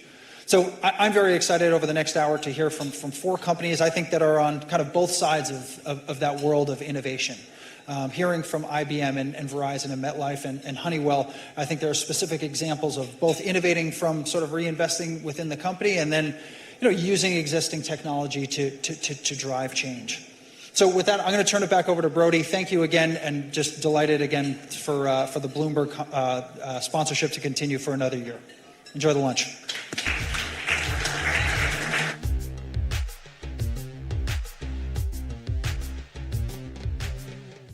So I am really excited to be speaking here with Joanne Wright, SVP of Transformation and Operations at IBM. I think if we're trying to really understand what's happening in technology right now, IBM is such an interesting one because you're a software vendor, you're a consultant for tech implementations, and you yourself are a massive company that uses all these technologies. So you're able to kind of, hit each one of these buckets. And I have to listen to a lot of earnings calls, and IBM is one of my favorite because you touch all these buckets.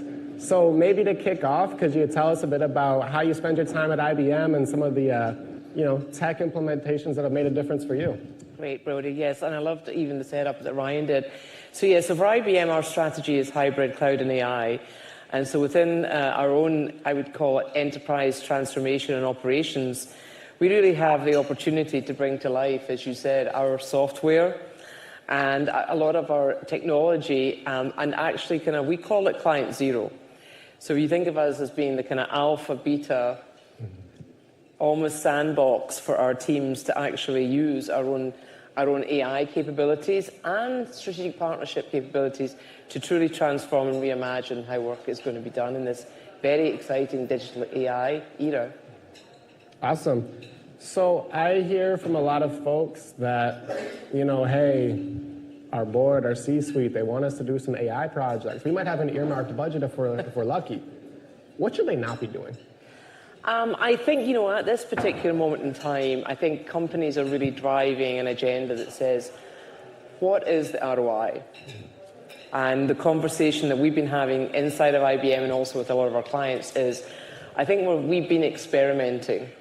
We've been looking, obviously, for ways to engage on transforming end-to-end workflow, transforming a lot of our operation teams, whether you're in procurement, whether you're in HR, whether you're in IT. But I honestly think that for us, and our conversation with our board, it's like, how do you really make an impact? How do you truly transform and take advantage of the technology and innovation? Are there specific ways that you've implemented? It doesn't have to be just Gen AI. Maybe it's just a separate software that really has made a difference that you can kind of share with us that really did make a difference for you? Yeah, I think where we've seen the biggest opportunity and impact has been where we've had three main use cases that brings to life, I think, actually how we run the whole company. So the three use cases, I think, that it transcends, any industry, any client experience. Firstly, it's client support. It's how do you service both for us, our own internal IBM employees, and also how do we actually engage with our clients. And when we look at it, the second area that we've come in with is digital labor. How can we kind of bring to life the opportunity for all of us to have more valuable roles, more engaging roles, because we actually use a digital assistant to bring to life our data and then allow us to use our skills and our capabilities to really drive the outcomes. And then finally, for me, we've done a lot on IT modernization. The agenda for me has been one where we actually, how can we make our development team much more productive and use, for us, Watson Code Assistant to really transform how we actually generate. And Brody, it's kind of like, I would call it three main very definitive outcomes we want to make. Firstly, yes, it's cost efficiency and effectiveness. It's how do you make yourself more productive. But I think it's also about speed. I think all of us recognize that on every business that we're in, we want to be able to move faster. We want to reduce our cycle time. And then I think for us, it's also been about the experience. How do we transform the user experience for our clients, for our partners, and for our employees? Nice. Those three use cases you laid out, is this mostly you're still experimenting with it in folks internally, or is it really being used in production at this point?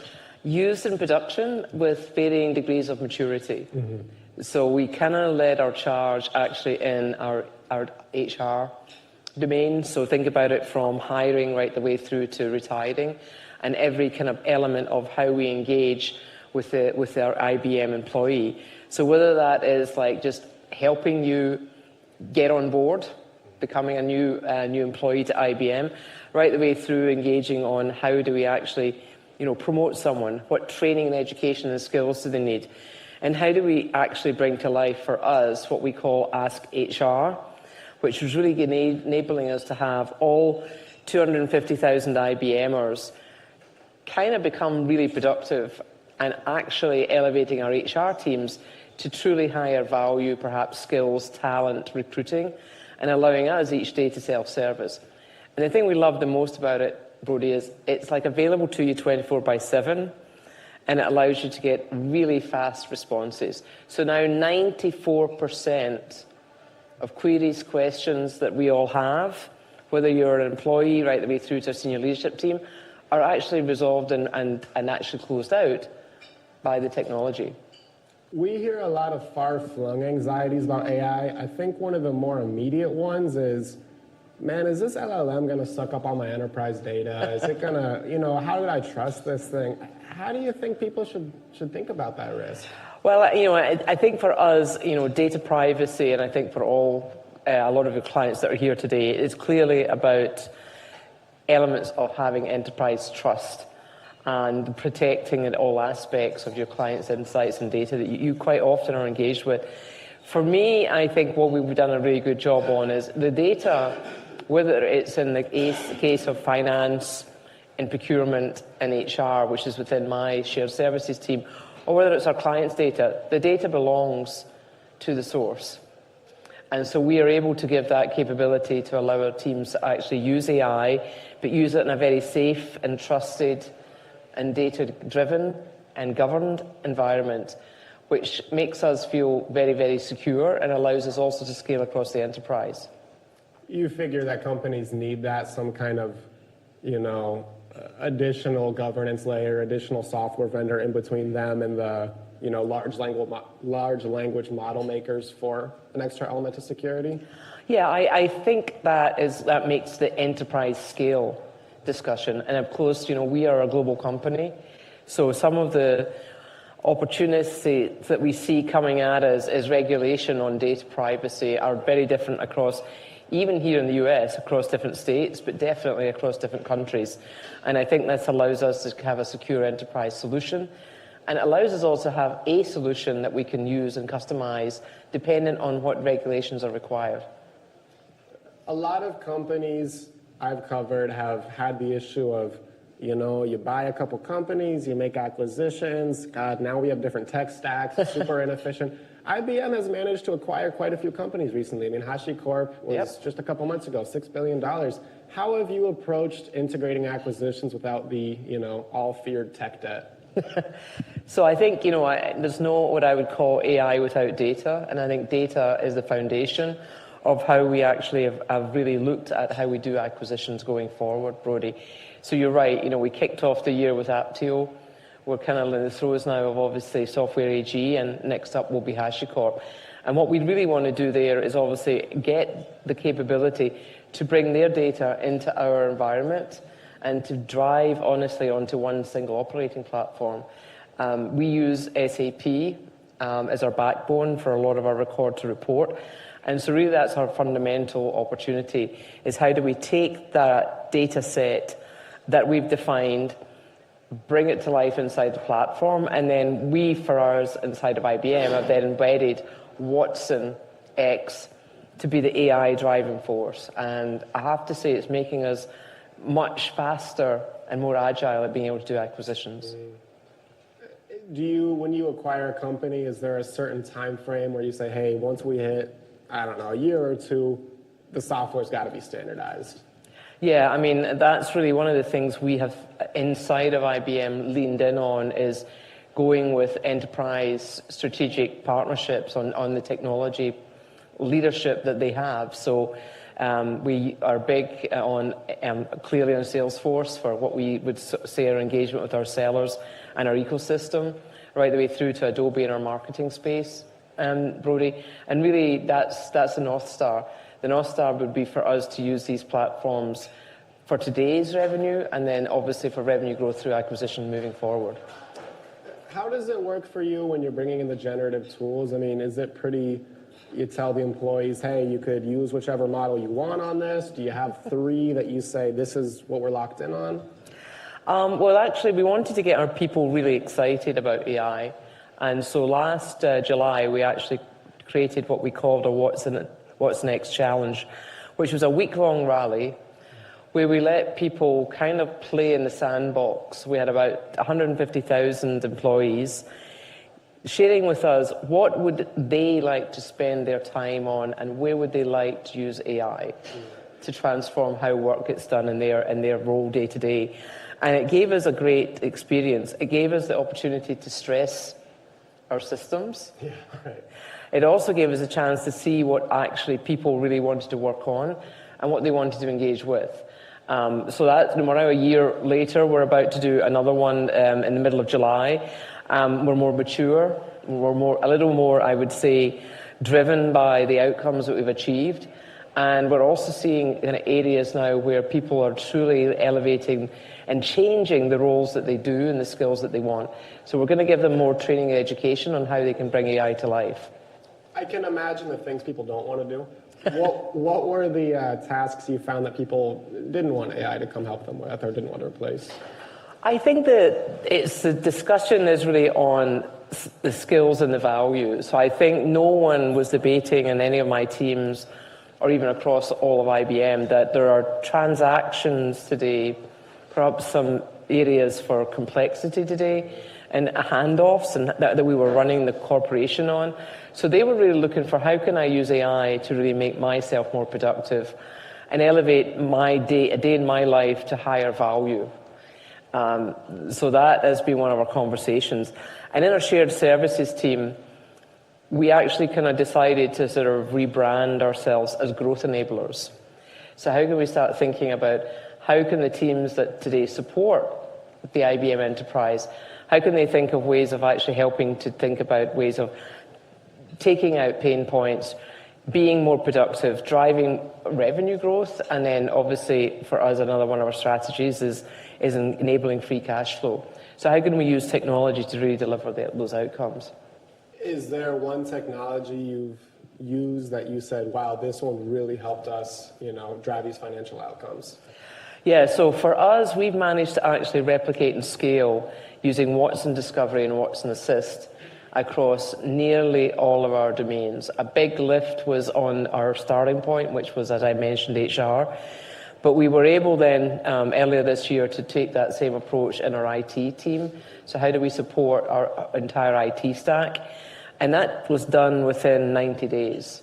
So we went from co-creating to launching a minimal viable product to having it be able to successfully actually deliver outcomes in 90 days and with an accuracy of about 70%.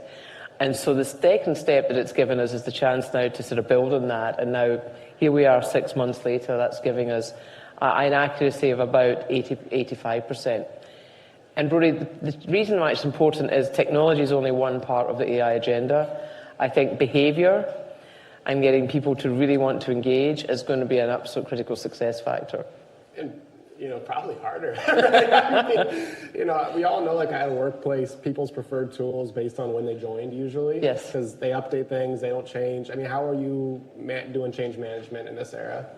I think it's honestly, it's exciting when you see some of our teams embrace this and they want to share their experience and they actually have an incredible, I would say, way to engage their teams. We've looked at areas that perhaps were a little more resistant to change or perhaps didn't see a role for AI to play in their domain. And we then used that as a way to actually shine a really big light on what we are calling the team's productivity catalysts. Where are teams showing up using AI? And actually what we're seeing on those teams, Brody, is, as I mentioned, the experience is really important and their engagement in their net promoter score is actually significantly higher when they've actually deployed a capability and sort of, I would say, looked for new ways to reimagine the workflow that they're actually generating each and every day. So you're saying, the folks or divisions who are maybe a little more hesitant, you showed them, hey, check out your colleague over here who got more efficient. Isn't that cool? Isn't that cool? And then, honestly, you led the conversation on outcomes. Yeah. So share the outcomes, share the opportunity, and then share the value that you can bring when you can free up time for your people to spend on really, I would say, more exciting, engaging roles. Which job functions have you, seen the most time saving, labor saving? So maybe just 3 areas I would chat about within my own domain. So IT, we've made a big difference on how we run our own internal CIO operations. Also in procurement.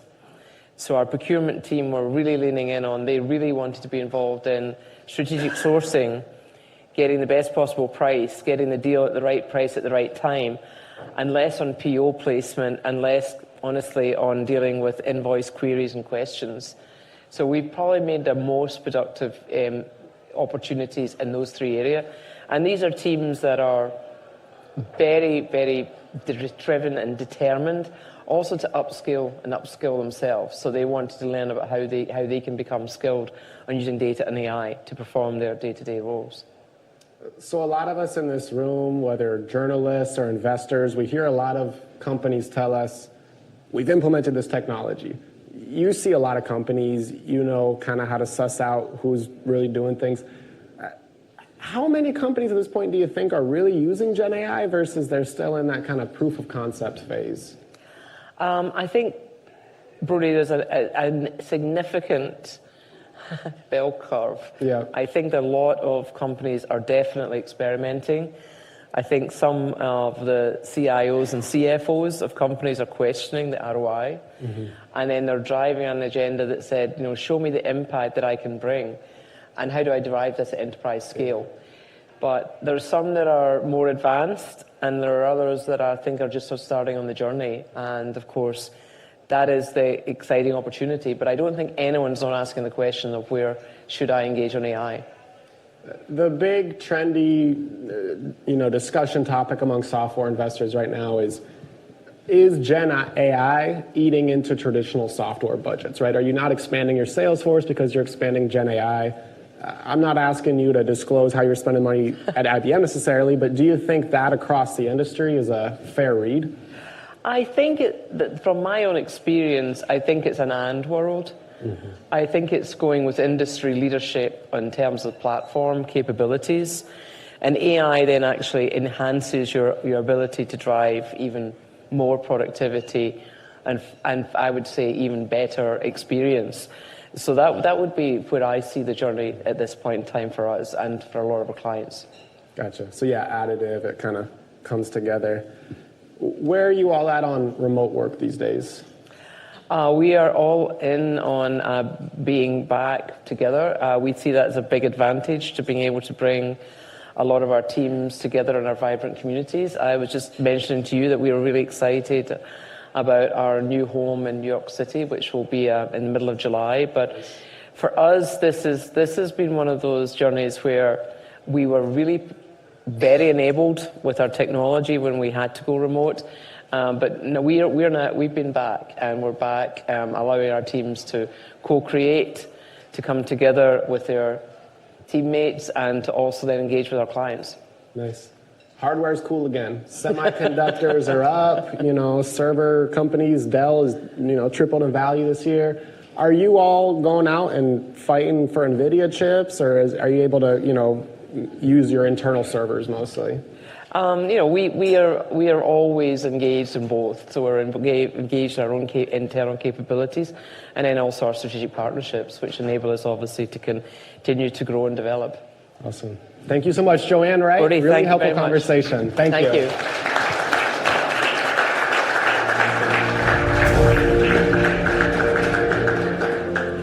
Incredibly interesting conversation. Thank you so much, Joanne. Our next discussion is going to bring a couple more leaders on stage and talk about how tech is changing business models a little more generally. So I would love to welcome to the stage Ken West of Honeywell, Bill Pappas of MetLife, Devika Bhattacharya of Verizon, and my colleague Nora Melinda of Bloomberg.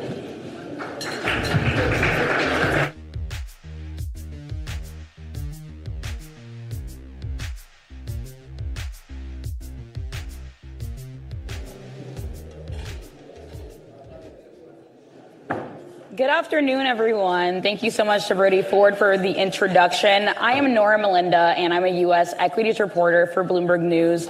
And today we're here to discuss how companies can leverage the myriad of technological advances we're seeing in nearly every industry.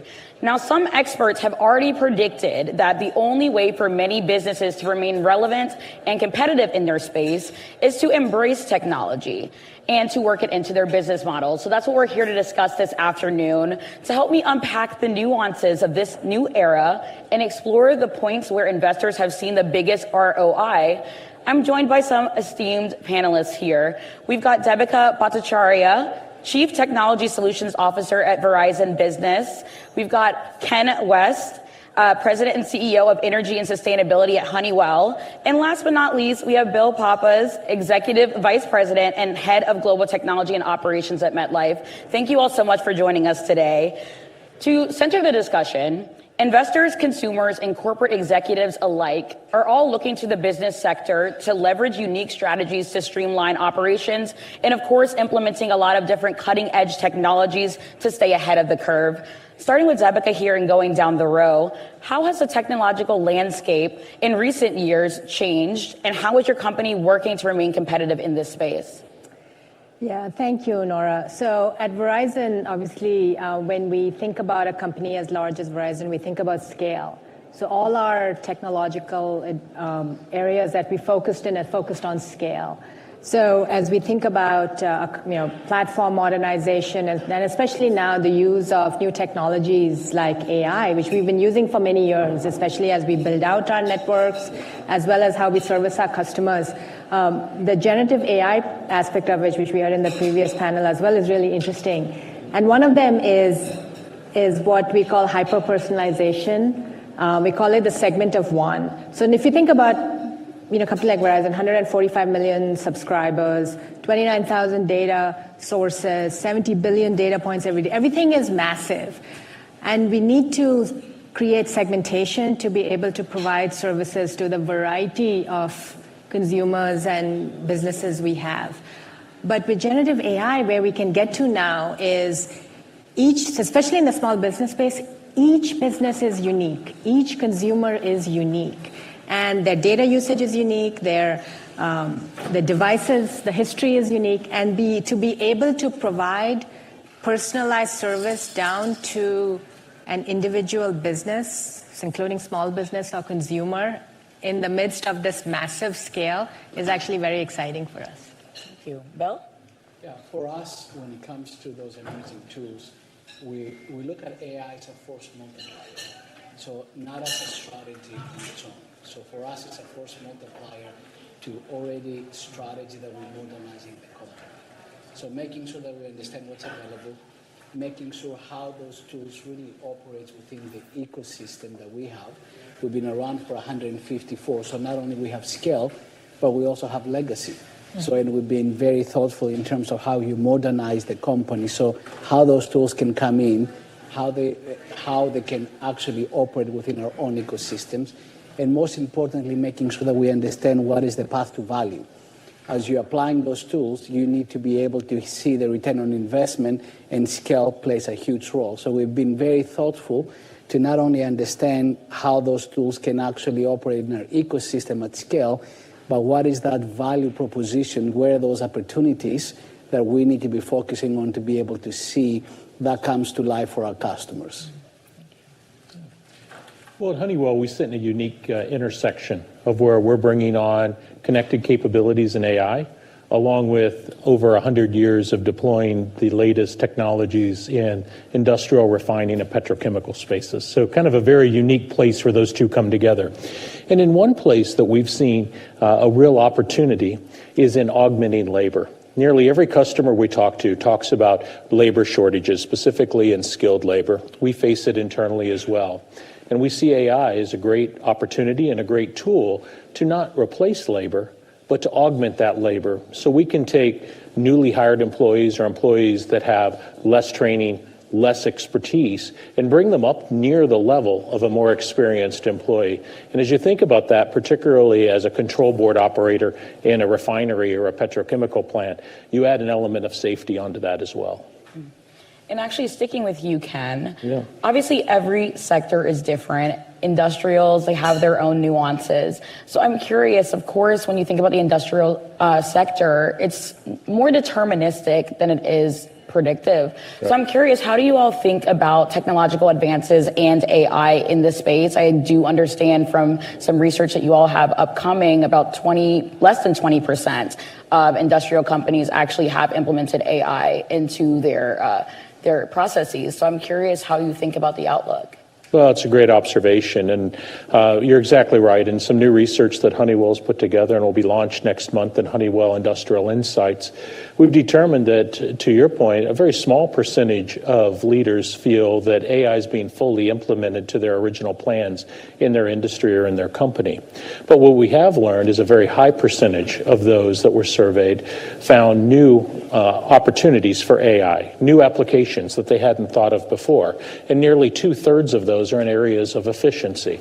And the idea of moving to predictive analytics is a perfect example. And when you think about this in a large industrial space, the idea of being able to predict when a key component, whether it's a pump, a compressor, a tank, is going to fail before it actually fails, gives you the opportunity to do that work, to do that replacement, and to improve your overall uptime of the process, which reduces energy consumption, reduces waste, and improves safety.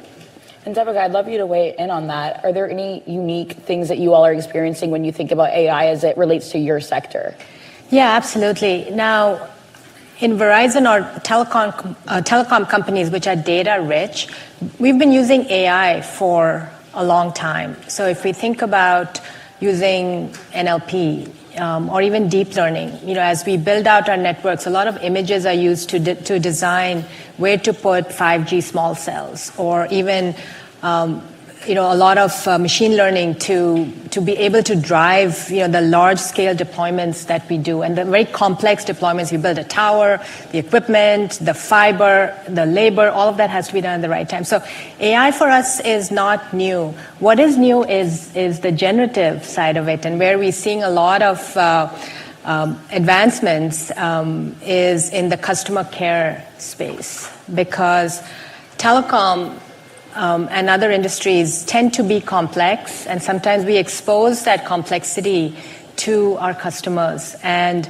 one of the things I'm really excited about generative AI is to help with the simplification of it, both at the customer care level. So the agent now, instead of having to look up thousands of documents or trying to find the right answer at the right time, would have a AI-assisted desktop that would help with that. And similar, I think, to what you said, is what it takes is maybe a tier one technician or agent, and really elevate their skills to an experienced tech or agent, and that in itself would provide better customer care to our customer. I think we get like 170 million calls in a year. So it's a tremendous number that with the self-service tools, a better virtual assistant, having the assistant be able to resolve the problem quickly, all of those are tremendous improvements for us. And sticking with the theme of customer care, that's really interesting. What are you all seeing, especially as it pertains to attending to the needs of the customers at your company that you work at? Yeah, so for us, obviously, very customer service oriented company. So we've been spending significant amount of time ensuring that we do what I call unbiased listening to the customers. What does the customer need? Where do you see the transaction nature versus their ability for your customers to really recommend you to somebody else, because then that your product has so much value that people they are requiring recommendation.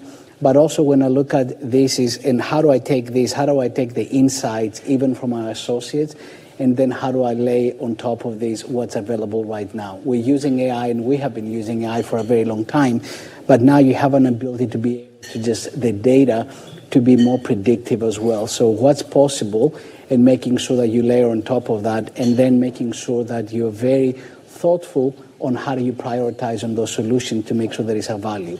So customer service is huge. Listening to the customer is huge.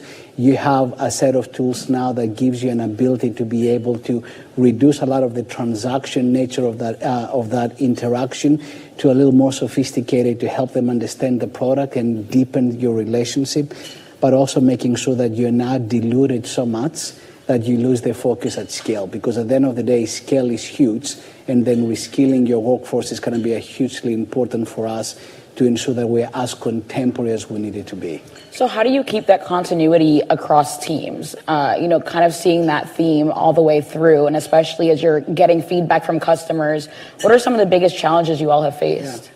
For me, I'll start making sure that goes back to the process. So one of the things that we have done, that's what I said, that AI is a force multiplier to the work that we already have in place to simplify your core processes. So we've been looking across what is those big core processes that really touches the customer, and our associates spend the majority of the time.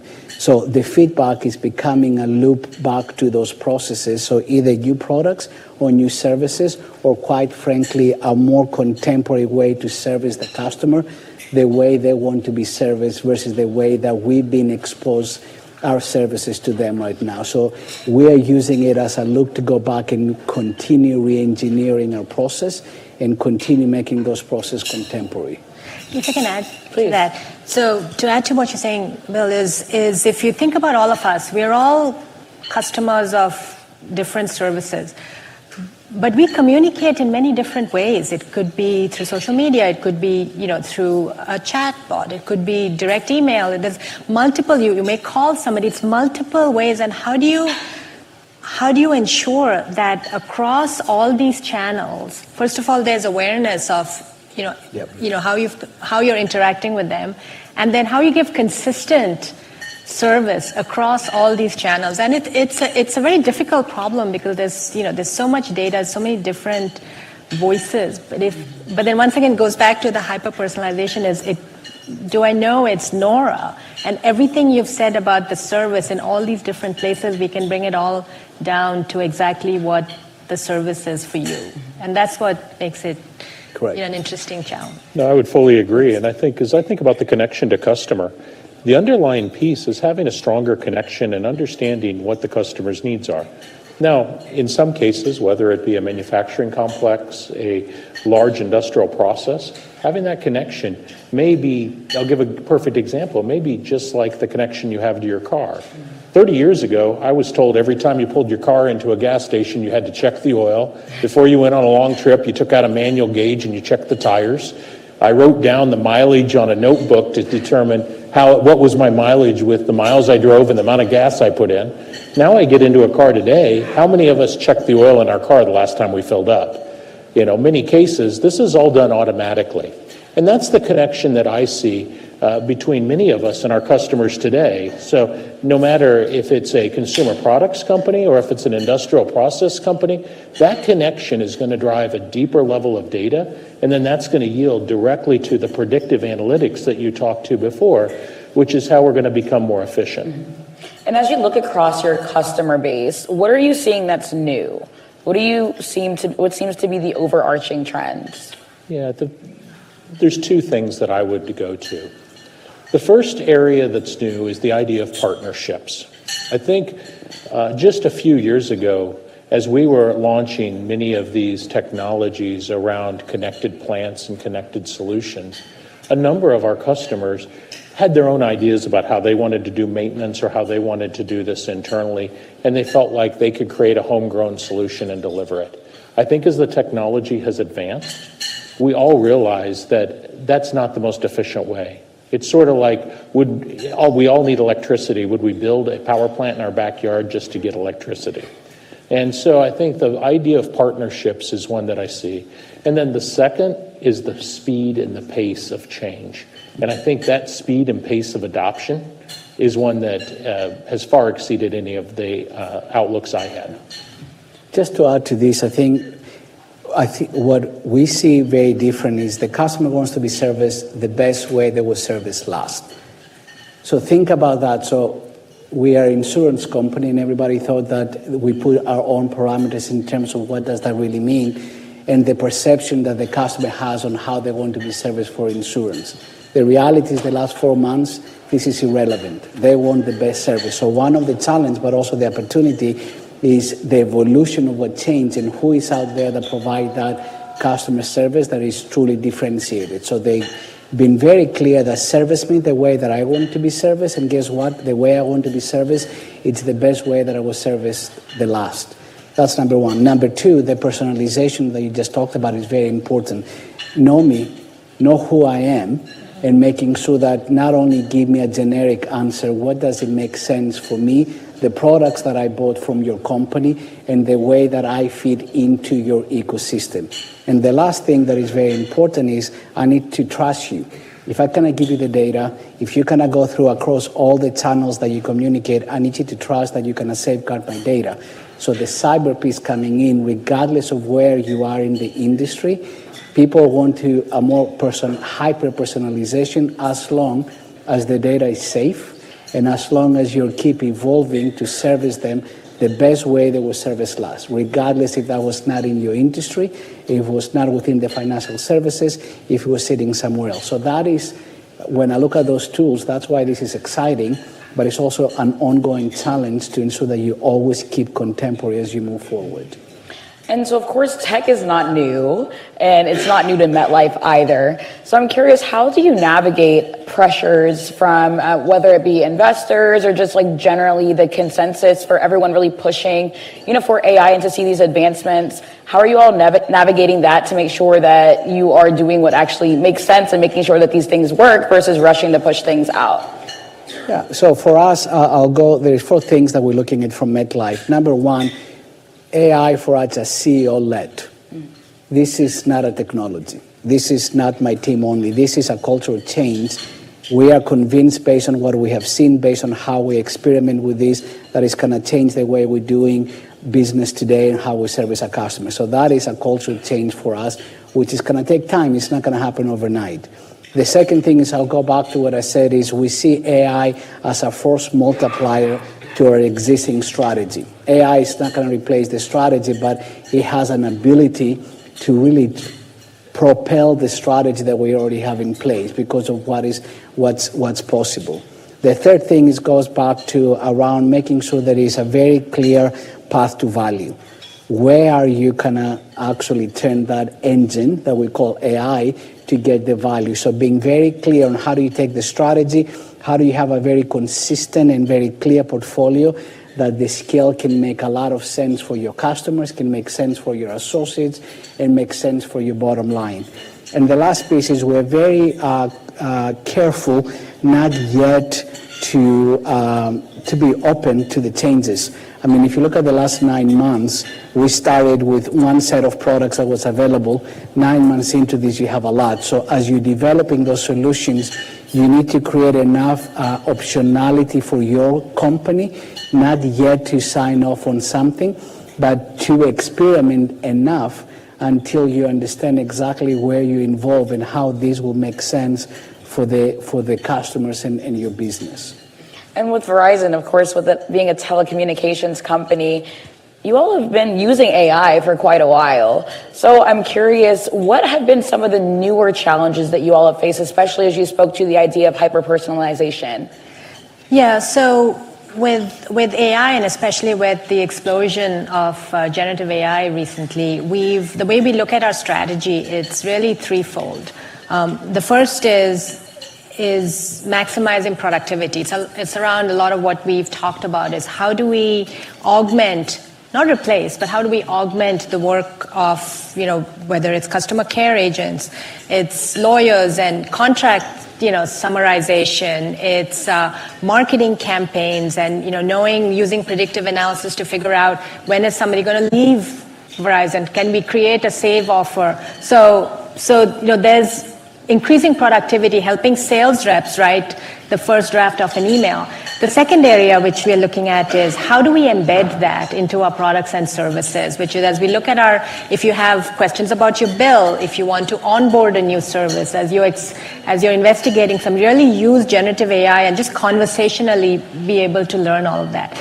And the third area that is actually very interesting to us is networks, Verizon provides networks, which is the backbone of everything in this connected world. It's the backbone of, applications and everything that we run.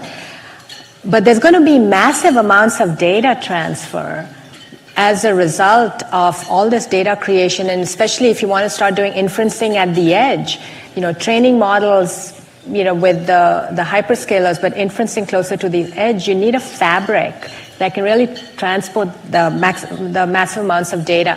And that we're really excited about, because that really would prove use cases for enterprises, but really have that connective fabric that can allow very seamless transfer of this massive amounts of data. So those are the areas we are focused on. I saw you both nodding to the later points. Would you want to weigh in on it? Well, I think the use cases is a perfect example. And as I think about it, what you originally were getting to is, how do you make sure that the launch of AI is successful? And how does it meet the expectations of our investors and our shareholders? And I think as I take a look at these, the most successful launches of AI are when they're out there to not just augment, and I said before, augmenting the labor staff, but also to augment the processes that you already have in place. And so as I think about this, when AI is partnered well with existing processes like your technical service team, your customer support team, your technologists, and when they come in together to implement this, then there's that level of oversight that's needed and required. You get the user testing that's needed and required. And then as experience grows, then some of that oversight and governance can kind of pull back away. And I think that's a way to ensure a successful launch. And for me, it makes a lot of sense what you both said. So one is path to value. What is that portfolio that it's going to have the return on investment? But then we need to be balanced. Let's not forget, what does it take to make those tools come to life? So the technology is a set of tools. How do they work in your environment? And your environment needs to simplify, need to be modernized. So the myth out there is AI can go around a platform that has been sitting out there for the last 40 years and it's been written in COBOL. And the reality is, trust me, I tested it, it doesn't. So one is, how do you build the new technology into the areas that is going to give you the return on investment, but you need to modernize your infrastructure and you need to ensure that data fits for purpose. So I think the challenge that a lot of big companies will have is not only understand the power of those tools within the ecosystem, but the more you simplify and modernize your environment, the more of return you're going to get from those tools. But if you don't do that, the impact of the AI will be limited. And then making sure, because it does take an investment, that you target it into that portfolio that truly can bring you back scale. So the service, the operations, the underwriting for us, the actuarial, all of these very, very important areas that they are operating at scale every single day. How do I utilize those tools at the same time that I simplify the rest of my infrastructure to be able to get max return on investment from those tools? Yeah, I want to emphasize actually what both Ken and Bill said, which is the technology is important, but it's the process and the people that sometimes gets overlooked. Correct. Right? And that's when we've seen failures of technology. So as we talk to our enterprise customers about AI and rolling out AI, we stress that it's really important to understand the processes that you're changing. Are the people ready for it? Without those wrappers, they tend to be unsuccessful, which is not what we want. And especially with it being such an ever-evolving phenomenon, how do you make sure, I'll stick with you, Debica, really quickly, how do you make sure that all of your teams internally are aligned on the same front, especially as we're thinking about the idea of this transformation? Yeah, so especially now with AI, what we're really focusing on is what we call AI literacy and AI fluency, so that everybody understands what the tools can do, but also what they cannot do and what we need to do and where we as humans can step in, and the whole process of working with these tools, refining them, improving them, all of that needs to be taught and understood. So that's a major area of focus for us to ensure that our workforce broadly has that level of fluency. And Bill? Yeah, no, I will second that. Just make sure transparency and And people need to understand what is the hype versus the reality. And this is one of the few times in my career that everybody learns at the same time, from the CEO down to the front line. Everybody's learning at the same time, and this is different. And then making sure that you have the right skill sets, both technical but also leadership that fits for purpose. It requires very different technology understanding, but also very different leadership to be able to manage through this. Think about agile, think about partnership, critical thinking, all of this coming in a way that is exposing the decision-making process the way they have never done it before. I think, as Bill said, transparency and communication are very important. But this is a technology that's evolving quickly. Mm-hmm. And I think the level of communication at all levels throughout the organization, sharing best practices, sharing use cases, and sharing successes is going to drive an excitement in the organization that everybody is going to want to be a part of. And as we think about the idea of myths, right, we talked about myths. I'm curious, what are some myths, especially with you all being on the inside and a few of us being on the outside, what are some myths that you think need to be debunked? I'll start. I mean, myth number one is just this cannot give you a 90% expense reduction. So there is a lot of inflated understanding in terms of the power of it. So, and now it's becoming a lot better in terms of what is the true return on investment.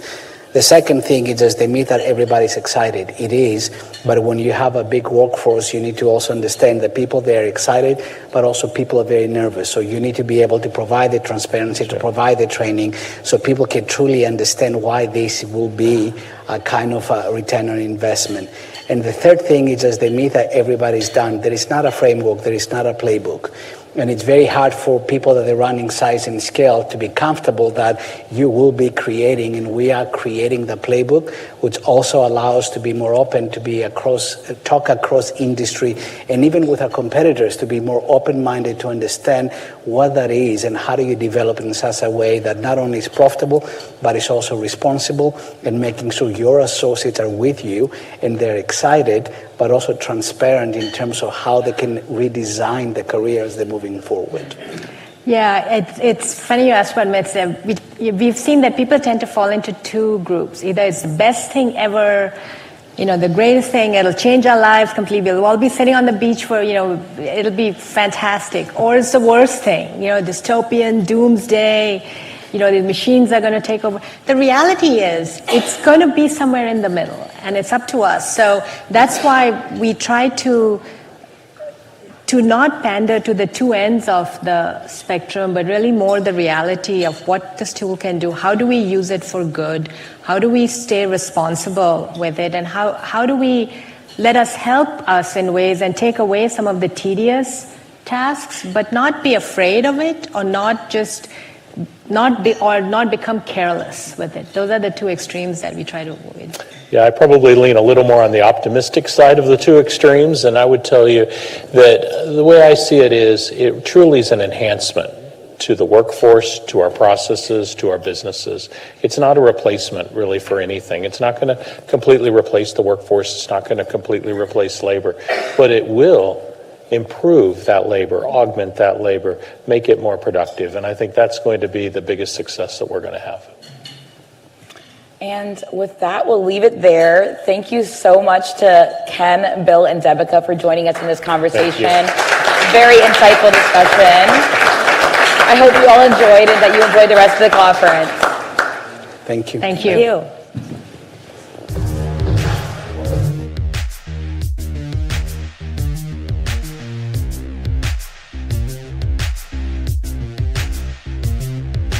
All right, thank you so much. That was a really interesting one. I feel more prepared to wade through all of the AI press releases hitting my inbox. I hope you all feel the same.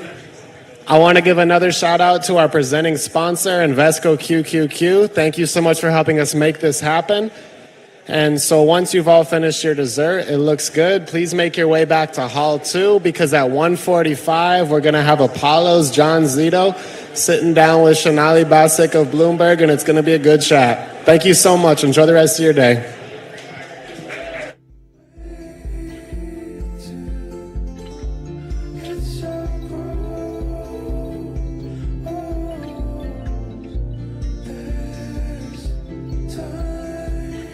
Still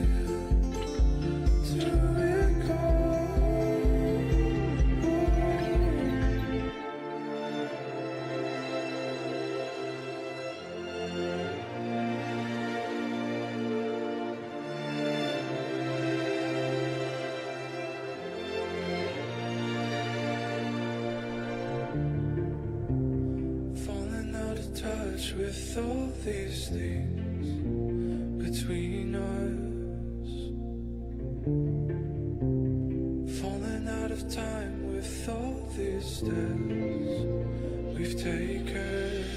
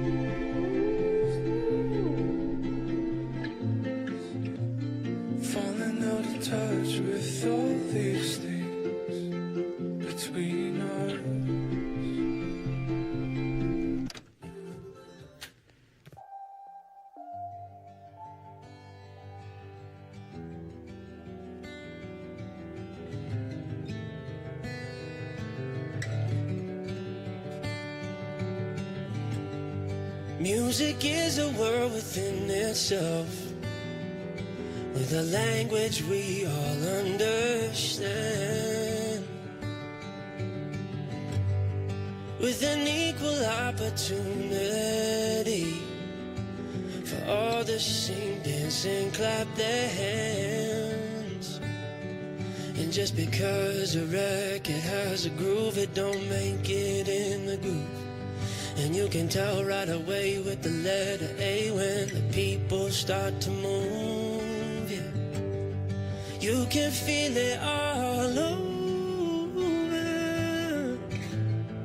You can feel it all over, people. You can feel it all over.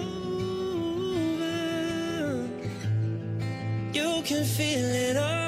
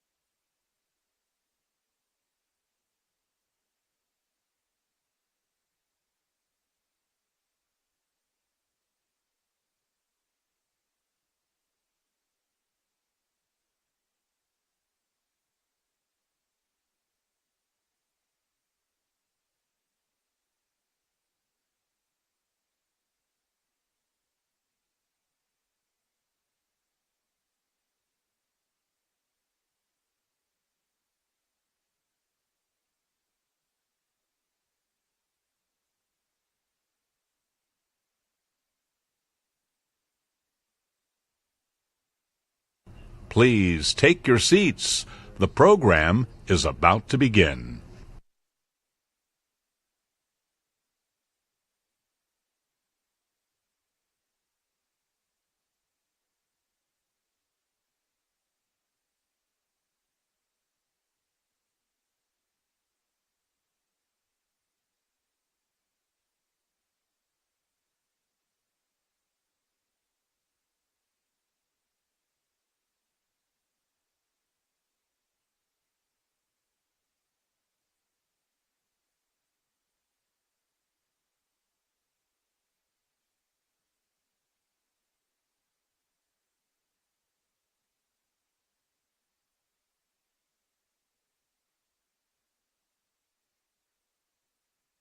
Please welcome to the stage Bloomberg's Sonali Basak.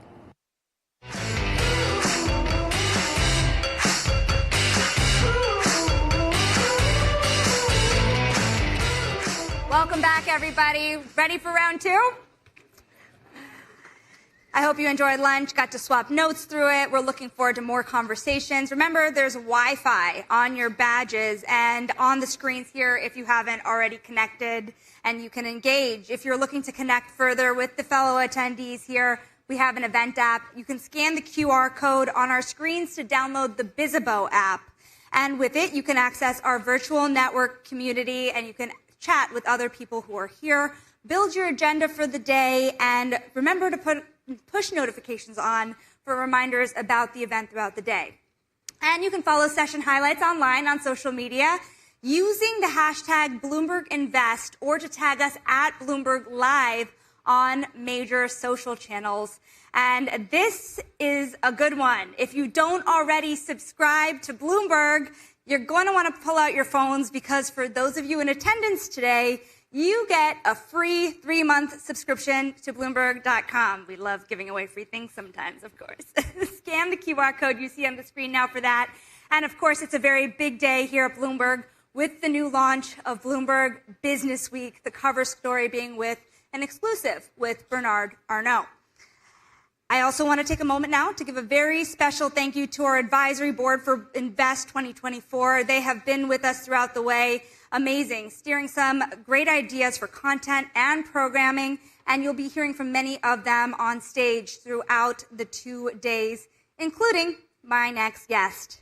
We're going to get the program going again to talk more about the buzziest asset class on Wall Street. You've heard a little bit about it today already, and that is private credit. Please join me in welcoming John Zito, partner and deputy chief investment officer for credit at Apollo Global Management.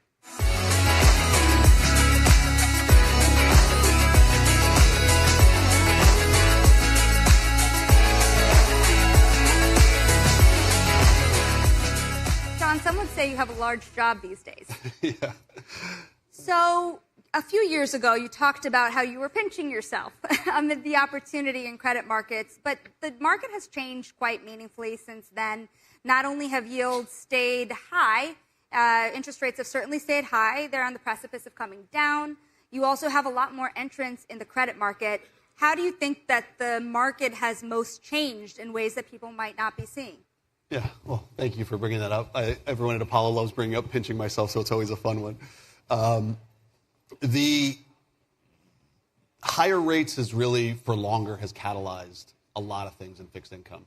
It's actually created this whole new asset class, whole new area that we can innovate and change the way that you actually access fixed income.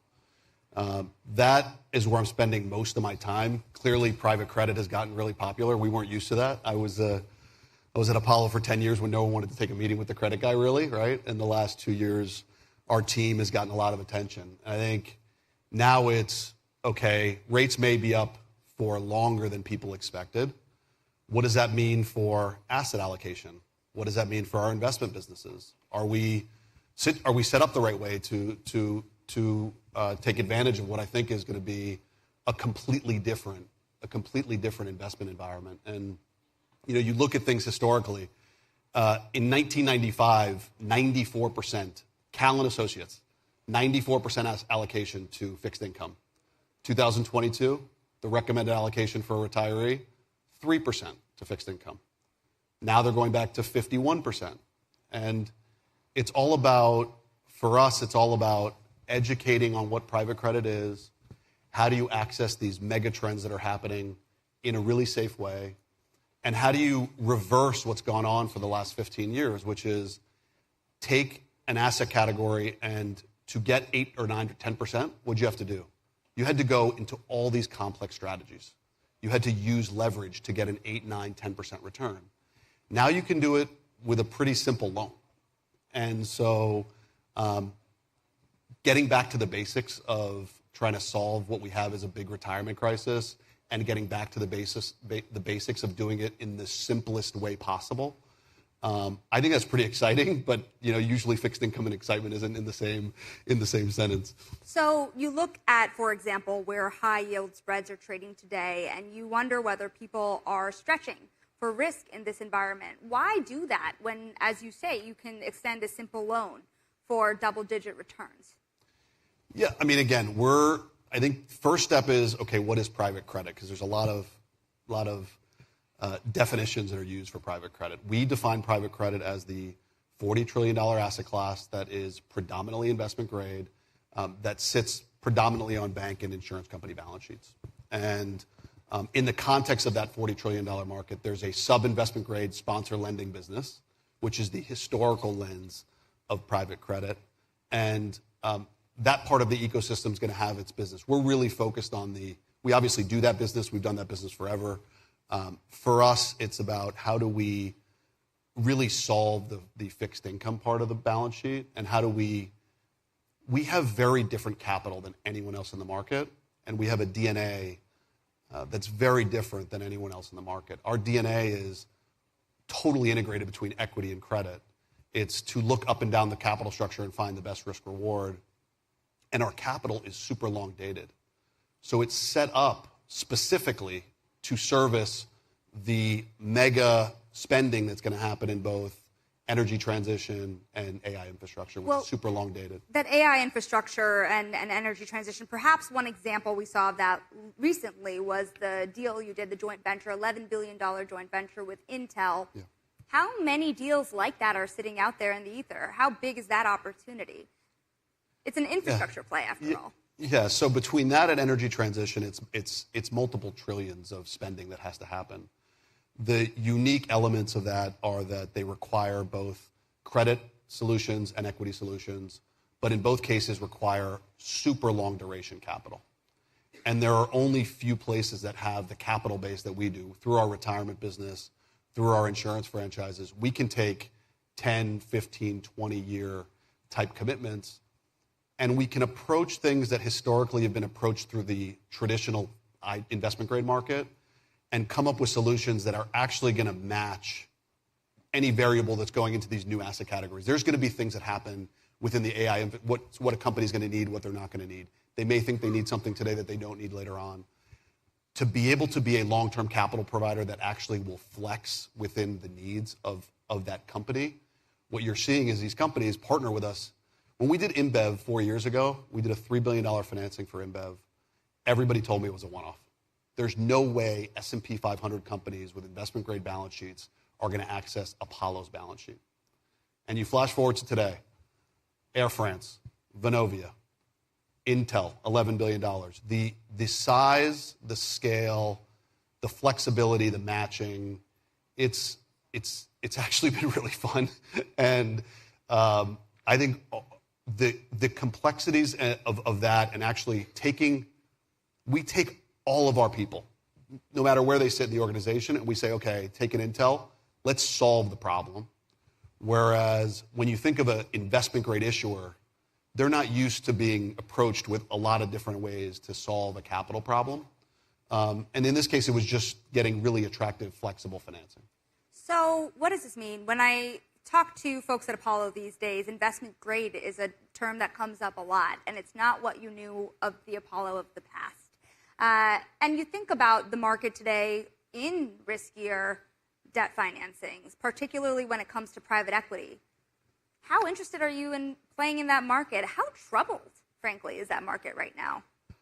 Look, I don't think, again, the private credit troubled for sponsor lending gets a lot of headlines. And I think it's a lot more around valuation below the debt. I don't think there's going to be one-offs, just like any high-returning sub-investment grade business. There will be mistakes that will get headlines, but in the broad scheme of things, I don't see tons of problems in that ecosystem. We're going to be in that business. We're going to be a leader in that business. There's a handful of us that have scaled pretty significantly. I think for us, it's more about how are we going to win over time, where it's not just a narrow sponsor lending business, but it's here are 20 products that we can offer your company. It may be an equity solution, it may be a debt solution, it may be an asset-backed loan or a corporate loan. And having the open architecture and having that DNA is something that just doesn't happen overnight. It's something, we've been building for 15 years for our own balance sheet.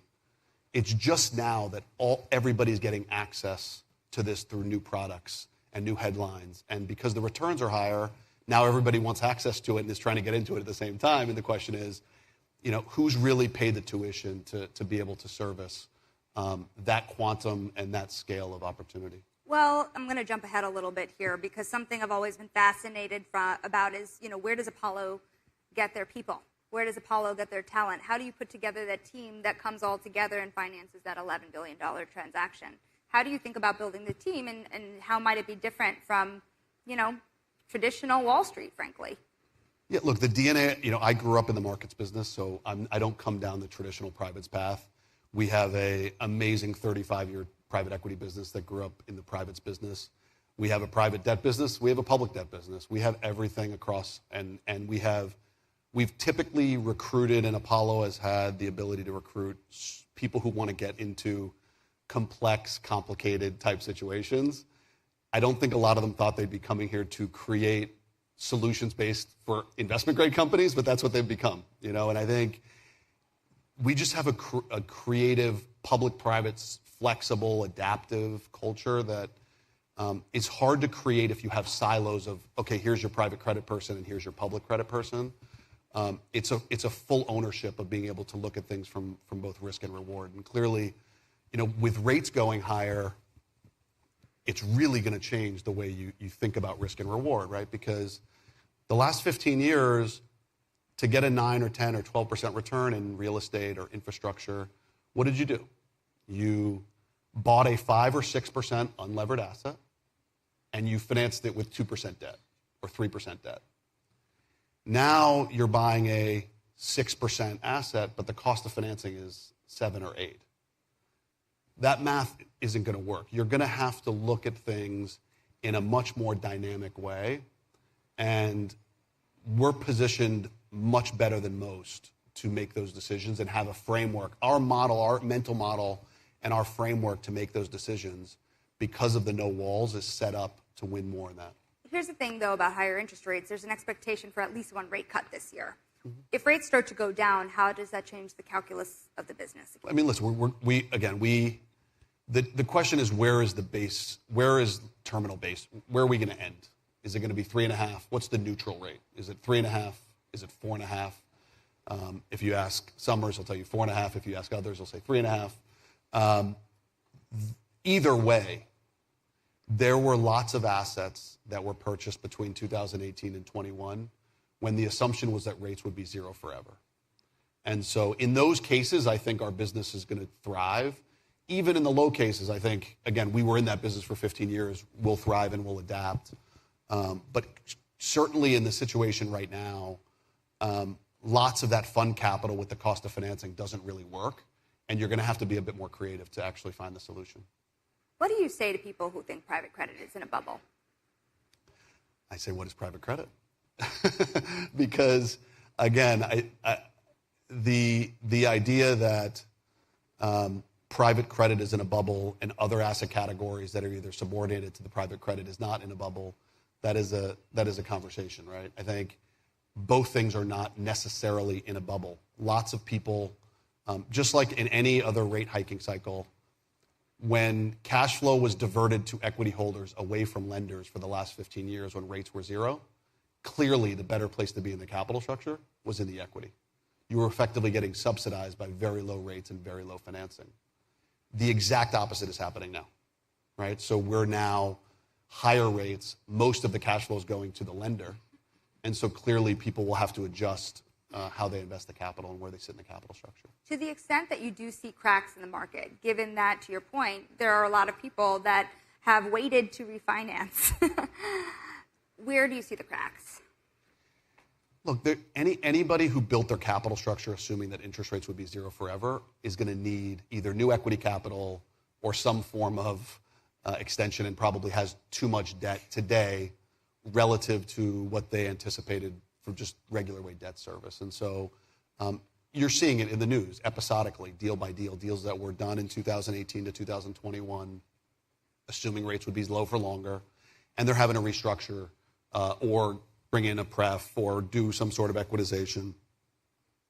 There are 4,500 companies today that have been owned by private equity for over 5 years, or 1,200 companies today with the total market value of $4.5 trillion. So 1,200 companies, $4.5 trillion owned today by private equity over 5 years, which means that business, most of those companies are effectively for sale or need a solution or need to go into something. There are lots of ways to service that. You can provide new capital, you can provide refinancings to extend, you can provide a whole host of things on the equity business that can partner with the sponsor to extend that company. But servicing those 1,200 companies is a real thing, and it's close to $5 trillion of market value today, which, again, diversifying yourself across both credit and equity almost requires you to go into the private markets, and that is, at the core of what's happening in the overall landscape is just a lot more capital going from public to private. You made this comment before about how a couple of years ago, everyone thought your $3 billion financing in regard to InBev was a one-off, and you're doing much more of them. Those financing used to go to the banks. When you think about today, there was, of course, a spate of regional bank failures. There was COVID. There were a lot of reasons that the banking industry has stepped back. We're on the precipice of potentially new capital rules, perhaps less onerous than initially sought after, but onerous nonetheless. Where does that leave you? If the banks are exiting certain parts of the market, where are you stepping in? Yeah, look, I've been pretty clear. Every year I feel like the relationship actually with the banks is getting better. On Intel, there were banks that were advising the company, and that, just in normal course on almost all of our investment grade transactions, there is a bank advising the board or advising the company. It's more around who holds the asset and where is the appropriate place to lend long.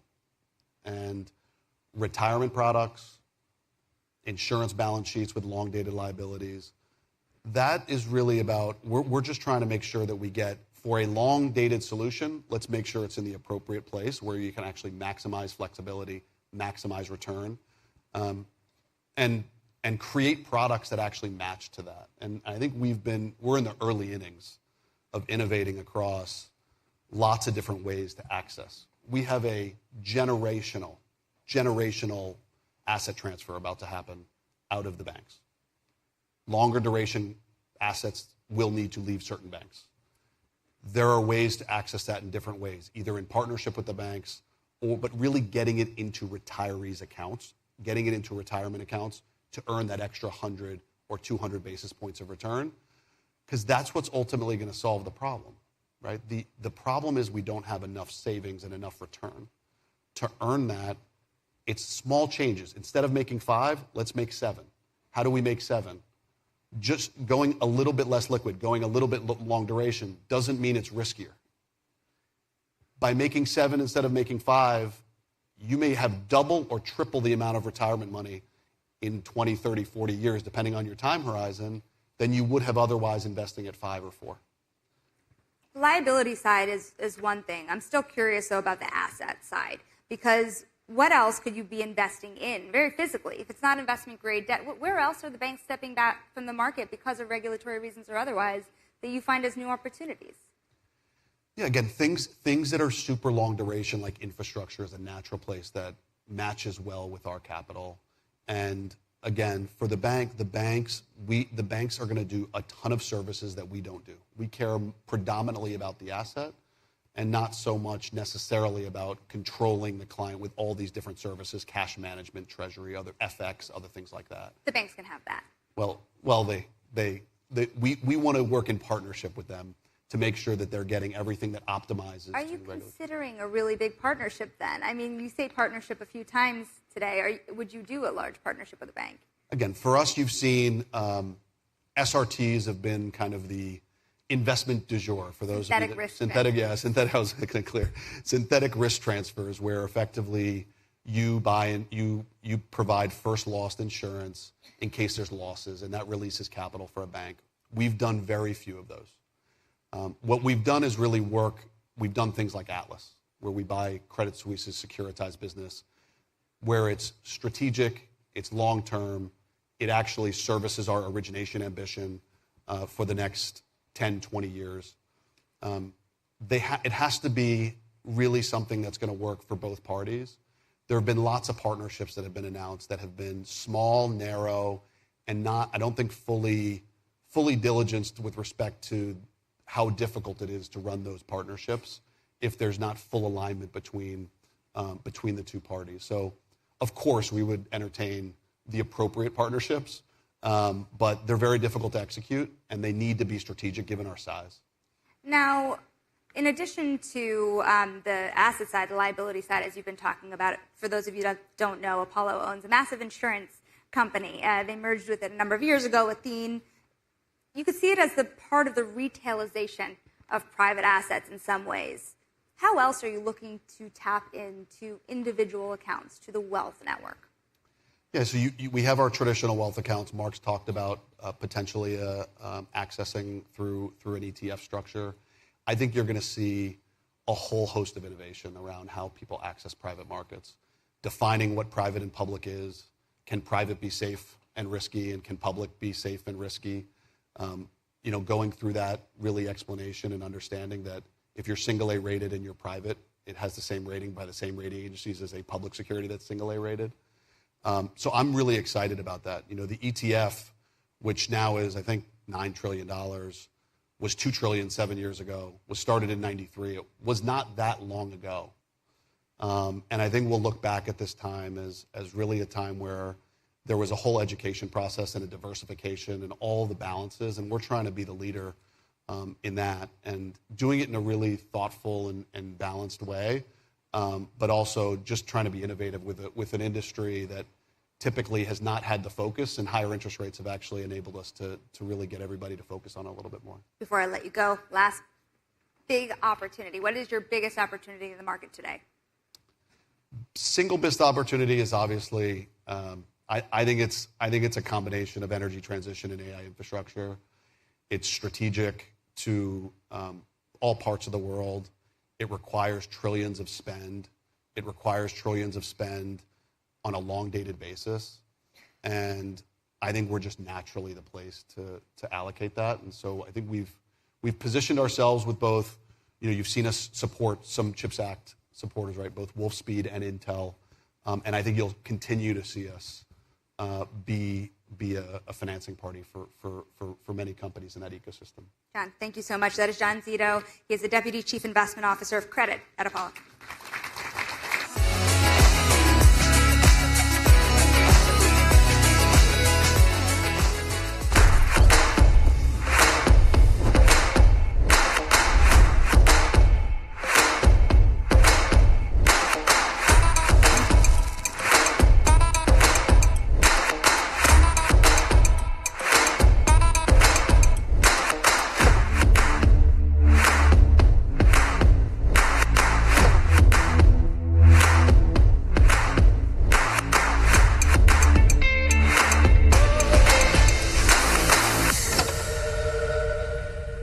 Please welcome to the stage U.S. Securities and Exchange Commission Chair Gary Gensler with Bloomberg's Anne-Marie Hordern.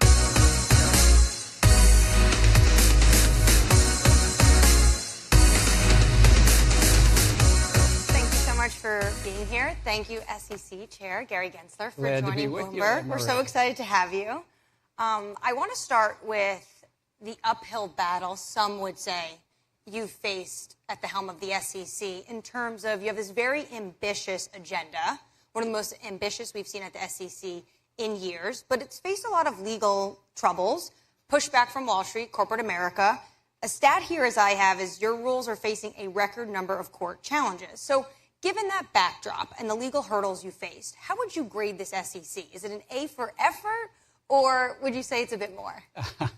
Look, Anne-Marie, I'm proud to be in this role. It's a privilege every day to fight on behalf of Americans, investors and issuers. And it's really that. It's like William O. Douglas, our third chair, and he went on to be on the Supreme Court, said we're the investor's advocate. But we also look out for people raising money, the issuers.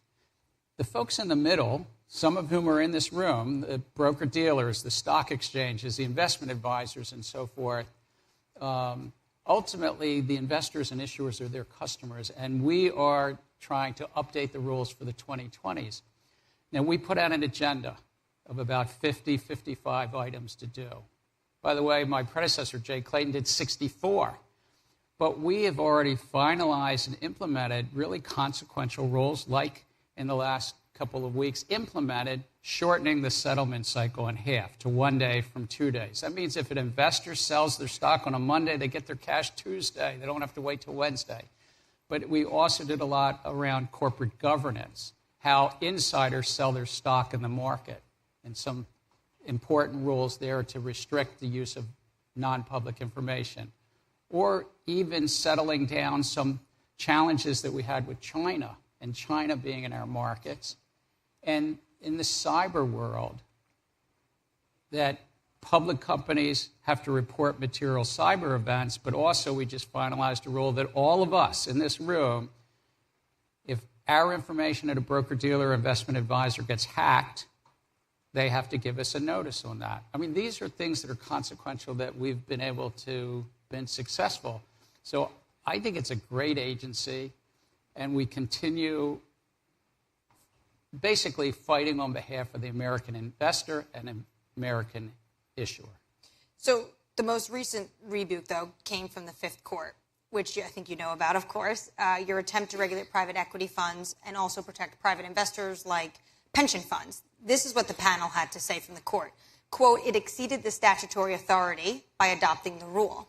So now what's your next move? What's your response to this? Well, one is we do everything within the law and how courts interpret the law. We're still assessing and looking at that ruling out of the Fifth Circuit down in Texas and Louisiana and Mississippi.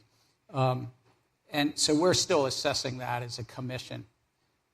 But at its core, what we were really saying there was investors in private funds, which has grown to $30 trillion in assets under management.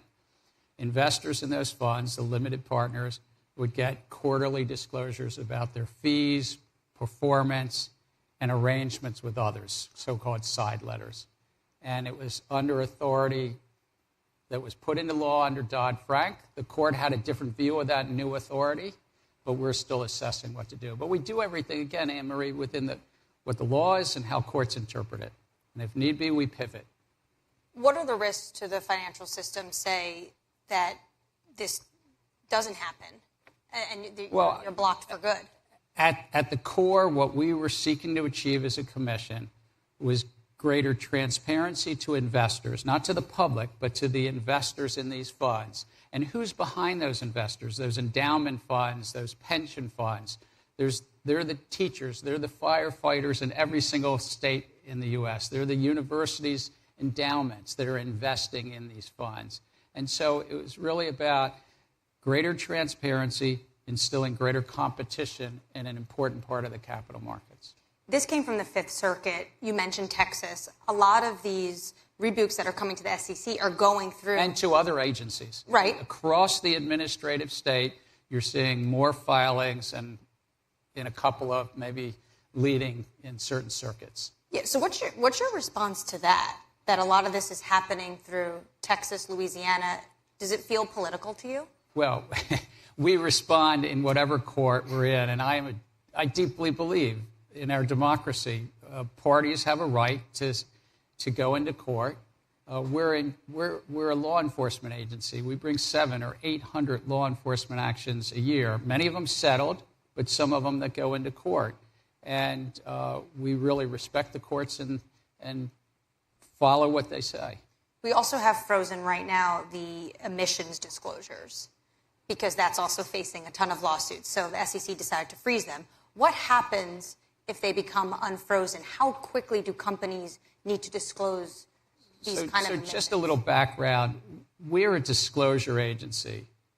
We're a securities agency. And what President Roosevelt pulled together with Congress 90 years ago, we just had our 90th birthday. It was kind of cool. And what they pulled together is that investors get to decide on what investments they want, and that we, the SEC, are merit neutral. Further, we are not a climate regulator. We are not an environmental regulator. We're not an ESG regulator. We're a securities regulator.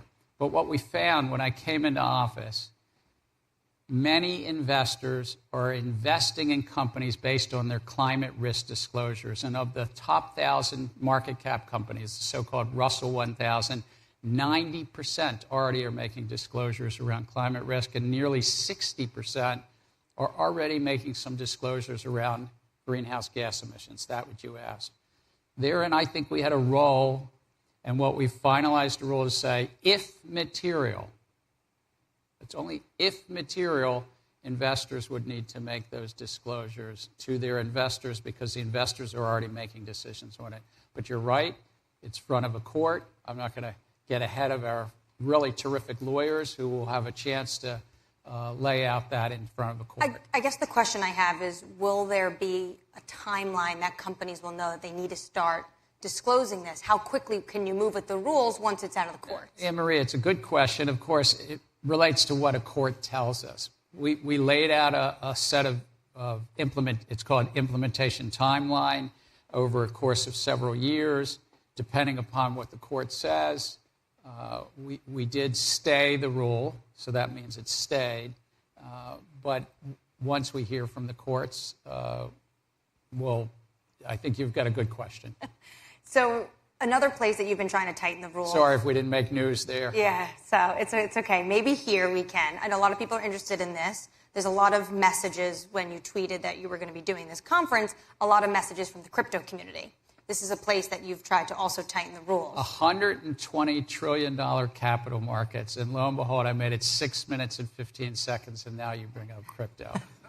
Well, there's some other, other legal I know challenges it gets views, it gets clicks for Bloomberg. Well, people are interested in this, and actually it's becoming a political issue. So, but I first want to talk about how do you reconcile broadly going after some of the issues in the industry, but at the same time as approving things like the Bitcoin ETF and potentially the Ethereum ETF. So in terms of these exchange-traded products, any investor can express themselves and purchase Bitcoin, for instance.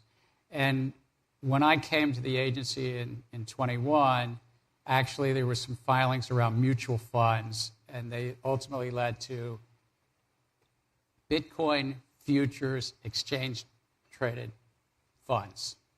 Those have been around for 3 years. The courts ruled around something called spot exchange-traded products. I know it's kind of technical, but ruled that we should be consistent. We pivoted. We approved those in January.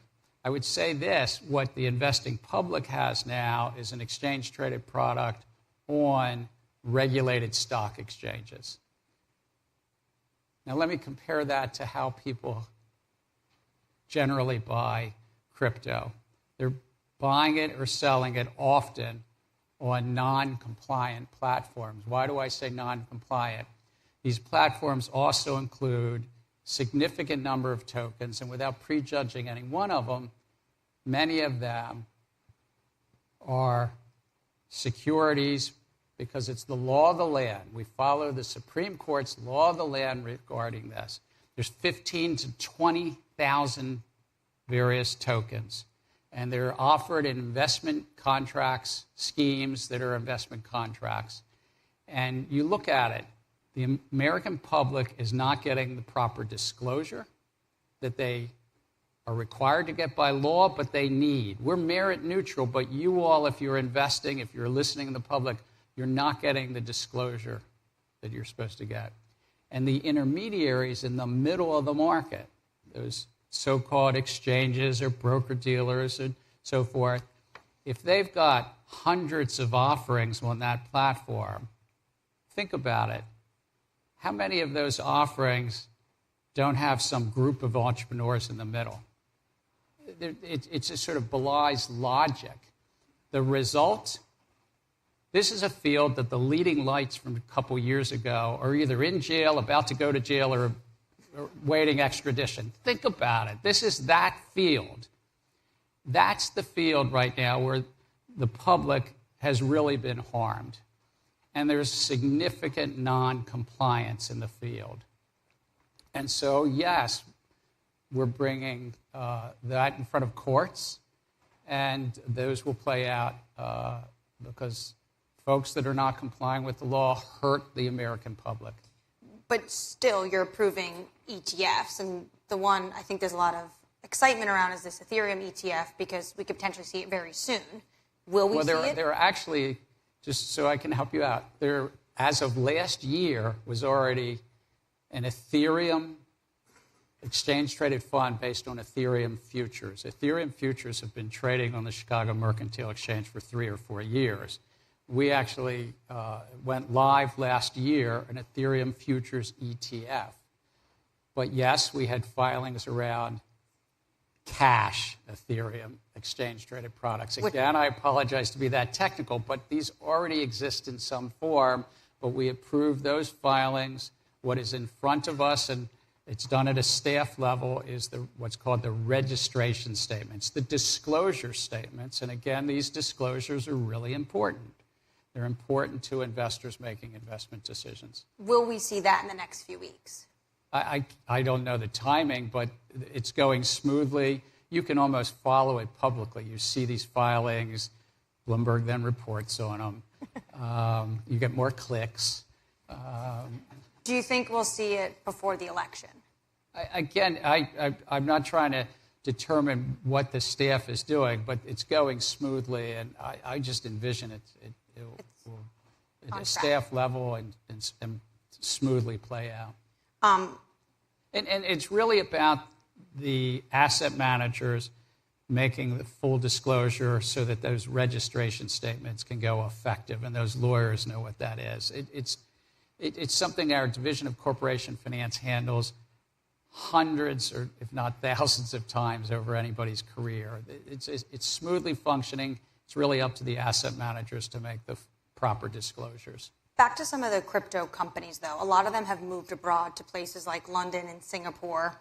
So in that sense, do you think that investors are actually safe? Because they're still innovating, and they're still out there in the marketplace. They're just not in the United States. To the extent that they're operating within the basic protections of providing the full disclosure, what Roosevelt called complete disclosure. He called the First Securities Act the Truth and Securities Act.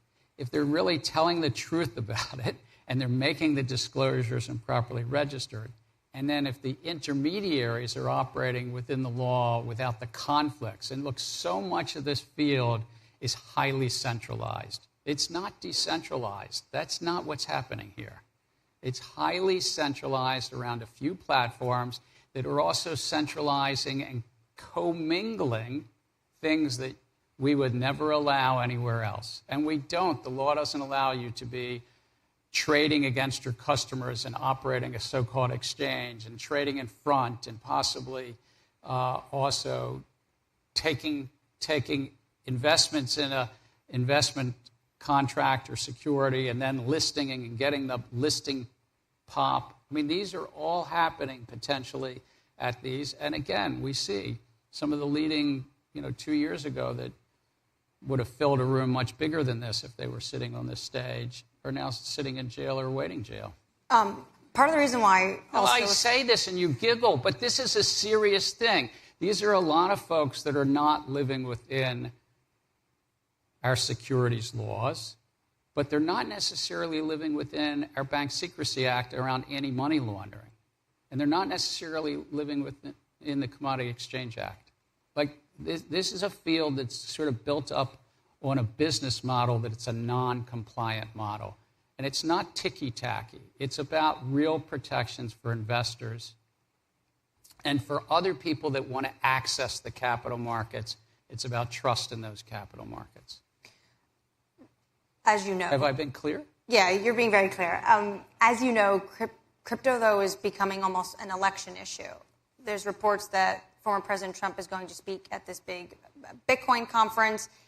He said that he will end, quote, Joe Biden's war on crypto. And there's one more. It's become such a big deal that Mark Cuban has actually said that you, Mr. Gensler, could, quote, literally cost Joe Biden the election. What's your response to this? I'm going to be easy with you, Anne Marie. I don't speak about elections. You don't have a response to Mr. Cuban? I don't. I just really, look, my role as a securities regulator, as chair of this great 5,000-person agency that oversees $120 trillion capital markets, we are here to look out for investors, look out for issuers, and where appropriate, to be a cop on the beat. And we have a set of rules that are pretty clear. There's nothing inconsistent about crypto securities and the securities laws. Unfortunately, there's a number of people that are non-compliant with the laws. Let me ask it a different way. Are you surprised by the political movement we've seen around crypto? Again, I mean, I'm a securities regulator. I'm focused every day on that part of my job, which is protecting the investors, looking out for issuers, access to markets, fair, orderly, and efficient markets. And with all respect, I hope your listeners understand that's my role. Other people can speak about elections. So the election is coming up, though, and although your term, Anne Marie, although your term take three. Although your term goes beyond November 5th, is there something you want to get done? Do you feel like you're up against the clock to get something done before the presidential election? Look, it's such a privilege to be in this role. I really mean it. I can't believe I'm serving my third president and been through Senate confirmation 6 times and all this. I just can't believe that. And every day, I think, is a privilege to help the American public. Our clients, 330 million Americans. It's about chasing down insider trading. It's about making sure that there's the proper disclosures. It's about implementing. We still have some significant things. We just implemented this big transition to having the clearance, the settlement cycle to 1 day. But we're also working on the implementation of our Treasury clearing rules. And our $27 trillion Treasury market is way too jittery. It has fragility and jitters in it every couple of years. And settling that down and sort of implementing that set of rules. But yes, there are still some rules that we proposed and we have not yet adopted that we're working on, but we're not doing it against a clock. We are basically trying to promote these markets, enhance these markets on behalf of the American public, and if I'm honored to serve through my term, which is through 26, great. If it's earlier, that's democracy. Democracy in action. And I deeply believe in it, but we're going to do everything we can for the American public. I guess what you're insinuating there is that if we were to see a Trump 2.0, you likely would potentially be out of a job. Election or not, timelines or not, what is your #1 priority at this moment? It's my #1 priority is the American public. That's the client. And so that's who we represent. It's, of course, implementing some of the rules that we've already adopted. It's considering the public feedback on the rules we proposed and not adopted, but not against a clock. It's your clock. Well, it might you be yours. You kind of run the field as well as you can run the field, and when the ref calls the clock, you see where you are. I just with all respect.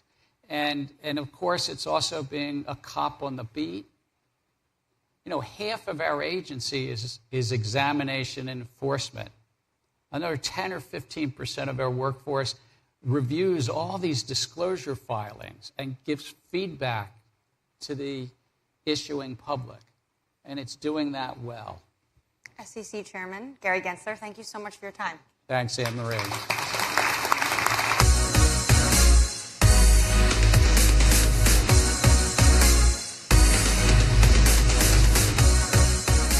Please welcome to the stage Bloomberg's Michelle Lynn.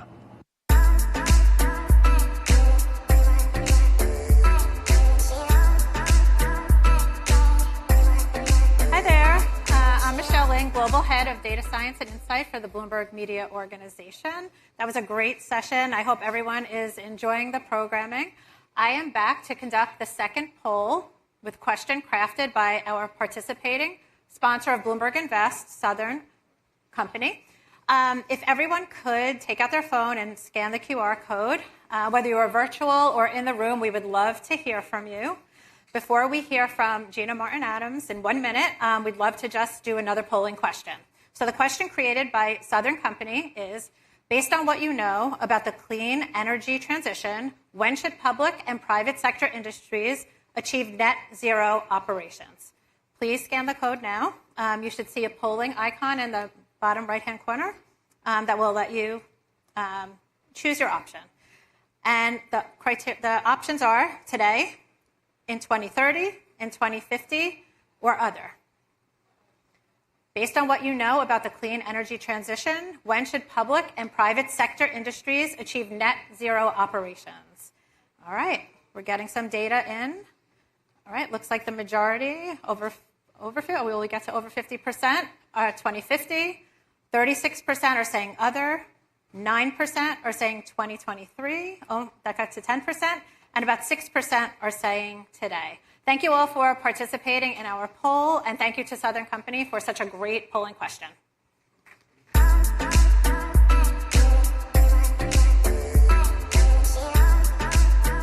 Please welcome to the stage Bloomberg Intelligence's Gina Martin-Adams.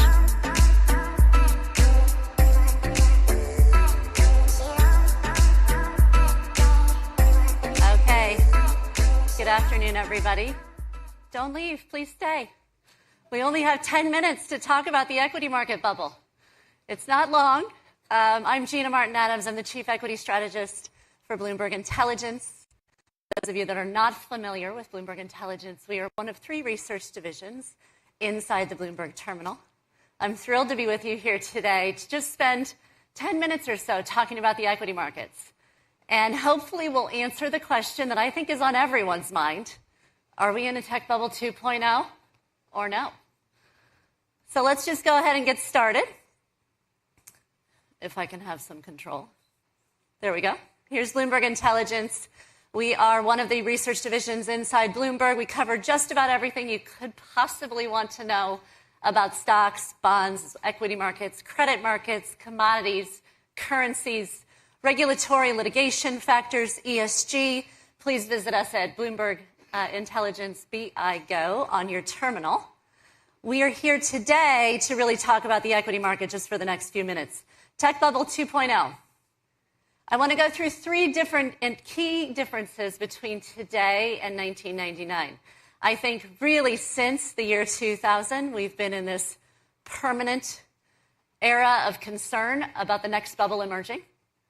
Of course, with NVIDIA stock really surging, AI themes leading the markets over the course of the last 2 years, we've been in a new round of this concern. But there are some very, very big differences between the markets today and those of 1999. Not all of these will shelter us from all of the risk that is naturally evident when we are investing in equities, but there are key differences. The first we'll go through is market sentiment. I don't know about you, but my view of the equity market is that excitement about stocks seems pretty benign relative to the excitement that existed in 1999. We'll go through some price charts as well as our own proprietary indicators of sentiment to discuss that framework. The fundamental landscape is also incredibly different today than it was in 1999. Valuations show that enthusiasm for stocks, to the degree there is any enthusiasm, is really backed by earnings, which was certainly not the case in the late 1990s. And then last but not least, tech's market share may be the biggest risk to watch. Certainly we've talked about this a lot, but even coming into the last 2 years, tech and tech-adjacent industries were an enormous portion of the equity markets, which does create some degree of risk that we should acknowledge. Okay, if we move on to the first slide, I hope, we can see, is this another equity market bubble? This chart shows you, of the last century, what I think most people popularly consider to be the 4 biggest bull markets. The 1980s and 1990s, which is the blue line, the last 5 years of that bull market is the blue line on this chart. The yellow line is the 1920s, the late 1920s, the roaring 20s, the last 5 years of that bubble. The green line is the 1963 to 1968 period, 1950s, 1960s, was certainly a pretty strong and long bull market. Many don't consider that to be particularly bubbly, but nonetheless, it was a very long bull market of the last century. And then the yellow line, the pink line, is today. The last 5 years of equity market returns clearly do not quite look as excessive as those that existed in the late 1990s or the 1920s, are marching to the beat of their own drum, more consistent with the bull market period of the 1960s. Our market pulse sentiment gauge, which is our own proprietary indicator that we developed to really gauge the sentiment of the equity market itself, also suggests that we may be approaching a manic kind of environment, but we haven't touched mania. As a matter of fact, the last time we touched mania, exhibited on the graph on the right, was back in 2021. You could see we hit the panic button back in the fourth quarter of 2022. Indeed, the panic evident in the equity market by October of 2022 was equivalent to the panic evident in the equity market at the lows in 2011, 2016, as well as 2009 by our measure.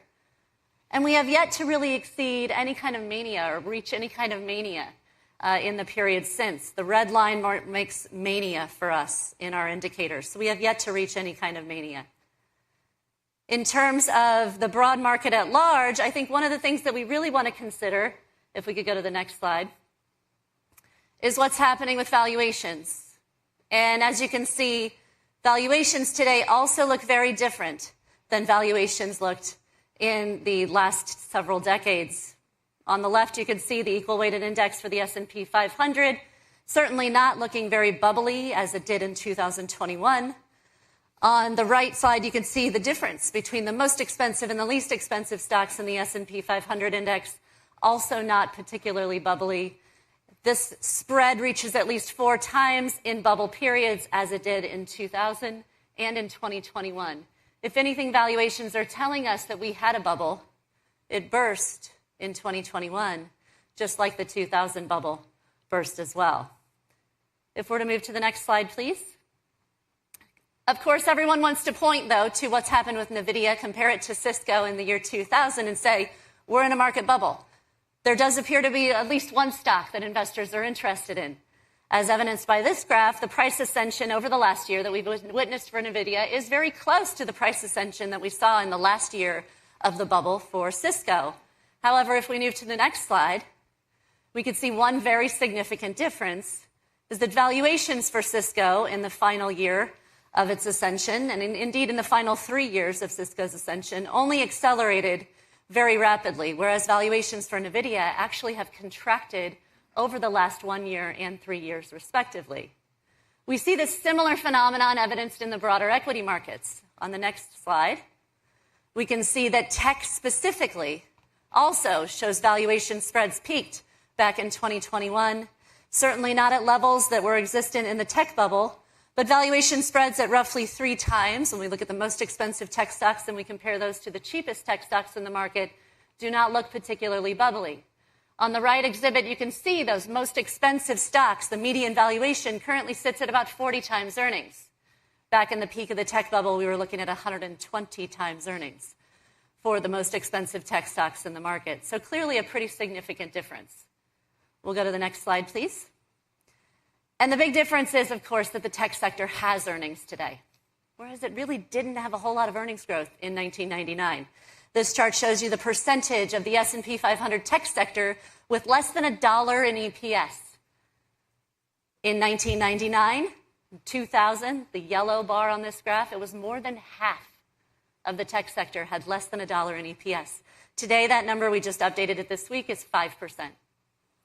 So clearly there is an earnings framework, earnings difference this time around. Next slide, please. And indeed, we see that one of the reasons why there is so much optimism evident in tech, evident in NVIDIA stock, so much price ascension in that group, so much concentration risk that has emerged is because we also have earnings concentration. Tech and AI industries at large have been the only sources of growth from a fundamental perspective. And that has underpinned this optimism that has emerged in prices. As you can see on the chart on the left, the Mag 7 growth rate for earnings. Mag 7 were the only stocks actually producing earnings growth in the market. Ex-Mag 7 earnings were contracting right up until last quarter. This quarter that we're about to get reports on in July and August will be the first quarter in 6 in which ex-Mag 7 stocks are expected to produce earnings growth. Likewise, the chart on the right shows you tech and communications stocks earnings growth trends compared to ex-tech and communications. And you can see that ex-tech and communications, the broad market was in an earnings recession up until this year, where we're expected to see some shift. We'll go to the next slide, please. And as a matter of fact, when we look at the share of earnings growth, we can see very clearly that in 1997 through 1999, tech was just barely contributing to earnings growth on the S&P 500. We do our own definition of artificial intelligence firms. These are all the companies in the S&P 500 with exposure to artificial intelligence. They number about 40. You can see that artificial intelligence firms at large have contributed all of the earnings growth for the S&P 500 over the course of the last 2 years. So no wonder then that all of our hopes and dreams are concentrated in these sectors. Let's move to the next slide. Luckily for us, and hopefully this does occur, the consensus is telling us that this will change in the second half of this year and into 2025. And if this does, we should see the broadening of optimism into other groups inside the index. We may see some stall in the biggest stocks' performance as their earnings growth rates decelerate, as their contribution to earnings growth is no longer so significant. But as you can see in this graph, when we look quarter to quarter to quarter, we've contended with a major earnings recession for 3 different sectors: energy, healthcare, and materials. That's the green, blue, and gray bars on this graph. Those recessions are anticipated to end over the course of the next year. By the first quarter of 2025, we will have the first quarter since 2022 in which all major sectors for the S&P 500 will be contributing to earnings growth. That should be pretty consequential for rotation. Now, where's the big risk? The big risk is, of course, still in concentration. If we don't get this rotation as tech earnings growth decelerates from this rapid pace, where do we go from here? Let's go to the next slide. Tech is a gigantic part of the market, not only in the US, but globally. Before this advent of the AI phenomenon really started to impact earnings trends, AI share of market cap was enormous. Tech's share of market cap was significantly larger than it was in 1999. Hence the fear. We're very dependent upon tech in order to operate. Notably, if you go back to the corrections in the equity market in 2018 as well as 2022, 2 big corrections, both were signaled by tech earnings reports.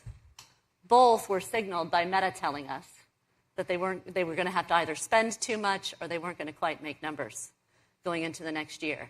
So tech is having an enormous impact on sentiment as well as performance. Next chart shows you this is not just a U.S. phenomenon either. Market distortions are global.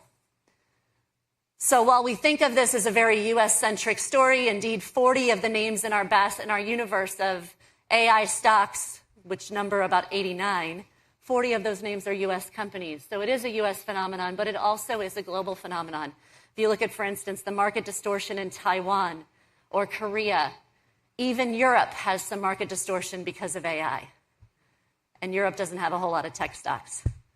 And as you can see, it's distorting our indices as well. When you exclude the impact of AI, you see a very big difference in market returns. And artificial intelligence in particular has driven global earnings as well. So when we look at what's driving global earnings trends, it has been artificial intelligence firms, where the earnings outlook for artificial intelligence firms has been improving all year. The earnings outlook outside of artificial intelligence has actually been deteriorating. This does create some risk for us in the short term. We'll move to my final slide. That's all I have on the tech bubble today. Please visit us for more information on the equity market outlook.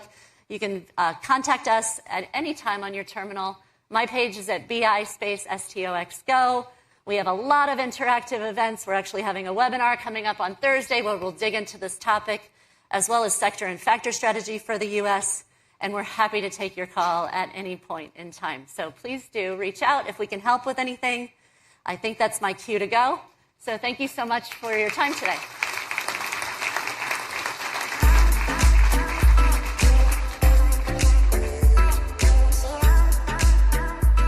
Please welcome to the stage Cliff Asness, founder and chief investment officer at AQR Capital Management, with Bloomberg's Sonali Basak.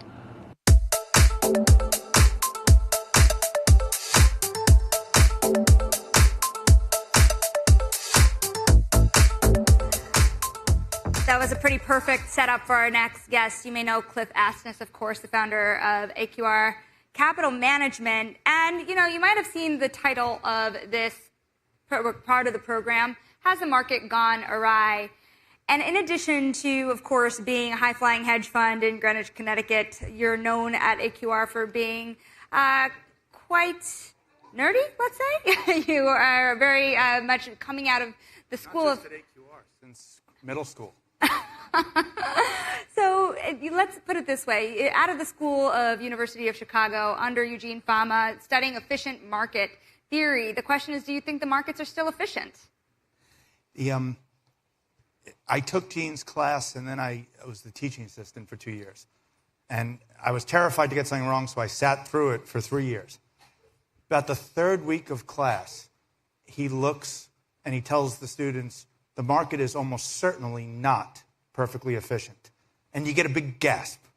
Now, only at the University of Chicago and only Gene's class do you get a gasp with that. Everywhere else in the world, people either go, yeah, we know markets aren't perfectly efficient, or they have no idea what you're talking about, which is often quite common. What he meant, he's an honest guy. He believes they're more efficient probably than I do now, but perfect efficiency is silly. Nothing is perfect. The question becomes, how efficient are they? I think it's fair to say someone like Gene thinks they're pretty darn efficient. Efficient is this idea that prices are accurately reflecting fundamentals. You can get really geeky on how to define that, but let's just be colloquial. I do have a view, it's not a short-term view, it's not a market call, that, again, markets are never perfectly efficient, but over my career, which is annoyingly about 32 years now, I guess the opposite would be even more annoying, but it's a long time. I'm a little obsessed these days with those internet memes of when they show you like an actor like Ed Asner and Mary Tyler Moore was 10 years younger than me when he did the role. It's very upsetting. But over my career, I actually think markets have gotten somewhat less efficient, meaning prices are a little bit more disconnected from reality. It ebbs and flows. It's never the same at each point in time. But I find that an odd view because one tends to think, as technology in particular advances, that things should march towards better, with better, I think, being efficiency in this case. And I actually think maybe I'm biased by having a front row seat, but I think over the last 30 or so years, I'd say the market is somewhat less efficient than when I started. So why do you say that is? What is causing it to be that way? It's well, first I start out by just observing a few facts, and I am of course biased by what I've lived through, but I loved Gina's presentation. The .com bubble stuff was bringing PTSD-like memories for me. We try to very formally measure how disconnected from reality or not, or how reasonable are stock prices, in particular, not the price of the whole market, but within the stock market, are cheap versus expensive stocks. You could define that very narrowly in a quant sense in terms of just multiples. You could define it more broadly in terms of a Graham and Dodd sense. Yeah, you want to pay a low multiple, but what's the quality of the stock? What's the risk of the stock? But either way, measured very formally, the dot-com bubble saw by far the largest disparity between cheap and expensive we had ever seen in about 50 years of data. We survived that. It was a little ugly for a while, but we actually thrived through it if you take the whole round trip. But when you almost die in the first half, you tend to remember that. If you had asked me in, say, 2002, when all of that excess was pretty much worked off, are you going to see something more extreme than that in your career? I think I'm smart enough, even back then, to never say never. We don't live in a business where any of us should say never. It's a dangerous word. But I think I would have said it's highly unlikely. That was the craziest thing we had seen in 50 years. I would have said, well, in 20 years, people like me will still be around, I hope, with some memory. It's not 100 years where everyone is forgotten.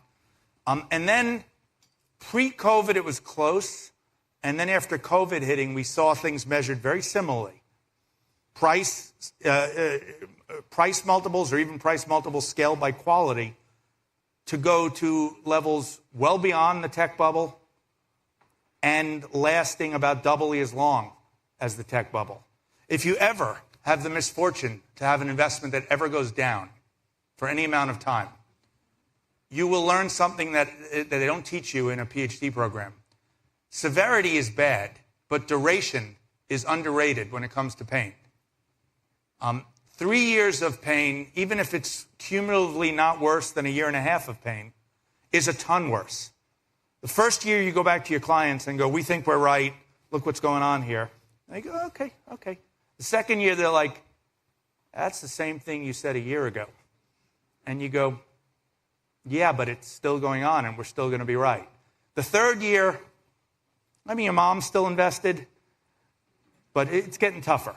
So duration counts. So we've seen both the severity and the duration of those. So I start out just observing facts. And then trying to fill in why.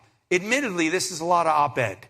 This is very hard to prove. And I love to, I'm a card-carrying quant. I love to, produce tables. I can show you these spreads, but why? And I tend to I think it's a multitude of things. I think the number one thing is probably the thing we all love to blame, the internet and social media.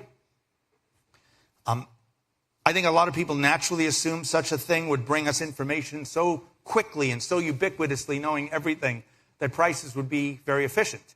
But that's never been the hard part. When I started in this industry, we got earnings within 20 minutes. The difference between 20 minutes and a nanosecond matters to an HFT. It doesn't matter to almost every other investor. We didn't really materially get more. And I do think that level of information overload gives people a lot of illusion of control. I don't want to go into this deeply because I know you'd like to get me going on this, but I think the meme stock examples, I don't think they're the norm by any means, but I think they're the ultimate example of a little bit of information making you think you really know something very deeply, and I think that gets into market prices. I'll be careful to keep this a little reined in, but on the meme stock issue. I knew I'd get that started. How much are the retail traders that are bidding up prices of stocks like GameStop contributing to this idea that markets are less efficient to you? I think they are a very small part in dollars. They may be poster children in some sense for the effect. The whole idea that this disconnect in prices can come in a world where we have all the information at our fingertips. I think we're all raised, at some point we've all read about the, quote, wisdom of crowds, the way, if you take a crowd that on average people have 51% information, but you poll them. Hope many of us here are old enough to remember Regis Philbin and Who Wants to Be a Millionaire? The absolute best lifeline was always poll the crowd, right? Because if they asked a question, what does it say on the back of a quarter? 85% of the people don't know. But they're evenly split. And the 15% who do know all go one way. But there was always a little unspoken footnote to the wisdom of crowds. To have a wise crowd, it's got to be fairly independent. If everyone got to talk about the quarter, not look at a quarter, that's cheating, but talk about it, the people who are wrong convince the people who are right and whatnot. A crowd where everyone is coordinated and not independent has the risk of becoming a dangerous mob. And I don't know about you guys, but I can't think of anything better at turning a wise, independent crowd into a dangerous mob than the internet and social media. So I do think they're kind of the poster child. I don't think economically they are that important. I don't want to disparage either side of it, but it's $9 in terms of, NVIDIA laughs at that on a daily basis. The entire meme stock phenomenon is like a little part of a day of NVIDIA. But I think it is a poster child for the concept I'm talking about. There are other candidates. People talk about the role of passive. That's really complicated. I'm not one who just looks at passive and goes, that's causing all kinds of havoc. What is it causing? Okay, I'll disappoint you here.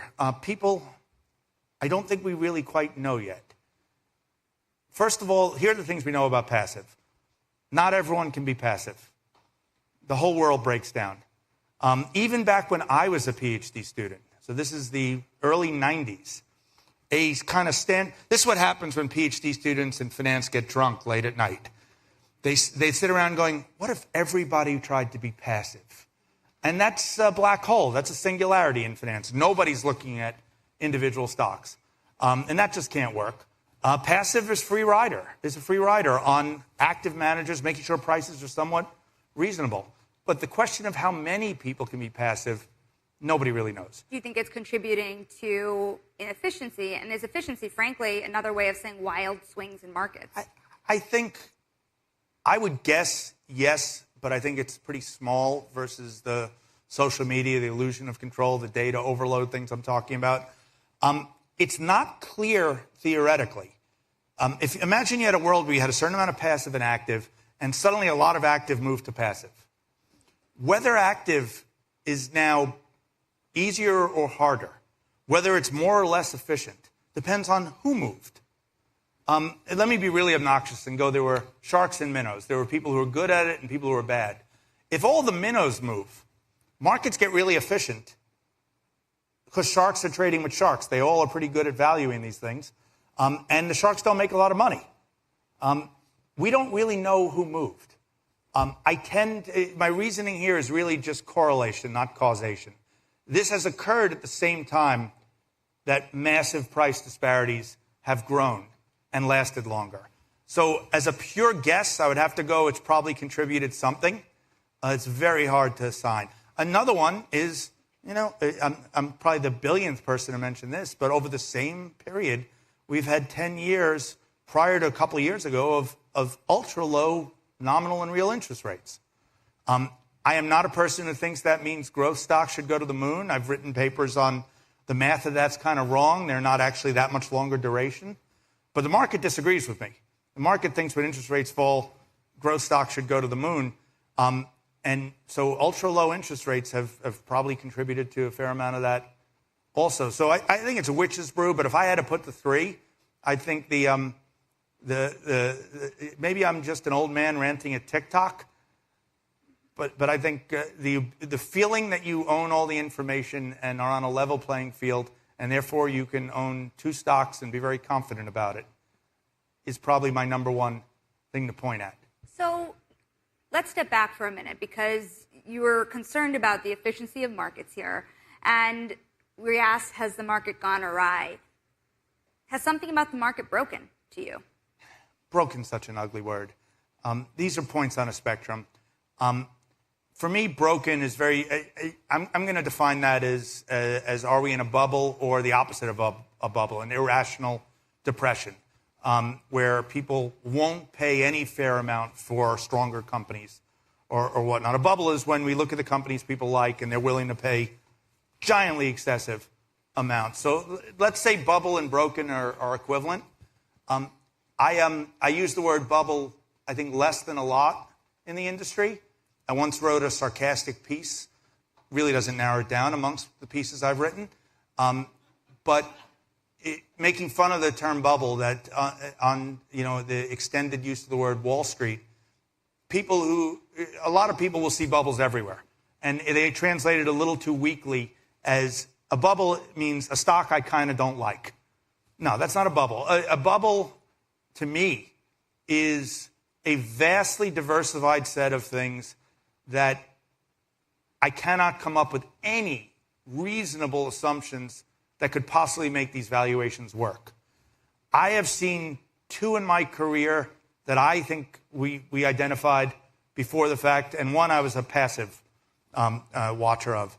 The dot-com bubble, which again, the PTSD from the earlier presentation, and then really 19 and 20, when stocks surpassed I would use the word bubble for that.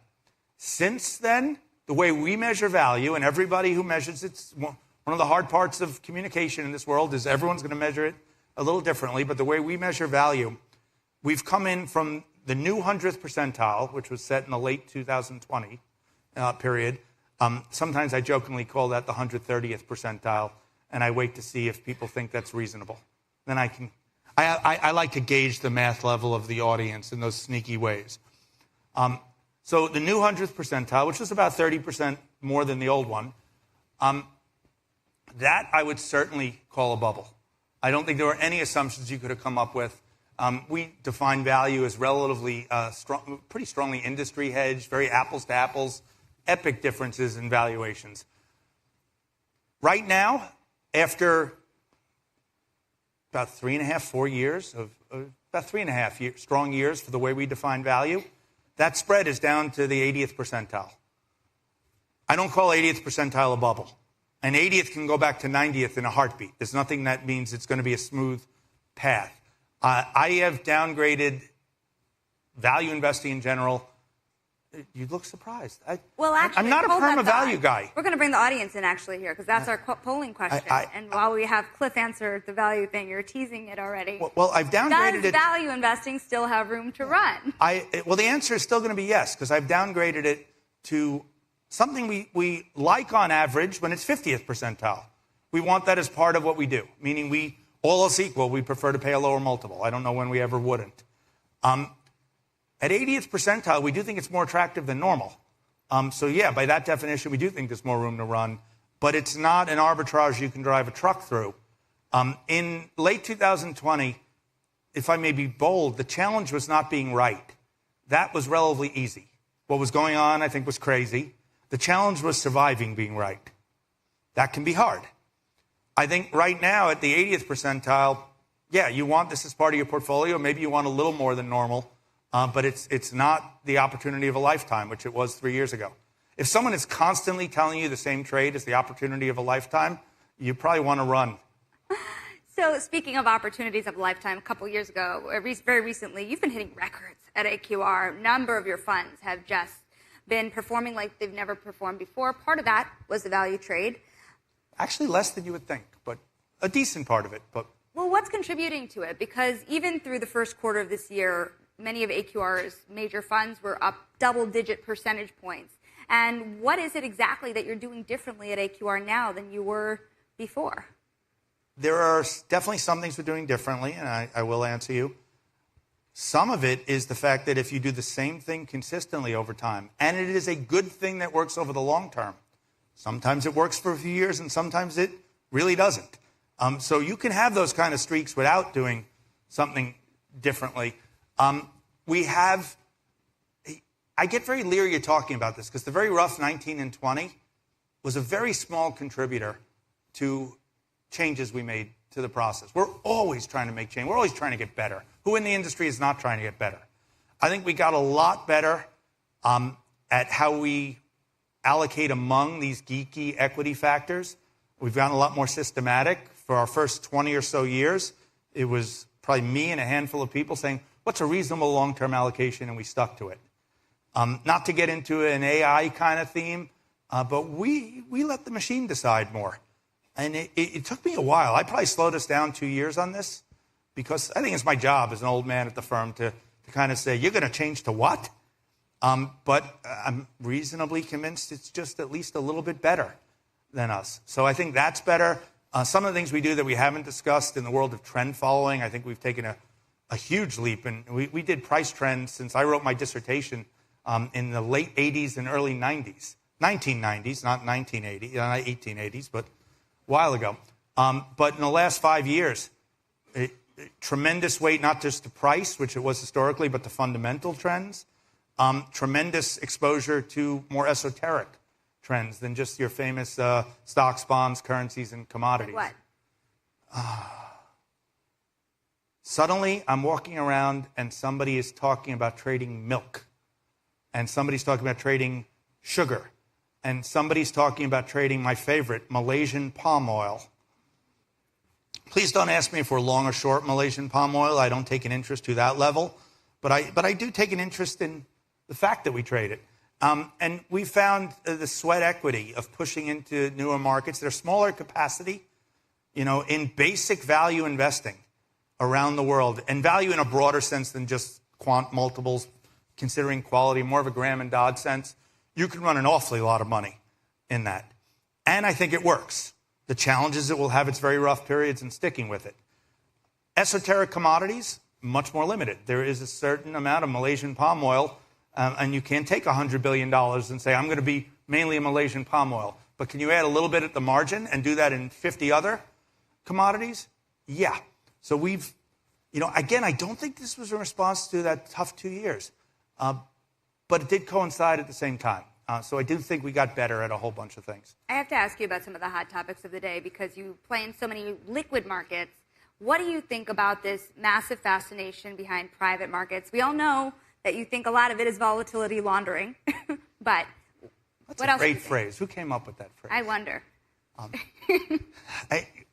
People exaggerate my mad on for privates. I invest in privates. I think they're a very reasonable thing. I think a lot of people who do privates are probably the best investors I've ever met in terms of understanding a company. There are people who argue, any investment you can think of as top line, what do you make, the average return, and what is the risk? And you can argue about how to measure risk, but just think of those concepts. The top line is argued about. Do you have to be in the top quartile of private investors? If you buy one of each, what do you make? Is it better? Is it worse? And people fight about IRRs and how to measure that. It's not my fight. The numerator, how risky they are, is where I have gotten my back up a few times. And a lot of people in the private world get this entirely right and are entirely honest about it. They'll tell you, we don't market to market, but we're 1.3 times levered equities, and it's equity-like risk in any medium to long term that matters, and zero problem with that. Every once in a while, and people now send these to me just to rile me up, which, by the way, is an exceedingly easy task. But they'll send me things like a tear sheet for a private fund that at the bottom has Sharpe ratio, realized Sharpe ratio, 10.0. And this actually happened, and it was actually 0.0. I thought that was a nice touch, right? Not 10.2, 10.0. And that'll create smoke out of my ears, and unfortunately, anyone can tell if I'm angry because my entire head turns red. Sadly just passed, incredible man, but Jim Simons, he didn't have a 10 Sharpe ratio on his best day, and was probably the greatest money machine we've seen ever. So when I see a 10 Sharpe ratio, I think, you're doing something wrong here. So I have zero problem with them as investments. I do think it is very dangerous to misestimate the risk, because some people get it and will allocate an amount saying, yeah, we know what they say 10, but it's risky, and we think they're levered, and we know what credit does, and if we have a 5-year bad period, we know we're going to get creamed. Fine. But for the people out there, and I think there is a subset, I don't want to, you know who you are out there. People draw efficient frontiers and put private credit way on the left at like 1.5% vol. If you're actually building your portfolio believing that, I think you're building a bad portfolio. So yeah, I have a problem with some subset of the market that grossly understates the risk and kind of believes it or acts like they believe it. We are at time. We have to leave it there. Cliff, thank you so much for your time today. Thank you, guys.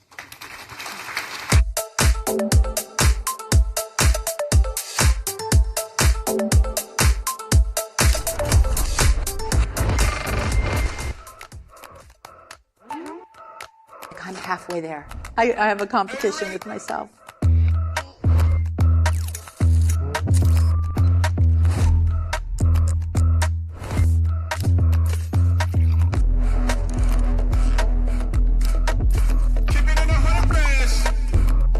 Look out for it. And thank you guys. Please welcome to the stage Sean Ginnivan, the head of Global Technology Partnerships at Android Enterprise.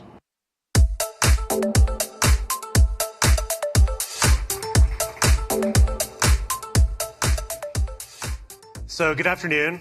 I'm sure a lot of you are scratching your heads asking, what is this guy from Google who works on mobile technology doing at an investor conference? And what is the whole session going to be about? It's a good question. One of the things we've done at Google is really start to look at how are technology tools meeting the needs of financial services professionals. And we decided one area we would look at is mobile specifically. And when we looked at data, we surveyed a bunch of bankers and folks in the financial services industry, and we asked, what are you able to do with your mobile device? We found out that most people are basically doing with their mobile device what they did with their BlackBerry when it was first introduced to the market 25 years ago. Less than half of folks said they had access to internal applications. Less than half of folks said they could use their mobile device to help with selling data. Less than half of folks said they could go and use their mobile device to look up organizational information. And I think that becomes a challenge in today's markets. We talked a lot about this, this morning and this afternoon about market uncertainty. I don't need to go and educate you about that. But certainly we know that the need to go through and understand information in real time has never been more critical. The ability to go through and react to market events and understand what's happening and make a decision has never been more critical. And simultaneously, we have this emergence around generative AI. Quick show of hands, anybody heard of generative AI? At least not to nods, I'll wait for the hands to go up later. But the point here is that these tools, the ability to go through and analyze massive amounts of data and make decisions has never been easier. The challenge that we have to ask ourselves is, do we want to go through and make all those decisions directly from our desk, directly from our laptop PC? And the other thing that we're sort of seeing is shadow IT lurks ahead. We've often seen cases where employees, in an effort to be productive, take matters into their own hands, irrespective of some of the costs that might cost the organization. Now, one of the things that I've seen, and I was very honored to attend a panel with Mary Daly, who's chairwoman of the San Francisco Fed, and she said that technology doesn't make decisions, people make decisions.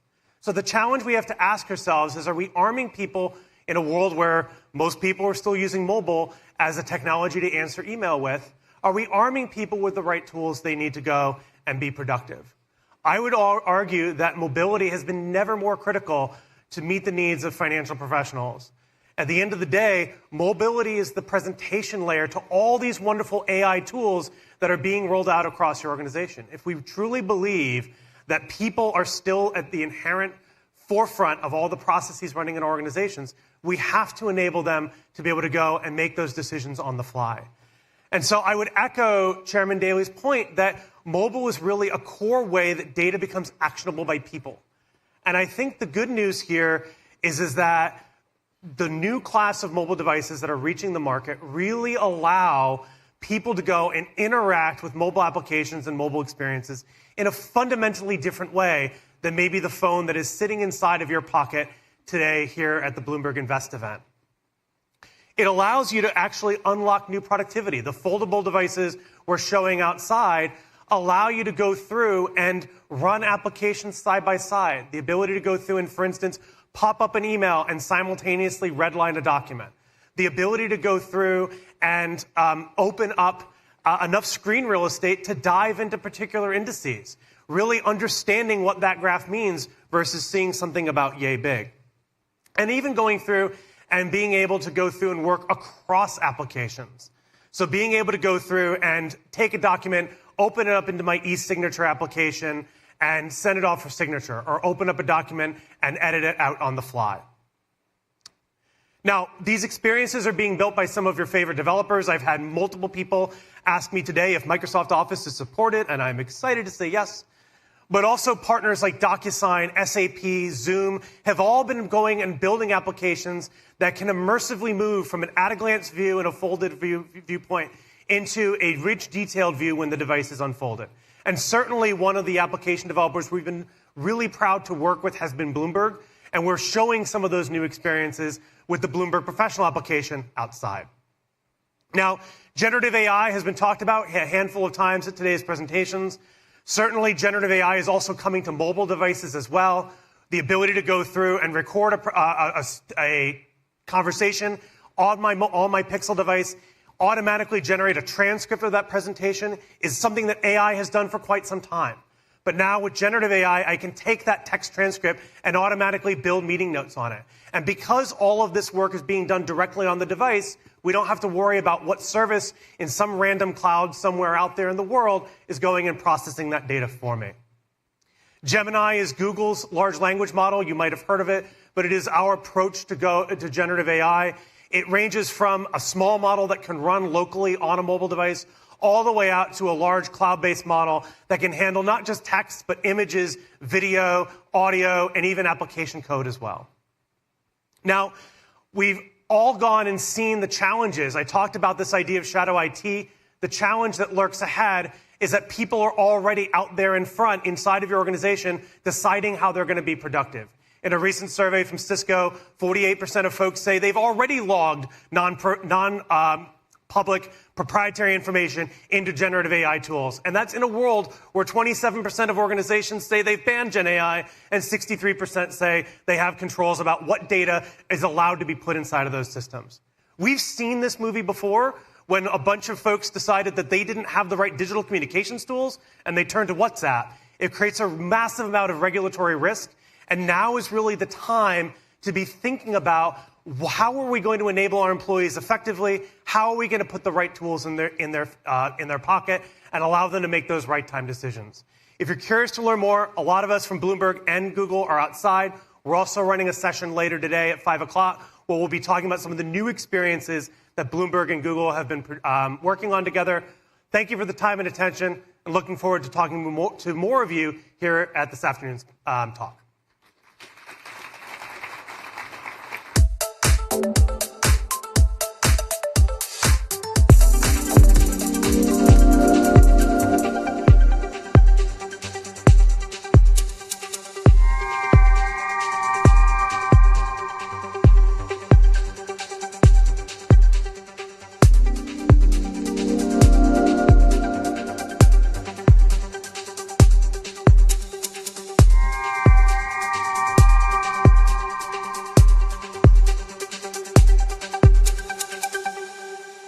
Please welcome to the stage Sarah Malik, Chief Investment Officer at Nuveen, and Mohammed Al-Suwaidi, Chief Investment Officer Region Americas at Qatar Investment Authority, with Bloomberg's Matthew Miller.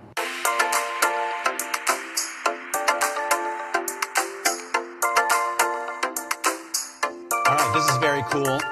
I'm excited for this panel. We have a lot of great stuff to talk about, but it's also really interesting to get the take of a CIO and an investor, very active investor at that. So I want to kick off by, I watched Sarah this morning on Bloomberg Surveillance, and she was talking about 3 factors that are going to drive the market, important factors. And I looked at those and I thought that's really a great way to have a conversation about the markets right now.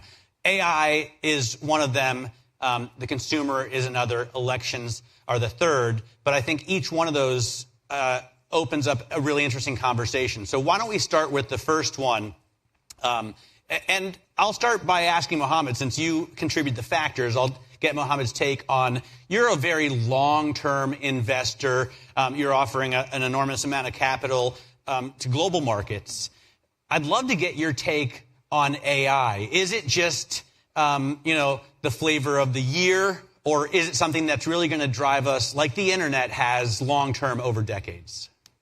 It's a great question in a time where there is a lot of buzz about it. But fundamentally, all businesses need to be more efficient. And one of the ways to make human more efficient in their procedures and make companies and make software more efficient is empowering it with AI. The key fundamental thing that happened is the strength of software coped with and coupled with the strength of hardware, which is available now. And that opening up and the availability of data, those three factors getting together and proof of concepts flowing in indicated that there is a big use cases across the industries. So we believe it's a very real thing. In fact, we in QIA, we're a very long-term investor, very, very sizable as well. We from time to time, we assess the long-term themes that we should spend time on, and AI was one of them a few years ago. We started investing heavily in things like data centers. So in addition to investing on highly volatile or kind of higher risk return businesses that we really like to invest in, we do a lot of investments in those as well. But you could also invest in a lot of things that are more infrastructure-like and would fuel AI.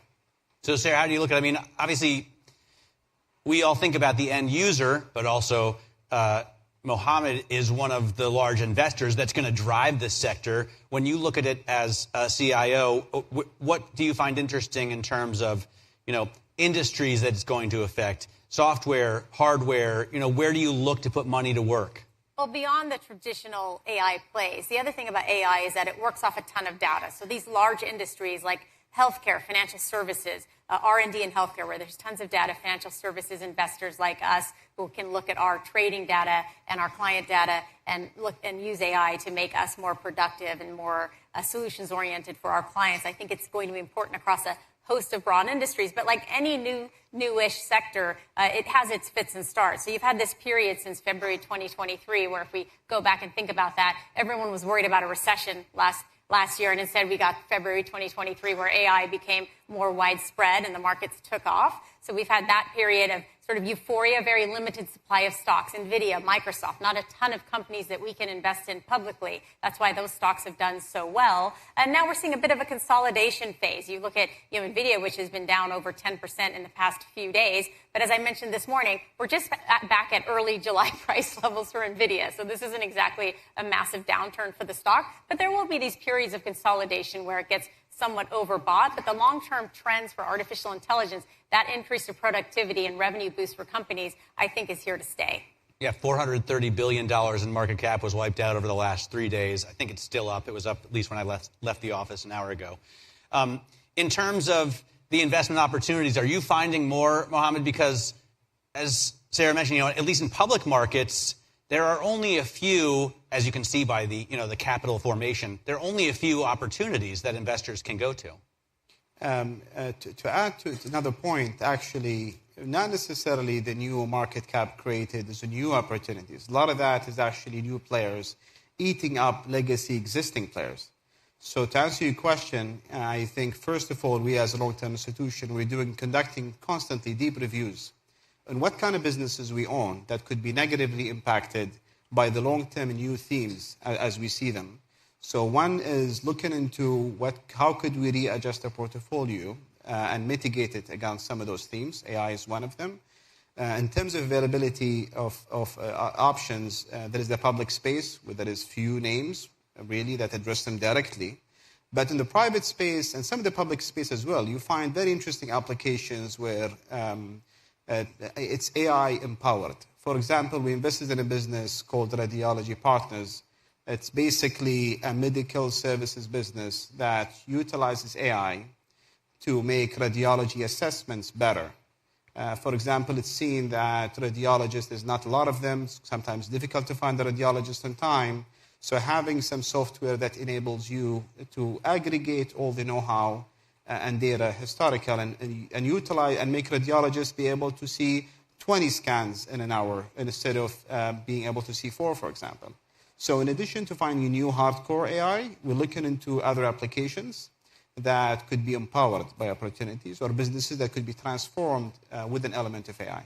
It's interesting. An interesting tangent to this is public investments versus private.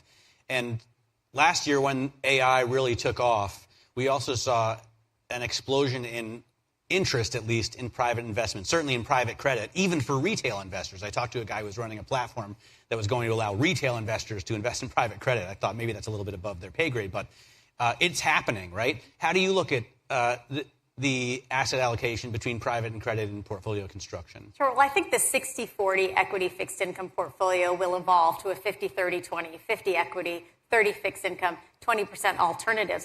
Alternatives provide not only lack of correlation with other asset classes, but more diversification from the other asset classes. I think three asset classes and alternatives are very interesting: farmland, infrastructure, and private credit. So first, starting with farmland, it's a great inflation hedge. Over the past 30 years, on an annualized basis, land has outperformed inflation by 8.5%. Obviously a key issue these days with inflation staying sticky.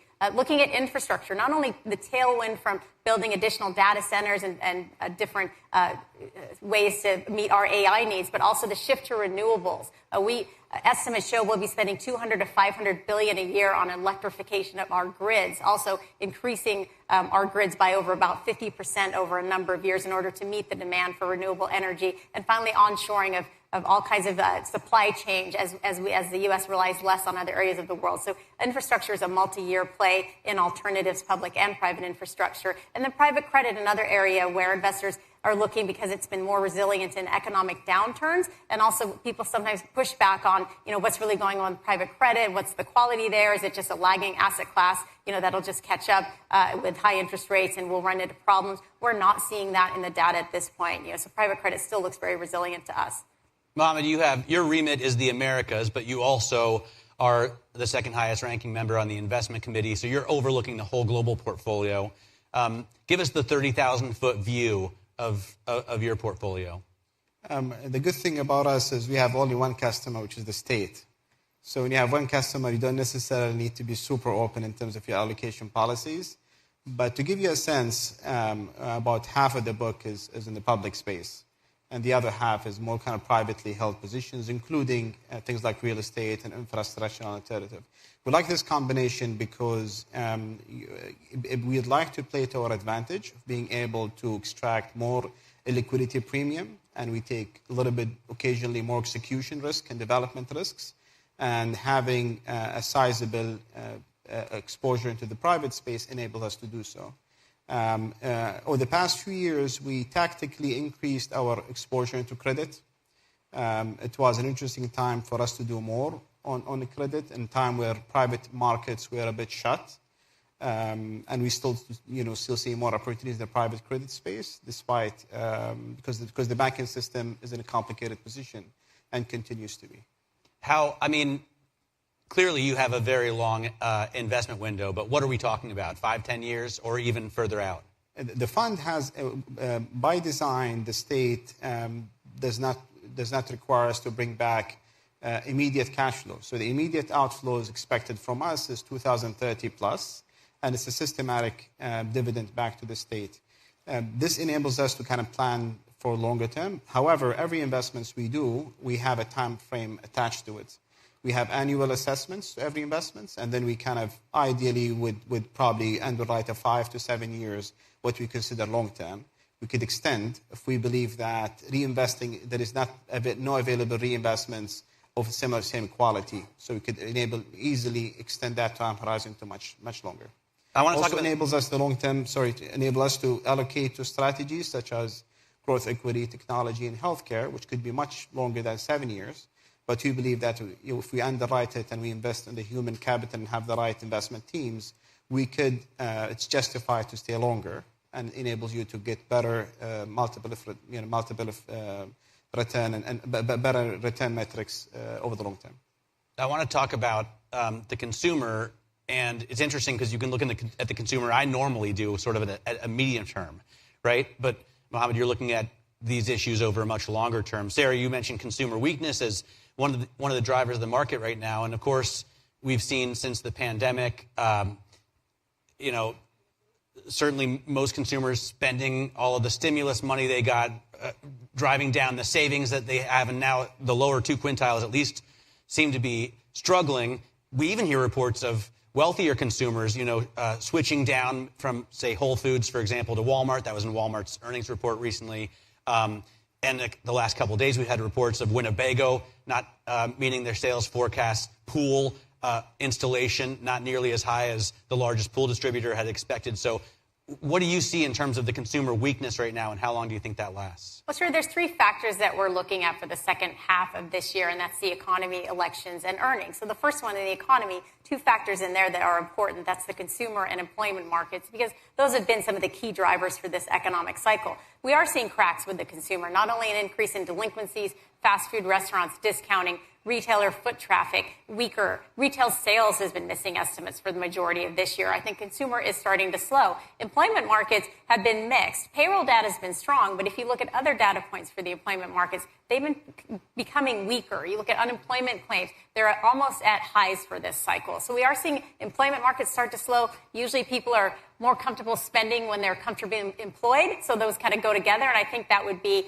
what brings us into a recession at some point. I think a recession is a when, not an if at this point, but it's not going to happen immediately. So it'll take some time, but we are slowly getting there. Elections is another key driver for the second half of this year. Huge year for elections around the world. 77 countries, 60% of GDP going to the polls. We've already seen volatility from South Africa to India to France and other key non-U.S. markets. In the U.S., of course, we're pushing the second half election. Good news, though, is even though volatility picks up in an election year, markets actually tend to perform well, which is what we're seeing. And third is earnings. Earnings are the key driver for the markets. We're just approaching second quarter earnings, and they look strong. So that's also the good news. Earnings should be up from a consensus point of view, a little bit over 10% for the second quarter. So news is good now. I am more concerned about the medium term, though, as the consumer slows, as the job market slows. I think we will slowly move to recession. A key question, of course, is will the Fed save us or not? I think it's a tough balance for them. Well, you know what I thought was interesting? Michelle Bowman from the Federal Reserve was speaking in London either last night or this morning. I saw the news on the Bloomberg this morning. And she was saying that restrictive immigration policies could strengthen the labor market, right? Because we've had such an influx of immigration that there's been so much supply in terms of labor. And I immediately thought about your election volatility, right? Because one presidential candidate is likely to restrict immigration more than the other. Is that a game changer? Do you think that could, change the way the U.S. economy actually goes, the November election? I think that what's been challenging about the labor market post-COVID is there's been so many factors that have caused it to behave the way that it has. So where participation rate has been weaker than we wanted it to be, older workers have not come back into the labor force. We don't know. People talk about immigration. How does that impact? I go back. I think there's so many factors that have confused people with this labor market. It's hard to point to one. If you look at the presidential election in general, what earnings are going to drive the markets. While we usually see volatility going into the presidential election, usually the markets calm down afterwards, especially if the outcome is gridlock. And, then sort of the president will have, sort of less government impact on the markets and more fundamental impact for the markets, which is a positive for investors. Mohammed, you can look at obviously the labor market the way we're talking about it right now is too short term for your investment horizon. But if I think of a longer term consumer trend, I think of India right away as, a rising, growing middle class. How do you look at the consumer globally? There's globally and there is regional. So in addition to the middle class rising into a lot of emerging markets, a lot of developed markets as well, you also have generational changes of the way we consume. So compared to 20 years ago, the style of consumption now is a bit different, and compared to 50 years ago, it's started quite different. And I think there was a little bit on excess boost post-COVID, where people started now putting much more on services than they're doing goods. And in goods, people are focusing a lot on things fueled a little bit by things like social media and what kind of the consumer behavior is focusing on, like lifestyle and things around, healthier consumption, a lot of the trends. So in addition to your point of middle class, and there is some other more fundamental generational trends that are happening. Ozempic, by the way. One of them. I think that the market cap of the business is getting quite well, so there's a lot of users around town. So all those kind of consumer behavior is just changing. So in addition to a weaker consumer now, as we see interest rates, you also have generational changes that happen from time to time in the way we consume. Both has to be assessed at the same time. How do you look at the U.S. consumer? And does, if we do get a continually softer labor market and inflation continues to trend down, how much does the Fed matter to you at the QIA? Like if they cut once or twice this year, does that matter?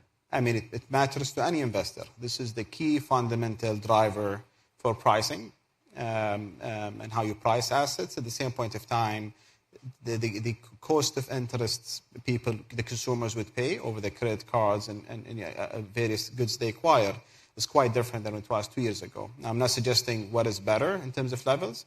I think the Fed did the right thing to kind of, the biggest enemy for us is inflation, which has come back significantly.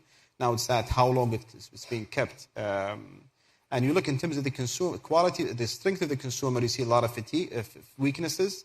A lot of the indicators that are around consumer quality and strength, whether it's in the credit card, the automotive, and a lot of the variables. So there's definitely a weaker consumer coupled with a strong labor market now. So as that become weaker, a little bit labor market, you would immediately should expect to see significant impact on consumer strength. You expect, Sarah, a recession, as you said. You expect the Fed to cut rates initially in September, which I think is interesting because it's right before the election, and the Fed, I think, wants to be less political or as apolitical as possible. Why do you think they'll do it in September, and will they be forced to continue cutting rates? Because that would be bad news for the market, right? Well, the Fed tends to do less, not more in an election year for exactly the reason that you stated. We've said September at the earliest for interest rate cuts, and because what we need to see is we need to see multiple months of moderating inflation. We just saw probably our first month of CPI, missing estimates, PPI, coming in at or under consensus. And then, of course, this Friday we have PCE, so we'll see what that looks like. I think the Fed doesn't want to risk losing credibility by cutting rates too early, so the safer bet is that they stay on pause for a while longer, until they either see inflation start to moderate or the economy slow. And that's sort of the timing issue there. When will the economy really start to show more significant signs of weakness? So that'll probably determine your first rate cut. If it's not September, it's probably post the election, likely in December. Mohammed did bring up an interesting point on generational behaviors, and I think also another sort of important market trend is the trillions of dollars that's going to transfer from one generation to the next, how the next generation will be thinking about money, and also, of course, the trillions of dollars that's still sitting on the sidelines for people who were waiting for that recession in 2023, sitting in their T-bills, sitting in cash, earning 4 or 5%, that have now missed out on this rally and are figuring out, how do I get back into the markets, particularly equities? You'll be able to take, I heard Ed Ardeni recently say that the baby boomer generation has $75 trillion in household assets minus liabilities. It's massive. It's half of all of the U.S. household assets. You'll be able to take advantage of that. How do you think about that, Mohammed? Because that generational shift is going to be massive. I think in addition, we are a significant investor on consumer businesses. We invest in travel and leisure businesses as well. So, we also invest in asset managers as well with time. And we've been investing a lot of the IRAs and been focusing on that as well. So there is a significant trend that we're trying to capture through investing in financial institutions. At the same time, businesses that will be net beneficiaries out of that consumer behavior. I want to talk a little bit more about the election and how you see this. Sarah, Larry Summers thinks that Trump's policies will be the most inflationary that he's seen from any politician in his lifetime. I feel like Larry Summers was being a bit alarmist in that sense, because even though Trump's policies are going to be a different scale than Biden's, he still wants to put tariffs on China. He still wants to restrict immigration. So how concerned are you about the election? I think it's shorter term. Of course, the election will cause volatility, but I think it's hard to pinpoint the cause of inflation on any one person or any one policy. Just post-COVID, the unwinding of supply chains has been inflationary. China, if it really starts to reopen and recover, that could be inflationary in terms of commodity prices. Onshoring closer to home will continue to be inflationary. And consumer spending has been inflationary, just people wanting to keep spending money. You mentioned the trillions of dollars that went to the consumer during the pandemic. So there's so many reasons that inflation will continue to be sticky. Also, just looking back at history, if you look at inflation prior to the GFC, going back about 50 years versus post the GFC through the pandemic, inflation was structurally much higher for the decades pre the GFC. And so were interest rates running sub 6%, a little below 6% for the 50 years pre the global financial crisis versus sub 1% post the global financial crisis. So, if you look at the normal world, higher interest rates and higher inflation were basically the norm. That's why I think it's here to stay, and I don't pinpoint it on one presidential policy or one factor continuing or not. I think it's just really we're going back to, I guess, not the new normal, but the old normal. I want to finally ask you, Mohammed, what you think about the U.S. deficit from the QIA's point of view. I notice we're spending $100 billion a month now on interest rate servicing. So we're spending more on our debt than we spend on the military. It's going to be $1 trillion a year and start to eclipse that quickly. Does it bother you?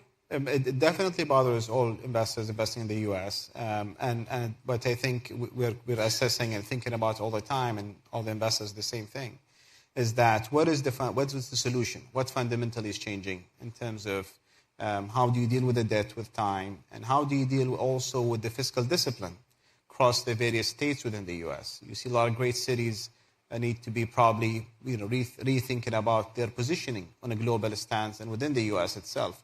So it bothers. I don't have the solution, but I think with time is thinking about the actual long-term approach is super important, both in fiscal discipline and on dealing with the high level of debt.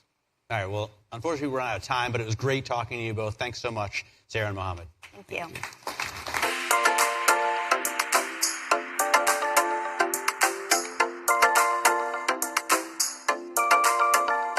Please welcome to the stage Paul Taubman, founder, chairman, and CEO of PJT Partners with Bloomberg's Sonali Basak.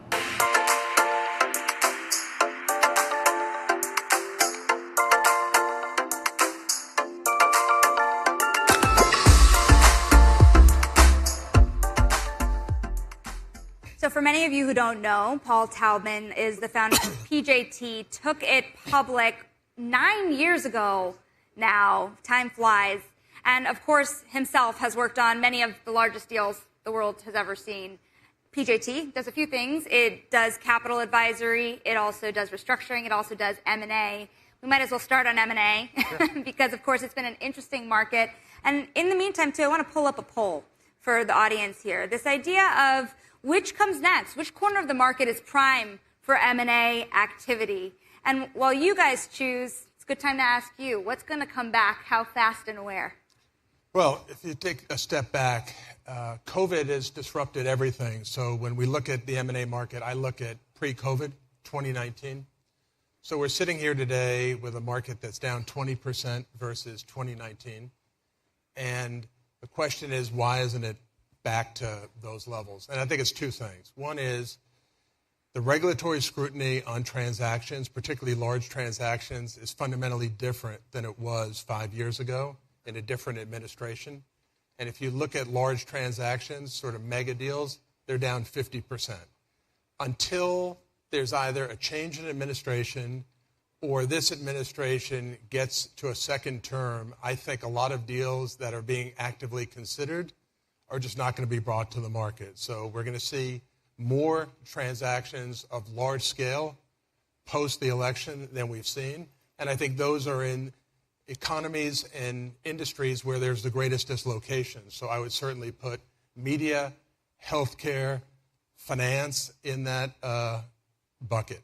I think the second thing is interest rates where they are today have frozen a lot of transactions because we clearly have a cresting of rates, but until we see rates start to come down, I think private equity firms are trying to control exits. They're being far more disciplined about selling assets. As a result of that, they need to be more disciplined about committing new capital. And I think that engine really has been stuck. And what's going to change that is either a realization that it's higher for much longer, or we're going to start to see the travel back down on rates. So what you said has a lot of ramifications because at the beginning of the year, many investment banks said there are green shoots. There are green shoots everywhere. Those green shoots are materializing into flowers finally. But it sounds like there could be a real hold through the rest of the year. Well, we've never subscribed to that. So the good news is there's never been 3 down years in a row in terms of global M&A volume. We've had 2. I think we're quite confident there's not going to be 3. On the other hand, that first year of recovery tends to be reasonably anemic because it's a sclerotic environment right now, and it takes a while to get the transaction flywheel going. And one of the things that is underappreciated and underestimated, Sonali, is there's a bit of FOMO out there, which is M&A is pro-cyclical. If your competitor is making a strategic move, that tends to invite a response. And if your competitor is standing still, your comfort level in standing still remains a little bit higher. So we had always thought that this year might be up 10% plus or minus. It's tracking up 3 year to date. I don't suspect it's going to get a lot better this year, but I think what we are positioned for, as I said, is if we can get past this regulatory cloud, and if we can get the direction of interest rates with greater clarity, then I think you're going to see a reasonably stuck M&A marketplace become unstuck. Now, private equity, you mentioned it briefly. There's this sense that investors around the world have been giving to us that there is a sense of a liquidity crunch underneath the surface. Private equity firms are not selling assets at the pace they would have liked. They need that money back. They're unwilling to put new money in. What does that look like from where you're sitting? Well, if you step way back, the alternative space has benefited from a nearly 2-decade environment where interest rates have been near zero. Those are aberrational environments, and then we've seen an almost unprecedented tightening, rate hike after rate hike after rate hike, and that has disrupted the alternative space. So we're sitting here today where a lot of private equity firms are not comfortable selling assets in an environment that's fundamentally different than the environment in which they underwrote the asset in the first place. And I like to say you can either buy assets in a low interest rate environment or a high interest rate environment, and you can sell assets in a low interest rate environment or a high interest rate environment. In that 2x2 matrix, 3 of those 4 are perfectly fine. The issue is when the asset was put on your books in a low interest rate environment and you try and sell it in a high interest rate environment, that's what creates the freezing. And what makes it even more difficult is private equity, which is an industry that has, by and large, built itself on the ability to control exits, and they have exquisite timing in controlling and finding the right market windows in which to monetize their investments. They're looking at investments put on in a fundamentally different interest rate environment. They see that an interest rate cut is just around the corner, or they believe it to be, and as a result, they have been very disciplined in lightening up and monetizing assets. And because of that, and because so much capital has been called and so much capital has been deployed, Sonali, in the last few years, that there is a very significant imbalance. And it's an imbalance if you've invested through the cycle, and it's an even greater imbalance if you're relatively new to the asset class, because the monetizations that are occurring, by and large, are from the 14, 15, 16, 17 vintages. So if you weren't there at the beginning, you're not even getting those distributions. You're out of whack in terms of your allocations, and as a result, that's made fundraising far more difficult for private equity firms, and it's made them far more judicious in deploying new capital. So you're seeing it in terms of supply.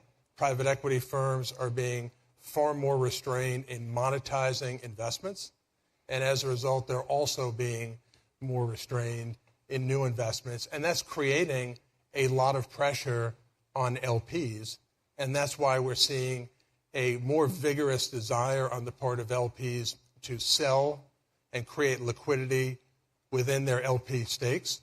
And we're also seeing more interest on the part of GPs who are interested in finding liquidity mechanisms in individual portfolio companies. Some of the words you used, freeze, significant imbalance. Ask more simply, how bad is it out there?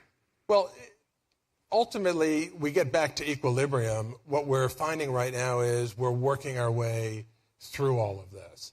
And it's just simply the sharp pivot from low interest rates to meaningfully higher interest rates. It's not that interest rates on an absolute basis are so high.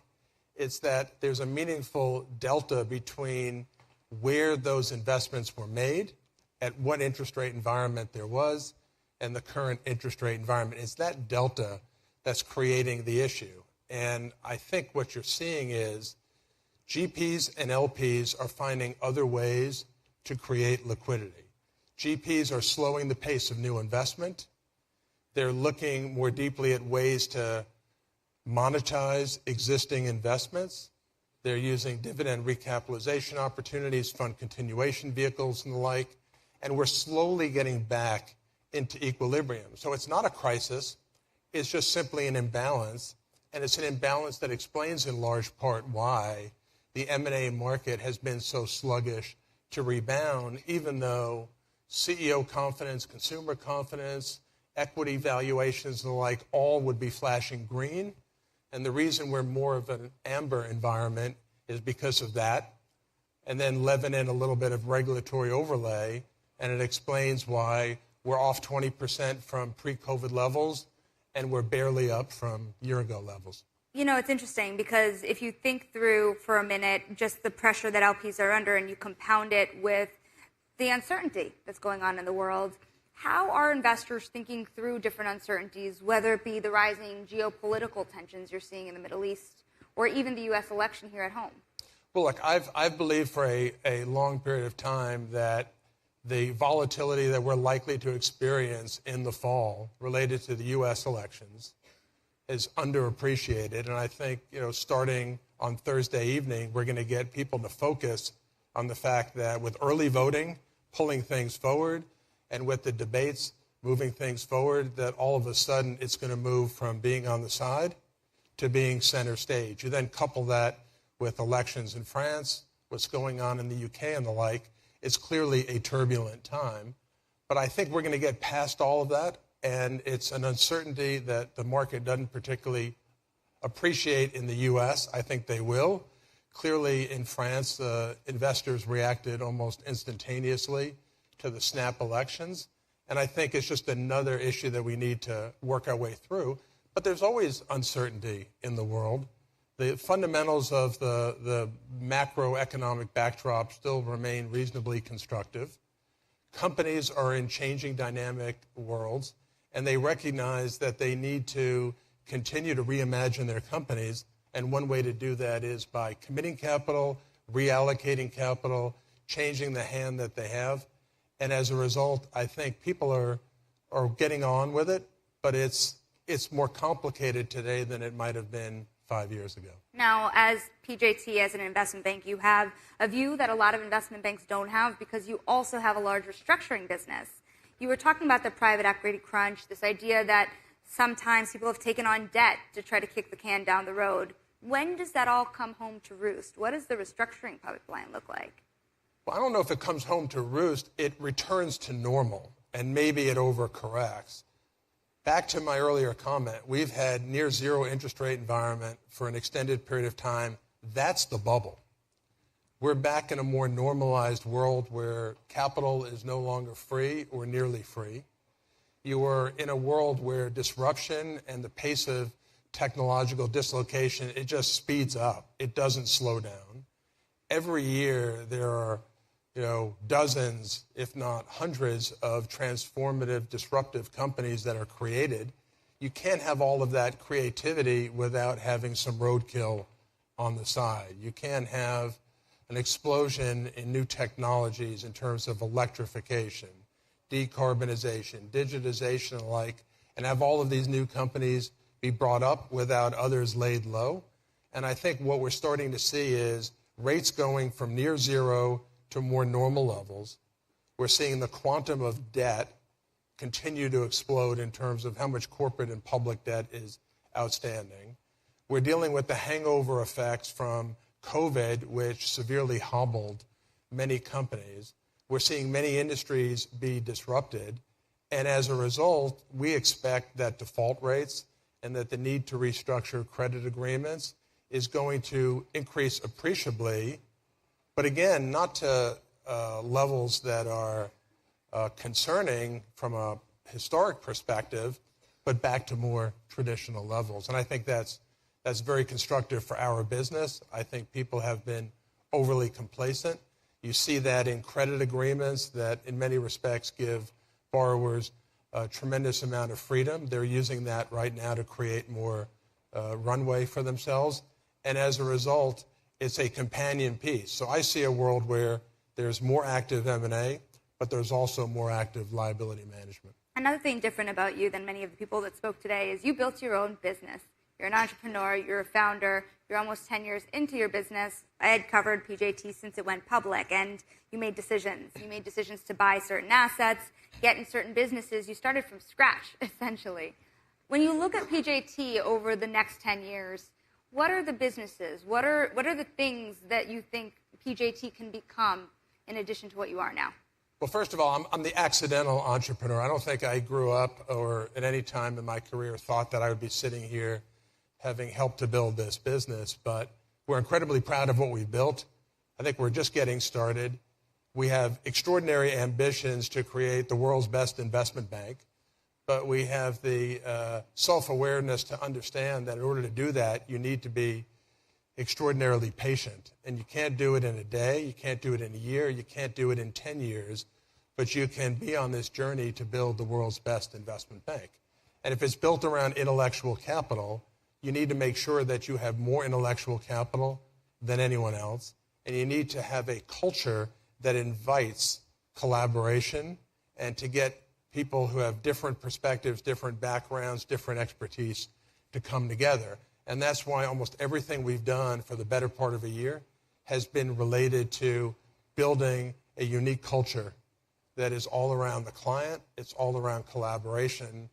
And as we get more successful, we become more interesting to many people who are at larger firms who see the success we've had and want to be part of it.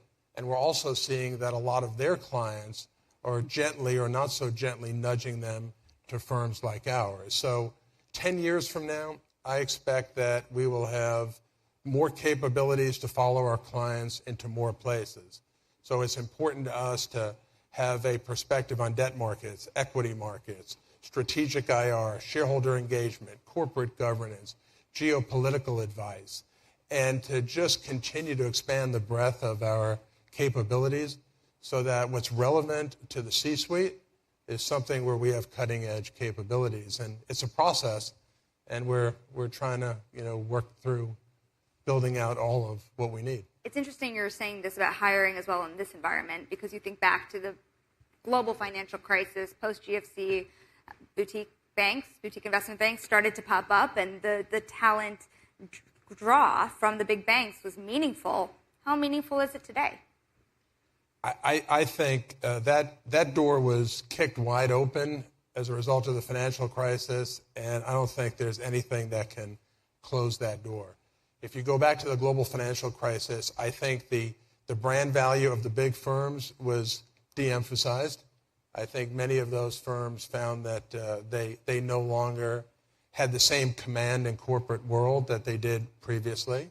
I think increasingly boards of directors and decision makers were focused on the brands of individual bankers and less about firms. The conversion to bank holding companies for some of the last remaining investment banks created more regulatory oversight and the like. And there was that door that was kicked wide open, and through that was an exodus of talent that migrated from large firms to smaller firms.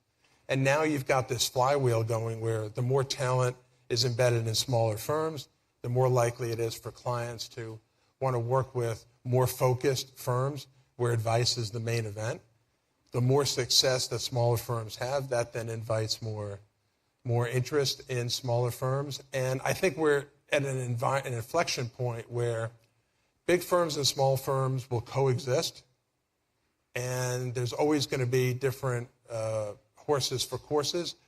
But I think what really has changed is that increasingly clients, sophisticated clients, are looking first to smaller advisory-focused firms, whereas 10 or 20 years ago, it was the reverse. I'm curious about your ambitions in hiring as well.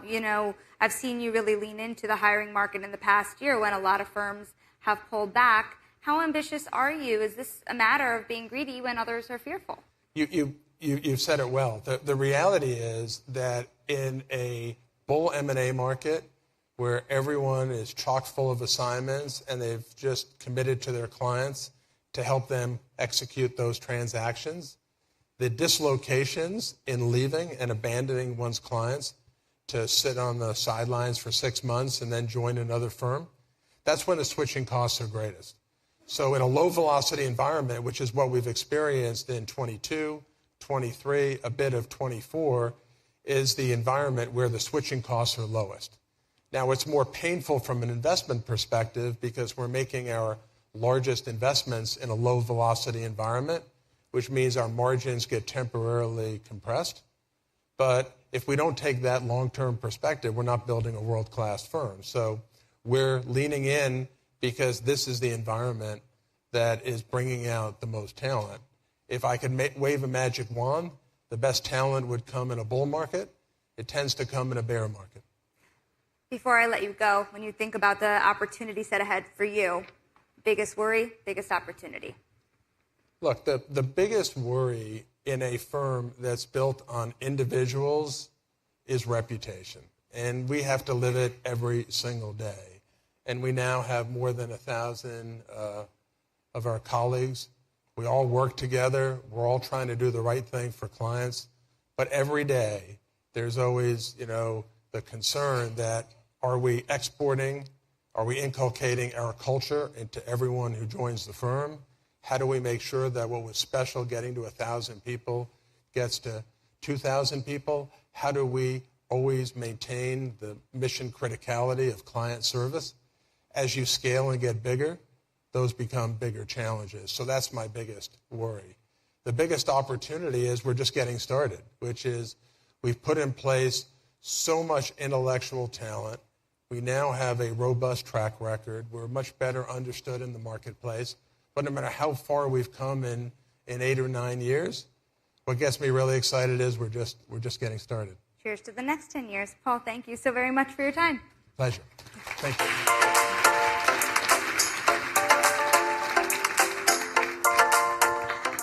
Our thanks to Paul Taubman for closing out the first day of Bloomberg Invest. We have another day ahead of us. We have a lot more ahead. Thank you so much for joining us today. And huge thanks to all of our speakers and moderators today for such a great program. And another big thank you to our presenting sponsors, Android, Invesco QQQ, Mass Mutual, and Mubadala. Our supporting sponsor, Principal Asset Management, and our participating sponsor, Southern Company. We appreciate them for making this event possible. If you'd like more information from our sponsors, visit the Resources tab on the event website. And we're not done. We hope you can join us tomorrow for another day of Bloomberg Invest.